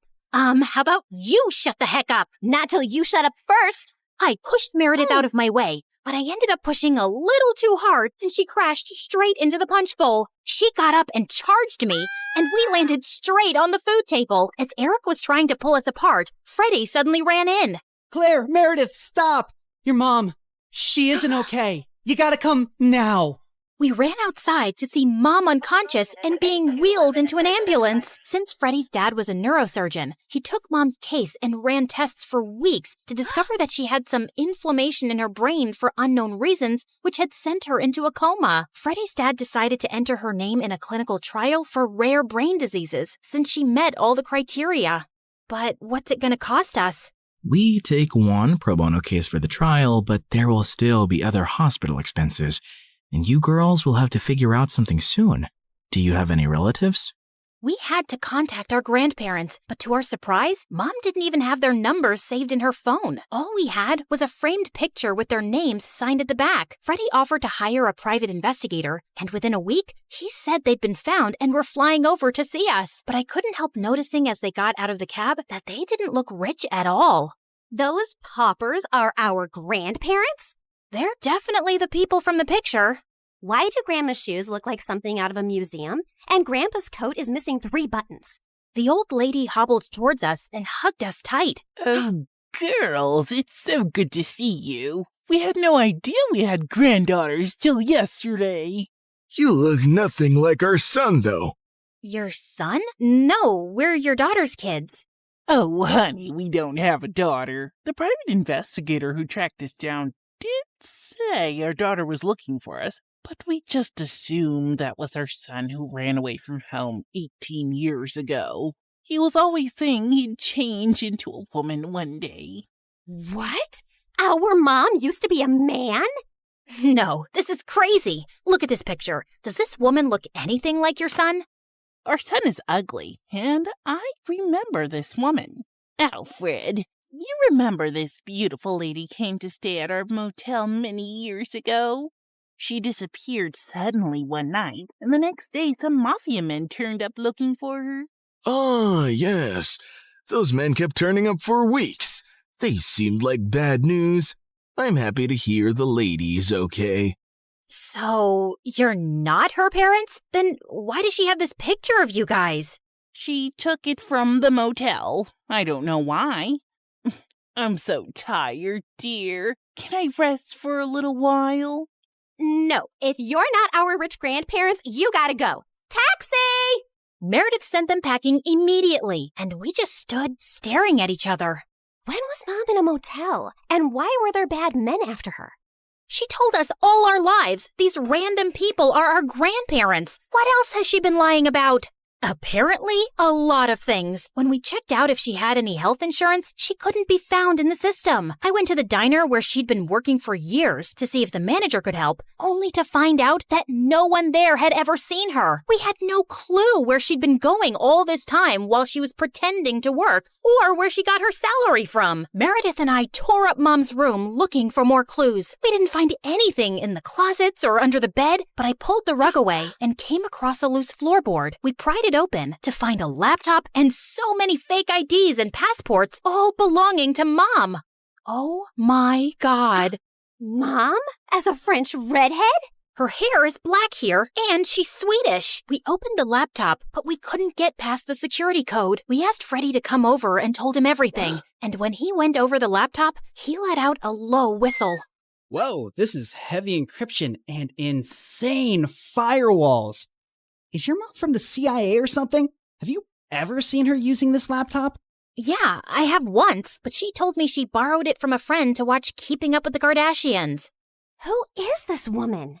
We really had no idea, except that her hair dye started fading soon, and we discovered she was a natural blonde. We still desperately needed the money and contemplated selling the house, but we couldn't even find any documents for it. For the first time in my life, I felt overwhelmed and completely out of ideas. Then one night, as Meredith and I were sitting on the porch, Freddie joined us, looking grim. I need to tell you guys something about the clinical trial. There's only a 50% chance that your mom will get the drug that could make her well. What do you mean? Doesn't everyone get the drug? No, half the patients get a placebo drug. Oh God, I did something really wrong. I checked the files of everyone on the clinical trial, and your mom has been assigned the placebo drug. She's not going to get the treatment. So that's it? We're just gonna sit back and watch, knowing there's no chance of her getting better?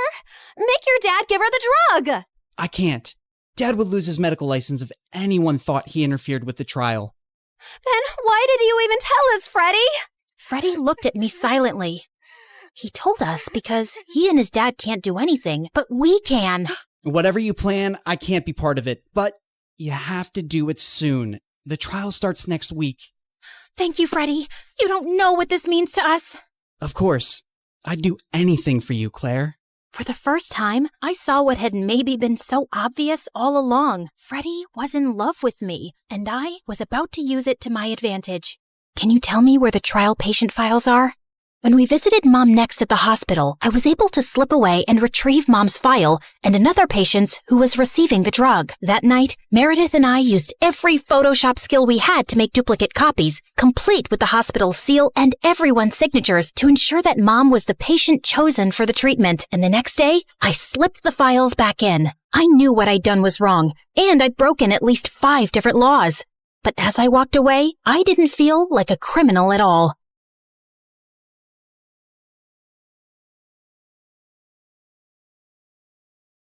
I was walking down the hospital corridor with Freddie when Meredith came running towards us. Where have you been? Mom's awake. She's finally awake. Oh my God, seriously? This better not be a joke, Meredith. I swear on my beautiful face, it's the truth. The doctors are just checking her vitals. Can you girls stop making so much noise?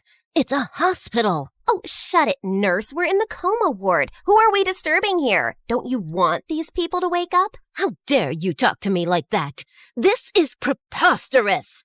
That's not even a real word. Remind me to buy you a dictionary. How did you become a nurse? Jeez. We ran down to Mom's room to find her fighting off the doctors. She jumped onto her bed like an animal and started screaming at them.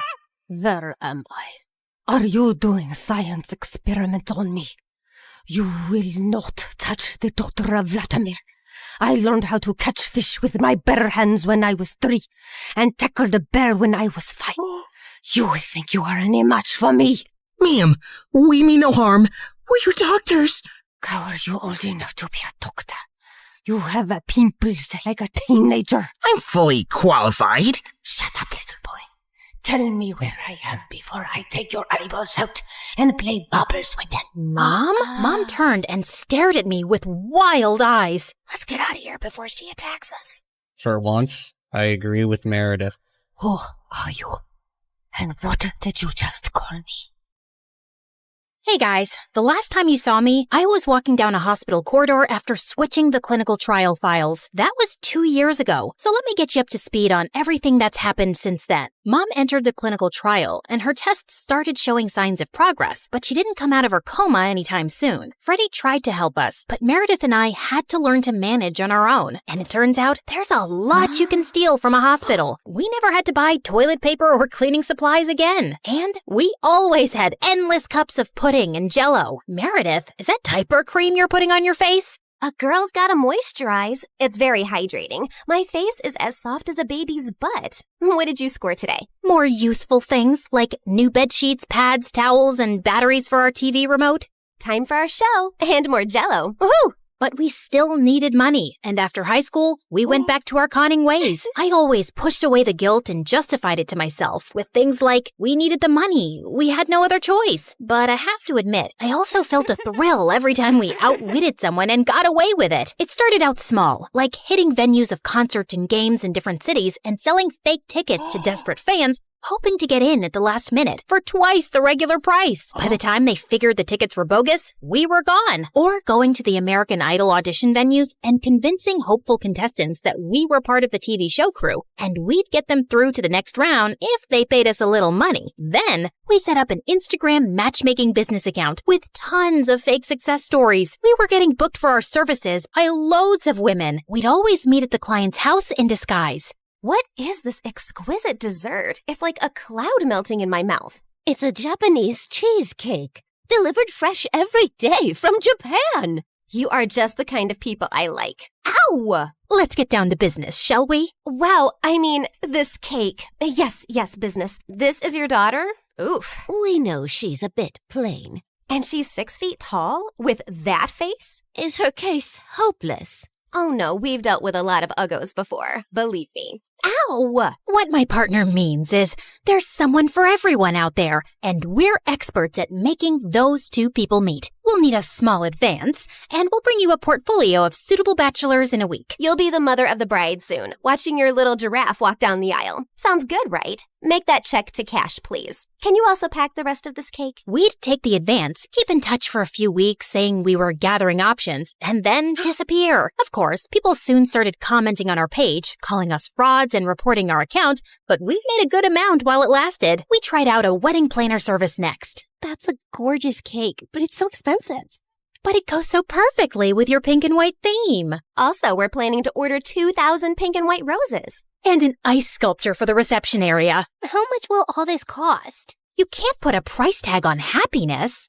Daddy will have a heart attack. He's gonna have one anyway. I just saw him eating a block of cheese. Why should that stop you from having the wedding of your dreams? Really, you deserve the best on your big day. Okay, I'm sold. Let me write you a check. When that went bust, we became travel bloggers and influencers. With our huge number of fake followers, we managed to get into the best hotels for free as long as we wrote a review. When I'm rich, I will buy a hotel and live there. They have the best beds. Room service? Yes, we'll have 2 lobsters, 4 sushi platters, 2 beef burgers with fries, the prawn tempura, the fish tempura. Okay, anything with the word tempura. And why don't you bring up the entire dessert menu? Thanks. Of course, none of these businesses lasted too long, and we were always on our toes, traveling from place to place, changing disguises, trying not to get caught. The only person who had any idea of our activities was Freddie. But whenever we went back home, he was always happy to see us and never asked questions. 2 years had gone by like this, and Mom was finally awake, except she didn't remember being our mom. Now, we had no chance to ask her about the fake IDs and laptop we'd found, because all she seemed to remember was her childhood in frickin' Russia. We showed her pictures of us together, and the doctors explained that she'd lost most of her memory, and they were unsure if she'd regain it. Oh, my girls. I am so sorry I don't remember anything about you, but I feel a connection to you, as strong as the frost on my toes, walking barefoot in snow, and as sweet as the smell of my grandmother's honey cakes, and as deep as the violet skies of Siberia, and— Yeah, we get it, Mom. We love you too. As the 3 of us sat in a cafe later, I was still trying to process everything when I saw Meredith had a faraway look on her face. I know that face, Em. What are you planning? Oh, nothing. Just thinking how excited Arthur will be when he finds out Mom is awake. You're talking about our neighbor, Arthur? Yeah, he's been visiting Mom every week for 2 years. He's always been in love with her. He'll be happy, but she won't even remember him. That actually works in his favor. Mom always found him irritating. What are you saying exactly? What if we convinced Mom that she was deeply in love with Arthur before she went into a coma? I'm sure he won't have any problem playing along. Maybe we even say that they were engaged before she got sick. If we set them up, Mom will be taken care of for life. Arthur is rich with a capital $sign. Wow, Meredith, you're a frickin' genius. Jeez, why are you girls always scheming? Because our parents are not neurosurgeons. You can't use that excuse forever. Watch me. Like we expected, Arthur immediately agreed, and we got to work. We photoshopped tons of pictures of Mom and him, and soon he even turned up with a giant emerald ring. You chose this Russian emerald ring from an antique shop where I proposed to you. Oh, it is so beautiful. I wish I remembered all of these moments. But I do feel a connection to you, as strong as the smell of lavender on a Russian summer breeze, and as warm as Papa's fur coat, and as comforting as a bowl of kidney pickle soup, and— Kiss her, now! As Arthur and Mom kissed, Meredith and I walked out of the room and burst out laughing. We laughed till we almost peed our pants. Oh God, my tummy hurts. Are we doing the right thing? Fooling Mom? She's no fool. She asked me how rich Arthur is yesterday. Now she feels very connected to him. And within a month, Mom was walking down the aisle in a grand wedding in Arthur's garden. Of course, Meredith and I had made all the arrangements and totally overcharged Arthur. I promise to cherish and to love you forever, and follow you to the ends of the earth. We will go to Russia and start our new life there in the lovely house you have bought me as a wedding gift. And yes, I will cherish and love you and whatever, etc., etc. Now you may exchange rings. Did you just hear what I just heard? Are they moving to Russia? That can't happen. Is it too late to object to this wedding? Shh! You guys are ruining the ceremony. What's wrong with you? Are you a moron? You know she can't go to Russia. Why not? She's Russian. Isn't she? Oh, yeah, she shouldn't go to Russia. Hold it, everyone! Sorry, Mom, but you can't go to Russia. Oh, sweetie, I will take you girls with me, don't worry. We're taking them with us? No one's going to Russia. Can we, discuss this later? You're ruining the moment. Arthur, shh! Listen, Mom, we need to talk. As I got up to talk to Mom, I tripped on my dress and crashed into this big cage holding 100 pigeons, and they all started flying off. This was supposed to be for after the ceremony!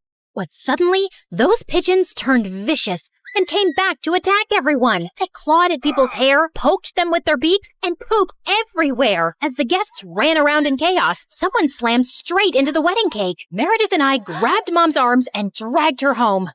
What is wrong with you two? There's something you need to know, Mom. Meredith and I ended up showing her all her fake passports, IDs, and the laptop, and she was stunned. My name is Alexi, and none of these IDs have that name. Mom, we don't know who you really are or why you left Russia. What if you were a spy or some sort of criminal? What if you're wanted in Russia? If you go back there, you might get arrested or worse. Apparently, many years ago, some bad people were looking for you, and we don't know why. You have to stay here and keep a low profile. But I want to find my parents and see my home. It's all I remember. You can't risk it. Not till you get your memory back. Or we get someone to tell us what's on that laptop and figure out who you are. We're sorry. We hugged Mom as she cried, then fixed her makeup and returned to the wedding. The pigeons had left, and the guests were leaving too. Stop, everyone. The wedding isn't over yet. And Arthur, Mom wants to move to Hawaii instead. From the top, people! Arthur was very confused, but they finally got married. Later, as everyone moved towards the dance floor, Freddie asked me to join him. So, now your mom is well and you have a rich stepfather. What are your plans? I like traveling around with Meredith. Maybe I'll do that for some time. There isn't any reason to stay here anyway. Ouch. Why don't you just hit me with an axe? Of course, there's you. I can always come visit. That's not good enough, Claire. Look, I have to say this now. I've been in love with you since forever, and let's not pretend you don't know that. Don't you think you can give us a chance? We're best friends, and I'd do anything for you. I know, Freddie, but I just can't. I love you, but not like you want me to. You can try dating me. Maybe you'll feel differently. I don't think I will. And I can give you a good life. You don't need to live like a freaking criminal anymore. Some people might call me an artist. Con artist, yeah. Still a criminal.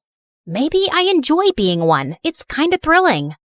I don't really believe that. You don't want to believe that. We're too different, Freddie. You're going to be a neurosurgeon like your parents, and she'll find a nice girlfriend and then marry her and live in a nice neighborhood, and you'll be content. I'm not sure that's the life I want. It sounds boring. I wish I'd said something else when I saw Freddie's hurt face, but there was no easy way to let him down. He kissed me gently on the cheek and walked away, and I felt a lump in my throat. Mom moved to Hawaii with Arthur, and Meredith and I went down a crazy path over the next few years. There wasn't a scam, fraud, or con we didn't attempt. We never stuck to the same thing for too long, in case the police picked up a pattern, but word got around in underground circles about 2 female con artists, and we actually started getting hired for our services. People were always less likely to suspect 2 pretty, innocent-looking girls than someone who looks like a thug. And working with these thugs, we learned how to forge signatures, create counterfeit money, make fake checks, and steal credit card information. I'd always been bad with computers, but Meredith even showed a great knack for hacking. We made good money, partied with rich people, traveled first class, and stayed in amazing hotels. But for me, the glitz and glamour gradually started to fade. I was getting tired living out of suitcases, always wearing disguises and looking over my shoulder. I had no real friends, and even if I met someone I thought I could like, I knew I couldn't be in a real relationship. I was almost thinking of talking to Meredith about quitting the con artist life, when one day she burst into our New York hotel room looking beyond excited. You won't believe the job we just got. It's gonna pay us $250,000. Who would pay that kind of money? And for what? Turns out, the kind of people who take you to their headquarters blindfolded. As Meredith and I walked into an underground room,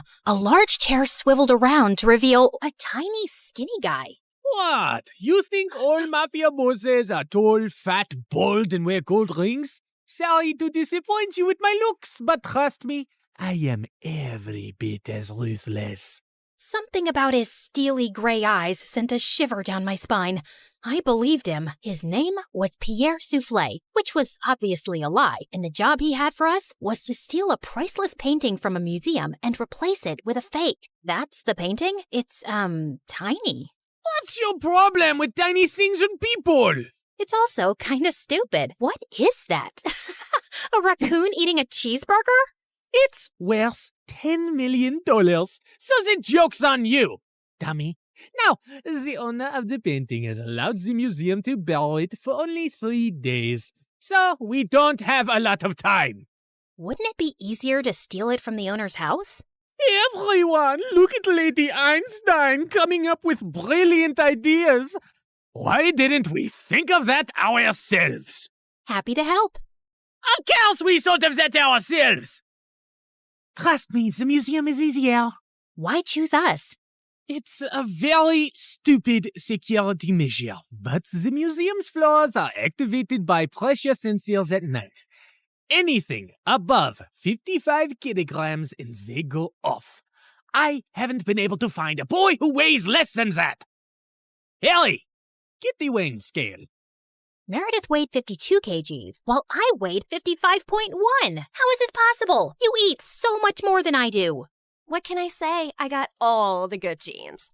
Okay, you're out, fatty. Meredith, you're my leading lady.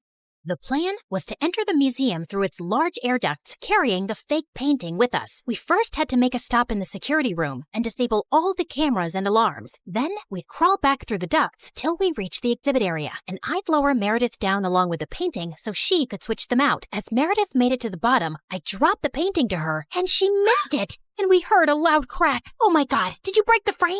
Me? It's your fault. Who told you to throw it like that? I was expecting you to catch it. But what was I thinking? You made us lose the Frisbee tournament in 8th grade because you're so bad at catching things. Unless it's someone's boyfriend. Seriously? You were so distracted by that hot boy on the bleachers, your throwing skills were completely off. FYI, that boy was totally into me. Why are we even talking about Frisbees and boys right now? You started it. No, I didn't. Okay, shut up. Let me think how to fix this. Are you trying to glue it together with your saliva? You got a better idea? Any idea would be a better idea than that. Look, it's a museum. They must fix broken, ancient things here all the time, right? I'm looking at the floor map, and there are some offices in the left wing.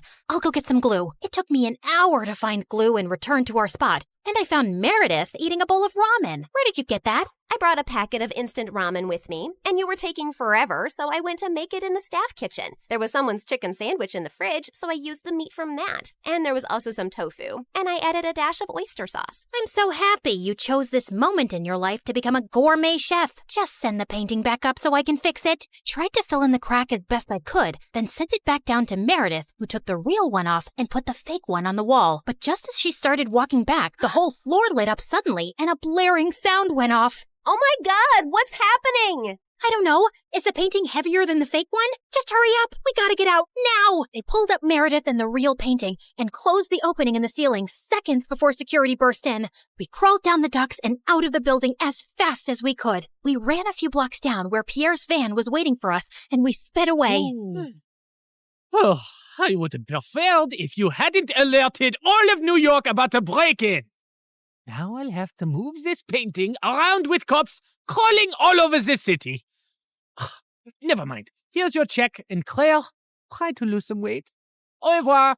And without warning, we were dumped on a dark street. We scrambled to our feet, headed for the subway, and made it home. It was all over the news the next morning that someone had broken into the museum and switched off all the security systems. But apparently, nothing had been stolen, except a chicken sandwich and a block of tofu from the staff kitchen. You ate the entire block? Hey, I'm not the one who needs to watch her weight. I do not need to... whatever. Listen, I've been meaning to talk to you about something. It'll have to wait. I got a hair appointment. We'll talk over dinner? Yeah, sure. I was gonna tell Meredith that I wanted a break from this life, and I wasn't sure how she'd react. As I sat in a cafe later, I suddenly found a cute guy next to my table. Mind if I sit here? There are no other empty seats. I won't disturb you. I promise. We actually ended up talking for over an hour, and I found him sweet and charming. I'd love to meet you again if you're free. I don't live in New York, but I come every weekend. You come here for work? No, actually, I came to visit my mom who's admitted in the hospital here for a medical trial. She has some rare brain issue that sent her into a coma. Oh, I'm sorry to hear that. How long has she been in a coma? 6 years now. It's been the toughest thing I've ever dealt with. Actually, she was part of this other really promising clinical trial before, but that didn't work for her. He was in a hospital in Connecticut. As he kept talking, I suddenly felt like I was spinning around very fast, and I could hear my heartbeat in my ears. My chest felt heavy, and I could barely breathe. I don't know what I said to the boy, but I just ran out of there and didn't stop till I got to our hotel room. Hey, I was about to call you. What's wrong? Claire, are we in trouble? I am a terrible person. Hey, you're not that terrible, just a bit ugly. You don't have cops after you, do you? Meredith, I met someone. It's not a cop, is it? No, I met a random guy in a cafe, and his mom was in a clinical trial. I hope this gets interesting at some point. In a hospital in Connecticut. Oh my God, the same hospital Mom was in? And the same trial?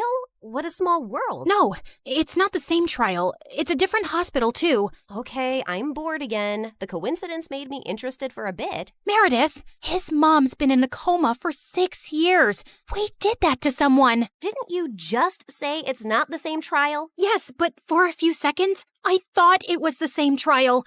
And I just realized for the first time today that we did something awful to someone out there. When we switched the patient files, we took away someone else's chance to get better. You realized this just now? Are you dumb or something? Of course that's what we did. I mean, I never really thought about it like this. It was just a name on a file. But meeting someone who's going through that with their mom for years, it just made it so real. We're really bad people. Not really bad, if you consider all the bad people in the world. Okay, look, we didn't have a choice. If I had to do something like that to save Mom all over again, I'd do it in a heartbeat.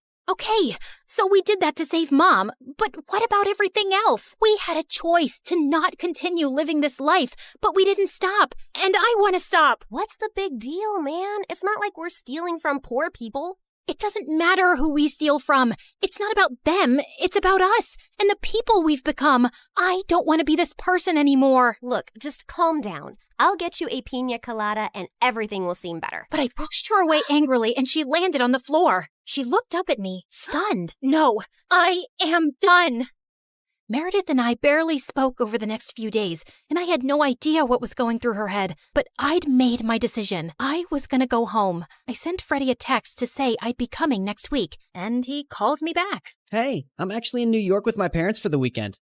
Can we catch up? The moment I saw Freddie, I just burst into tears and he hugged me tight. As we talked over dinner, he assured me that he'd talk to Meredith and try to make her come home too. We had just stepped out of the restaurant and walked 2 blocks down when suddenly a black van screeched to a halt beside us and some men pulled us in, handcuffing and blindfolding us. When our blindfolds came off, I realized we were in Pierre's quarters and I found Meredith there too.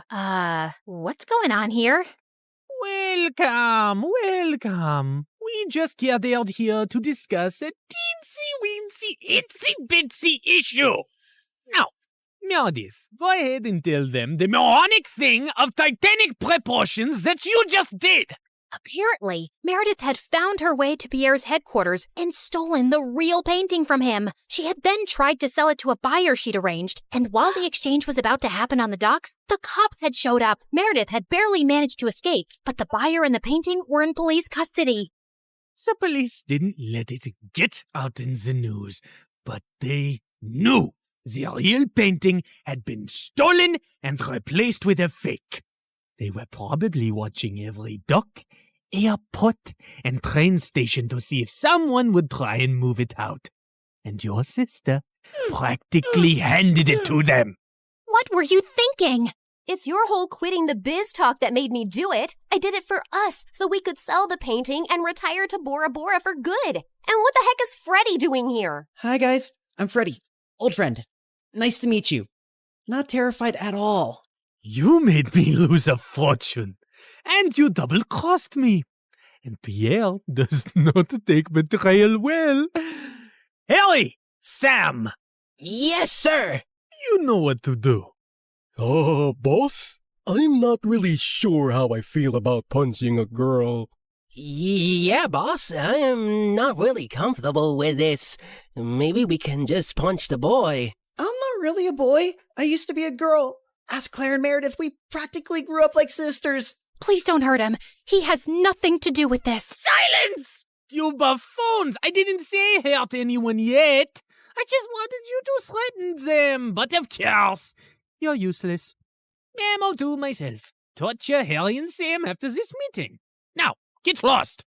Then Pierre shifted his cold gaze to me. That painting is everything to me, and I want it back. And now the only way we can get it is from the owner himself. You, Claire, will be executing this mission. The heir of that painting is a young, charming millionaire, and you will get to know him, become his girlfriend, kiss, cuddle, yada yada. You need to earn his trust completely, so he lets you into his life and his home. Then, when the time is right, you'll steal the painting from a high-security vault inside his house and bring it back to me. You will do this if you care about your mourn sister and this girl/boy and his family and your mother and your stupid husband and your whole neighborhood. What if I fail? I don't think you want the answer to that. But once you succeed, I'll give you two enough to go to Bora Bora and never return. I'd be ecstatic to never set eyes on you annoying girls again. I had my eyes on the target from across the street. As soon as I saw him walk towards the cafe, I headed for the entrance. Just as he opened the door, I bumped straight into him, spilling coffee all over his shirt. Oh, God, I'm so sorry. I wasn't looking. I'll pay for the dry cleaning. His arm rested gently on mine. Hey, it's okay. It was an accident. I looked up into his bright green eyes. In fact, you're the one who's without a coffee now. Can I get you a new one? Sure, I'd like that. Can we also start over? Hi, I'm Christina. Hello, I'm Eric. Do y'all remember Eric? You know, the guy Meredith and I were fighting over the night Mom went into a coma? The guy who was so hot he made boiling water look cool? The guy whose smile shone brighter than the sun and whose eyes were deeper than the Amazon rainforest? The guy who... He looks familiar. Oh my God, I've kissed this guy once. Yeah, the guy who stole my heart the minute I saw him. And then Meredith kissed him. Do you girls know him? Not super well, but I'd rate him number 8 on my list of good kissers. And I've kissed tons of people, so that's pretty high. Oh, Pierre, you really gotta see his brothers. They look like... Ugly old girls, I know. I know everything about him, but how well does he know you? He and his family lived in our neighborhood only for a month, and that was years ago. I don't think he'd recognize me now. Yeah, she's not that memorable. You're all still going in disguise. We have to convince him that you're just a stranger who has randomly bumped into him with no agenda. Also, he must believe you're very rich, so he doesn't think you're a gold digger. From Pierre, we learned that Eric's mom had passed away at his birth, and his dad had remarried a woman years later who already had children of her own, the Quadruplets. The world makes sense again. Thank you. Eric's maternal grandmother recently left the painting to him in her will. His father is a big business tycoon, so they always have security at the mansion. But the painting is even harder to access. The only way you'll make it in and out of there is if you're welcomed into their home. I couldn't believe that of all the millionaires in the world, I had to pretend to like Eric, make him fall for me, and then rob him blind. And how was he even better looking now? Over the next few days, I took on the identity of Christina Delafour, a wealthy socialite with a law degree who lived in a beautiful apartment in a posh area and wore only designer brands. Wow, this Givenchy coat is stunning. It's Givenchy, you moron. Okay, geez. Also, Pierre, can't someone do a background check on me and easily find out that I did not graduate from Harvard and that I don't have parents who made a fortune out of selling toilets in India and now live there? If anyone runs a check, they'll find all this information to be accurate. I've made sure of it, and no one is interested in the law or toilets. So they won't ask you many questions. Now, show me how to walk in heels like a rich lady. Fine. Meredith, pass me the Jackie Chim Chews. Oh my God, they'll know you're fake in a second. I was joking. Relax. I've hung out with enough rich people to pick up a few things. I got this. And then, a week later, I was inserted into Eric's life. We talked over coffee for an hour, and I thought it was going really well. But when it was time to part ways, he didn't ask for my number and just left. Ugh, I'd failed to capture his interest. I'd have to plan another encounter without seeming suspicious. As I was walking away distracted, I ran straight into a garbage can and stuffed my toe hard. Son of a biscuit! Holy mother of fudge! I was still hopping around when I crashed into a woman pushing a stroller, and a doll went flying out of her hand onto the road. Just then, the car ran over the doll and turned it into a pancake. You destroyed my child's precious doll! I'm so sorry. It was an accident. I'll get your little girl a... Wait, your child is a cat? Yes. And that was my childhood doll, which I passed on to my baby. Look, here's some money. Get your baby another doll. She loves that one, and they don't make those anymore. Your baby is a cat. She doesn't love that particular doll. She probably doesn't even love you. She'd eat your face in your sleep if you weren't the one to feed her. Now, please. Just then, someone tugged hard at my purse, and I saw a thief running away with it. You've got to be kidding me! I took my heels off and sprinted after the thief. He jumped over a fence into a park, and I followed. I was gaining on him and sent a flying heel at his head. Just then, someone ran past me, pounced at the thief, and pinned him to the ground. Gotcha! Eric? The park security immediately arrived on the spot and took the thief away. Aren't you glad I followed you and came to your rescue? My rescue? I hit him with my shoe to slow him down and was about to catch him, but then you swooped in at the last minute, and now you want credit? Whoa, easy. I was just flirting with you. Oh, sorry. Wait, you said you followed me? Yeah, I felt stupid that I left without asking for your number. I definitely want it now. You became even more interesting when you stubbed your toe, murdered a doll, yelled at the cat lady, and chased a robber.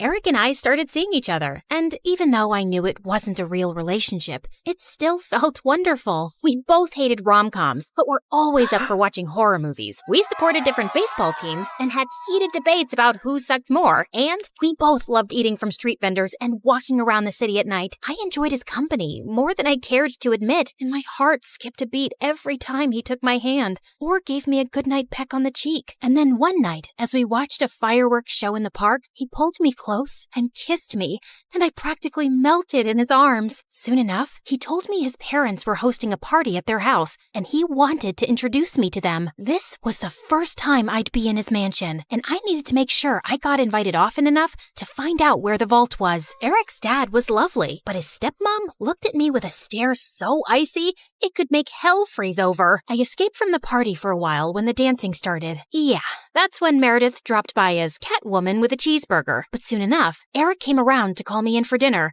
where the Quadruplets also joined us. So, Eric told us your parents sell toilets in India. Yeah. It's a great business because everyone needs a toilet, right? And you know the population of India. Multiply that with toilets and you have a fortune. What is the population of India? Well, I don't have an exact figure. It's just a lot of people. Suddenly, I had a queasy feeling in my stomach. Didn't you get made fun of as a kid? If you were in my school, you'd be called the Toilet Princess. Rubber Queen. Duchess of who? Guys, cut it out. You're not in high school anymore. Wait a second. Have we ever met before?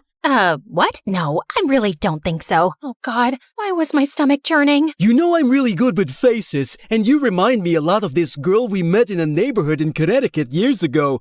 Guys, remember? She had a twin sister. Oh yeah, I remember those twins vaguely. The blonde one was prettier, right? Dang it! Has to be someone else. I'm an only child, and I've always lived in Boston until I moved here. Yeah, Eric told us you're a lawyer from Harvard. So who's the baddest person you put behind bars? Not that kind of lawyer. I'm actually an environmental lawyer. I was really feeling sick now. Maybe it was that burger I ate? Like you have trees as clients? What do they pay you with? Leaves? Hey, why are you turning green? You love trees so much that you're becoming one? Can you guys stop? You're not even that funny. No, look at her. She's green. I think I'm gonna hurl. Eric called the doctor immediately, who said I had food poisoning. He gave me some medicines, and Eric insisted I stay over for the night in one of their guest rooms. I fell asleep immediately and woke up a few hours later feeling thirsty. As I made my way down to the kitchen, I realized I had the perfect opportunity to try finding the vault. Just then, I heard some low voices from some room, and I slowly crept up to find Eric's stepmom talking to one of the bodyguards in the library. Were you able to figure out how to unlock the vault? There's no way. I've tried everything for weeks. All I have to use a tiny explosive device to destroy the lock. The vault is all the way up in the attic. No one will hear a thing. But we have to steal a painting the day after tomorrow while your husband and Eric are away on business. Are you ready for this? And then he pulled Eric's stepmom into his arms. I can't wait to run away with you, James. I'm so tired of seeing you secretly, and I am completely ready. As the two locked lips, I turned around and tiptoed away as fast as I could. Okay, so the vault was in the attic, the lock could only be destroyed with an explosive device, and I couldn't let Eric's cheating stepmom and traitorous bodyguard run away with it. The next morning, when Eric came to check on me, I decided to tell him the truth for once. Eric, I have something really difficult to tell you. I got up last night to get some water, and I heard your stepmom and this bodyguard, James, talking. They were talking late at night? Yeah. Do you have some vault in this house with some painting inside? How do you know that? That's what they were talking about, breaking in and stealing the painting. They're planning to do it the day after tomorrow, and your stepmom said something about running away with James. I saw them kiss. I'm so sorry. I wish I hadn't. No, I'm glad you did. This is gonna be a huge blow for Dad. But it would have been much worse if we'd found out everything afterwards. Thank you for telling me. And please, keep all this to yourself. I know I can trust you. Eric kissed me gently before walking away, and 2 days later, when the bodyguard and Eric's stepmom were about to escape with the painting, police officers immediately arrested them. This is fantastic. They might link the museum robbery to the bodyguard and stepmom too, and assume the painting is now safe. So it'll be easier for you to steal. Good job, mon chéri. I knew you was a smart twin. After Pierre left, I sank into my armchair, but then I noticed Meredith staring at me. What? You should be happy, but you don't look happy. What's up? Nothing. I just can't wait for this job to be over. You can steal the painting soon, right? You know exactly what to do, and Eric trusts you.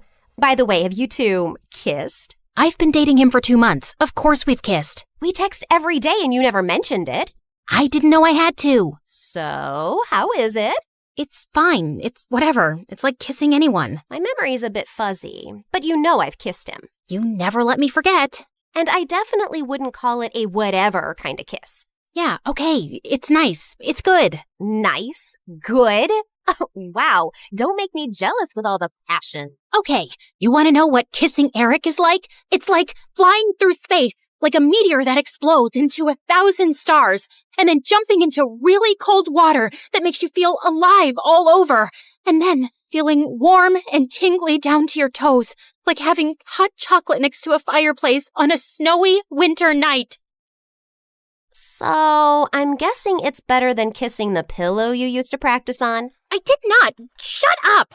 You're in love with him, aren't you? I was about to snap at her again, but then I just sighed. Yes, I am. The night of the heist arrived, and I felt sick to my stomach, but I just wanted to get it over with. Eric's dad was away, and Eric was holding an important shareholders' dinner, with which most of the household staff was busy. I'd volunteered to host the dinner with them, and got ready to leave before their meeting started. Thanks for your help tonight. You're the best. Oh, it was nothing. Don't thank me. So, I'll see you tomorrow at our coffee shop? It's a date.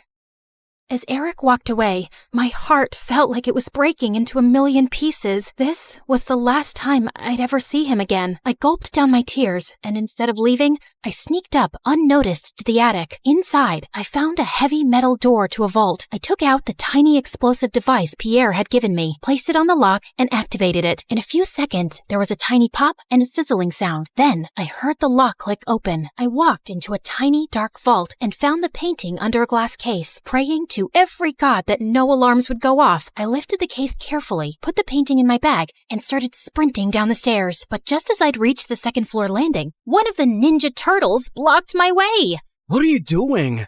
Hey, bro! You know when I stayed over a few weeks ago? I dropped a necklace, and I was looking for that guest room, and I got lost. But it's fine. I'll just get new earrings. See you later. He suddenly grabbed my bag and pulled out the painting. Do you think I'm a moron? A moron? You? No way! Sorry, which one are you? Michelangelo. Okay, no one has time for that. Now listen, Mike, you're definitely the smartest of your brothers, and just a tiny bit better looking than all of them too. We're identical. That's what they want you to believe, but I know you're better. I think you and I can strike a deal, okay? I'll sell this painting, and you and I can go halvesies on it. Just give me an account number and I'll wire the money to you. No, you're not leaving with it. Okay, look, dude, I'm doing this for your mom. I have to sell this painting so I can pay for her bail and get her a really good lawyer. Don't you want that? No, my mom's in jail because she did something wrong, and she abandoned us all. She shouldn't have stolen Eric's painting. What do you care about Eric? Don't you hate Eric? He's so good looking and smart and perfect and gets all the ladies. It makes you guys look even worse than you really are. You should want to hurt him. So let me take the painting. That'll really hurt him. Eric's the best brother in the world, and I love him.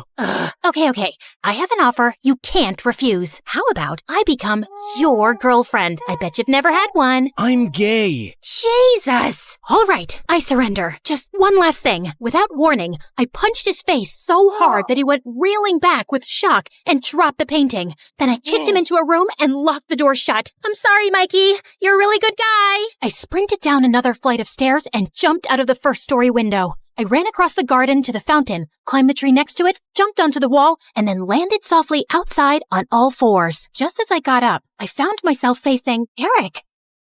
What are you doing here? Isn't the meeting going on? Nope, that's just what I told you.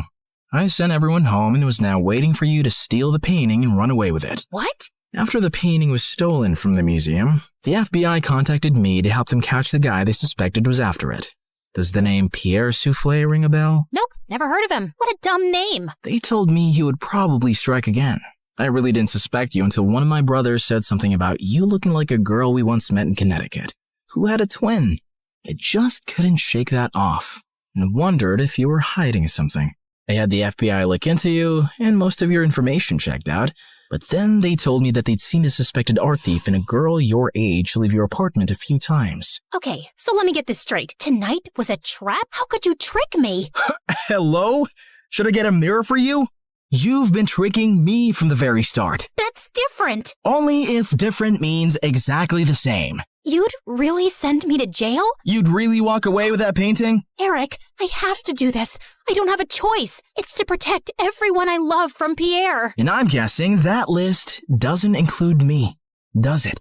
As we stared breathlessly at each other, suddenly Pierre's van stopped beside us. Good Lord, get a room! And before I knew it, his men had grabbed both me and Eric and put some rags on our faces, and I instantly drifted into unconsciousness. When we came about, Eric and I found ourselves tied to chairs on some boat. Ah, the sleeping beauties are awake just in time for me to say goodbye. You're not getting away with this. Oh, yes, I am. It's not like you were smart enough to call the police to your house when you caught Claire. Yeah, that's her real name. You didn't call the police? What was your plan then? My guess is he was just going to take the painting from you and give you a chance to run away. I think he even gave his own security men the night off. Why would you do that, Eric? Because he wasn't going to send the girl he loves to prison. Duh. Eric sat there poker-faced as I glanced at him. Pierre, you got what you wanted. Now keep your end of the deal. Pay up and let us go. Your sister double-crossed me first, which landed you in this mess, remember? I think I'll do the same. Why is there water coming in the boat? Oh, that's because it's got oils everywhere. It's going to sink soon. You two should make up and forgive each other because life's too short to be angry. I mean, literally, your life is really short. I'd say about another 30 minutes. Adieu, so long, farewell. And with that, Pierre and his goons left. There has to be some way out. Don't you know how to get out of such situations after all your years as a criminal? I'm a con woman. I don't know how to trick my way out of these ropes. Great. Then I'll just die here with you of all people. Who would you rather die with? Maybe that really pretty, extra smiley waitress at the restaurant you love so much? You know what? Let's just not talk. Fine by me. We sat silently for a few minutes as the water kept seeping in. I've never had boba tea. What? You know, a few years ago when everyone really got into boba tea, and I never had boba tea. I always thought I had time to drink boba tea, and now I'll never drink boba tea. It's nothing special. You didn't miss much. You really mean it? Nah, it's amazing. Who is stopping you from trying boba tea? No one? Oh, you're the worst.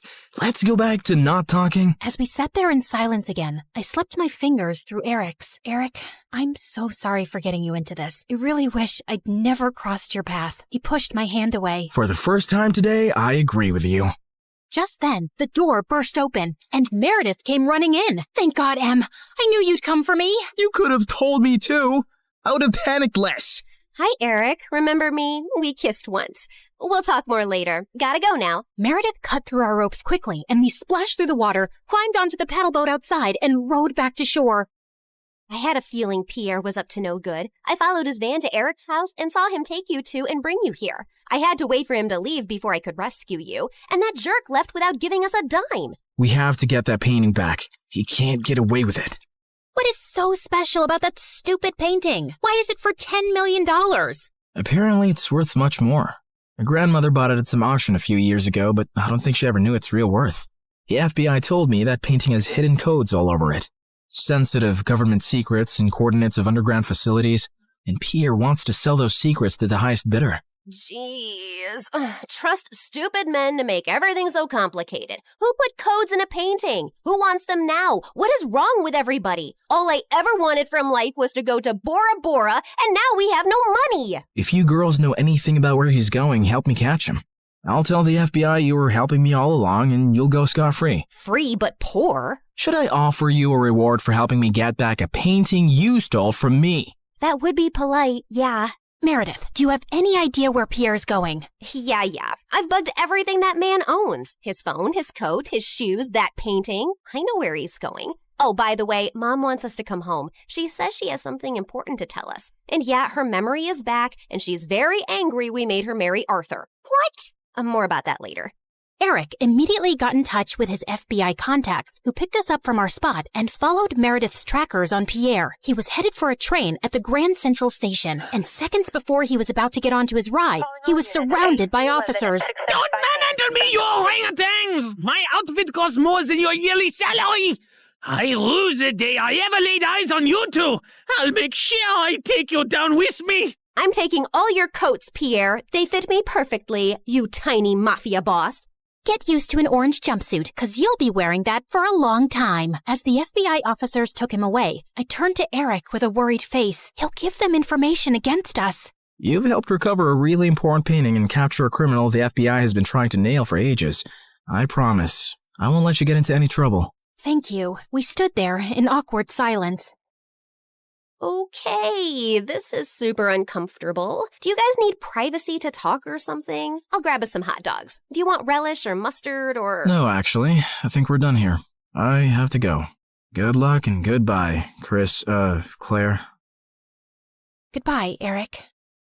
Meredith and I took the next flight to Connecticut to see Mom back at her old house, and I was really happy to see her with her memory back. And then, Mom shocked us with her whole story. Many years ago, I was a government scientist in Russia, working on top-secret technology, and our team later wanted to sell it to an enemy country.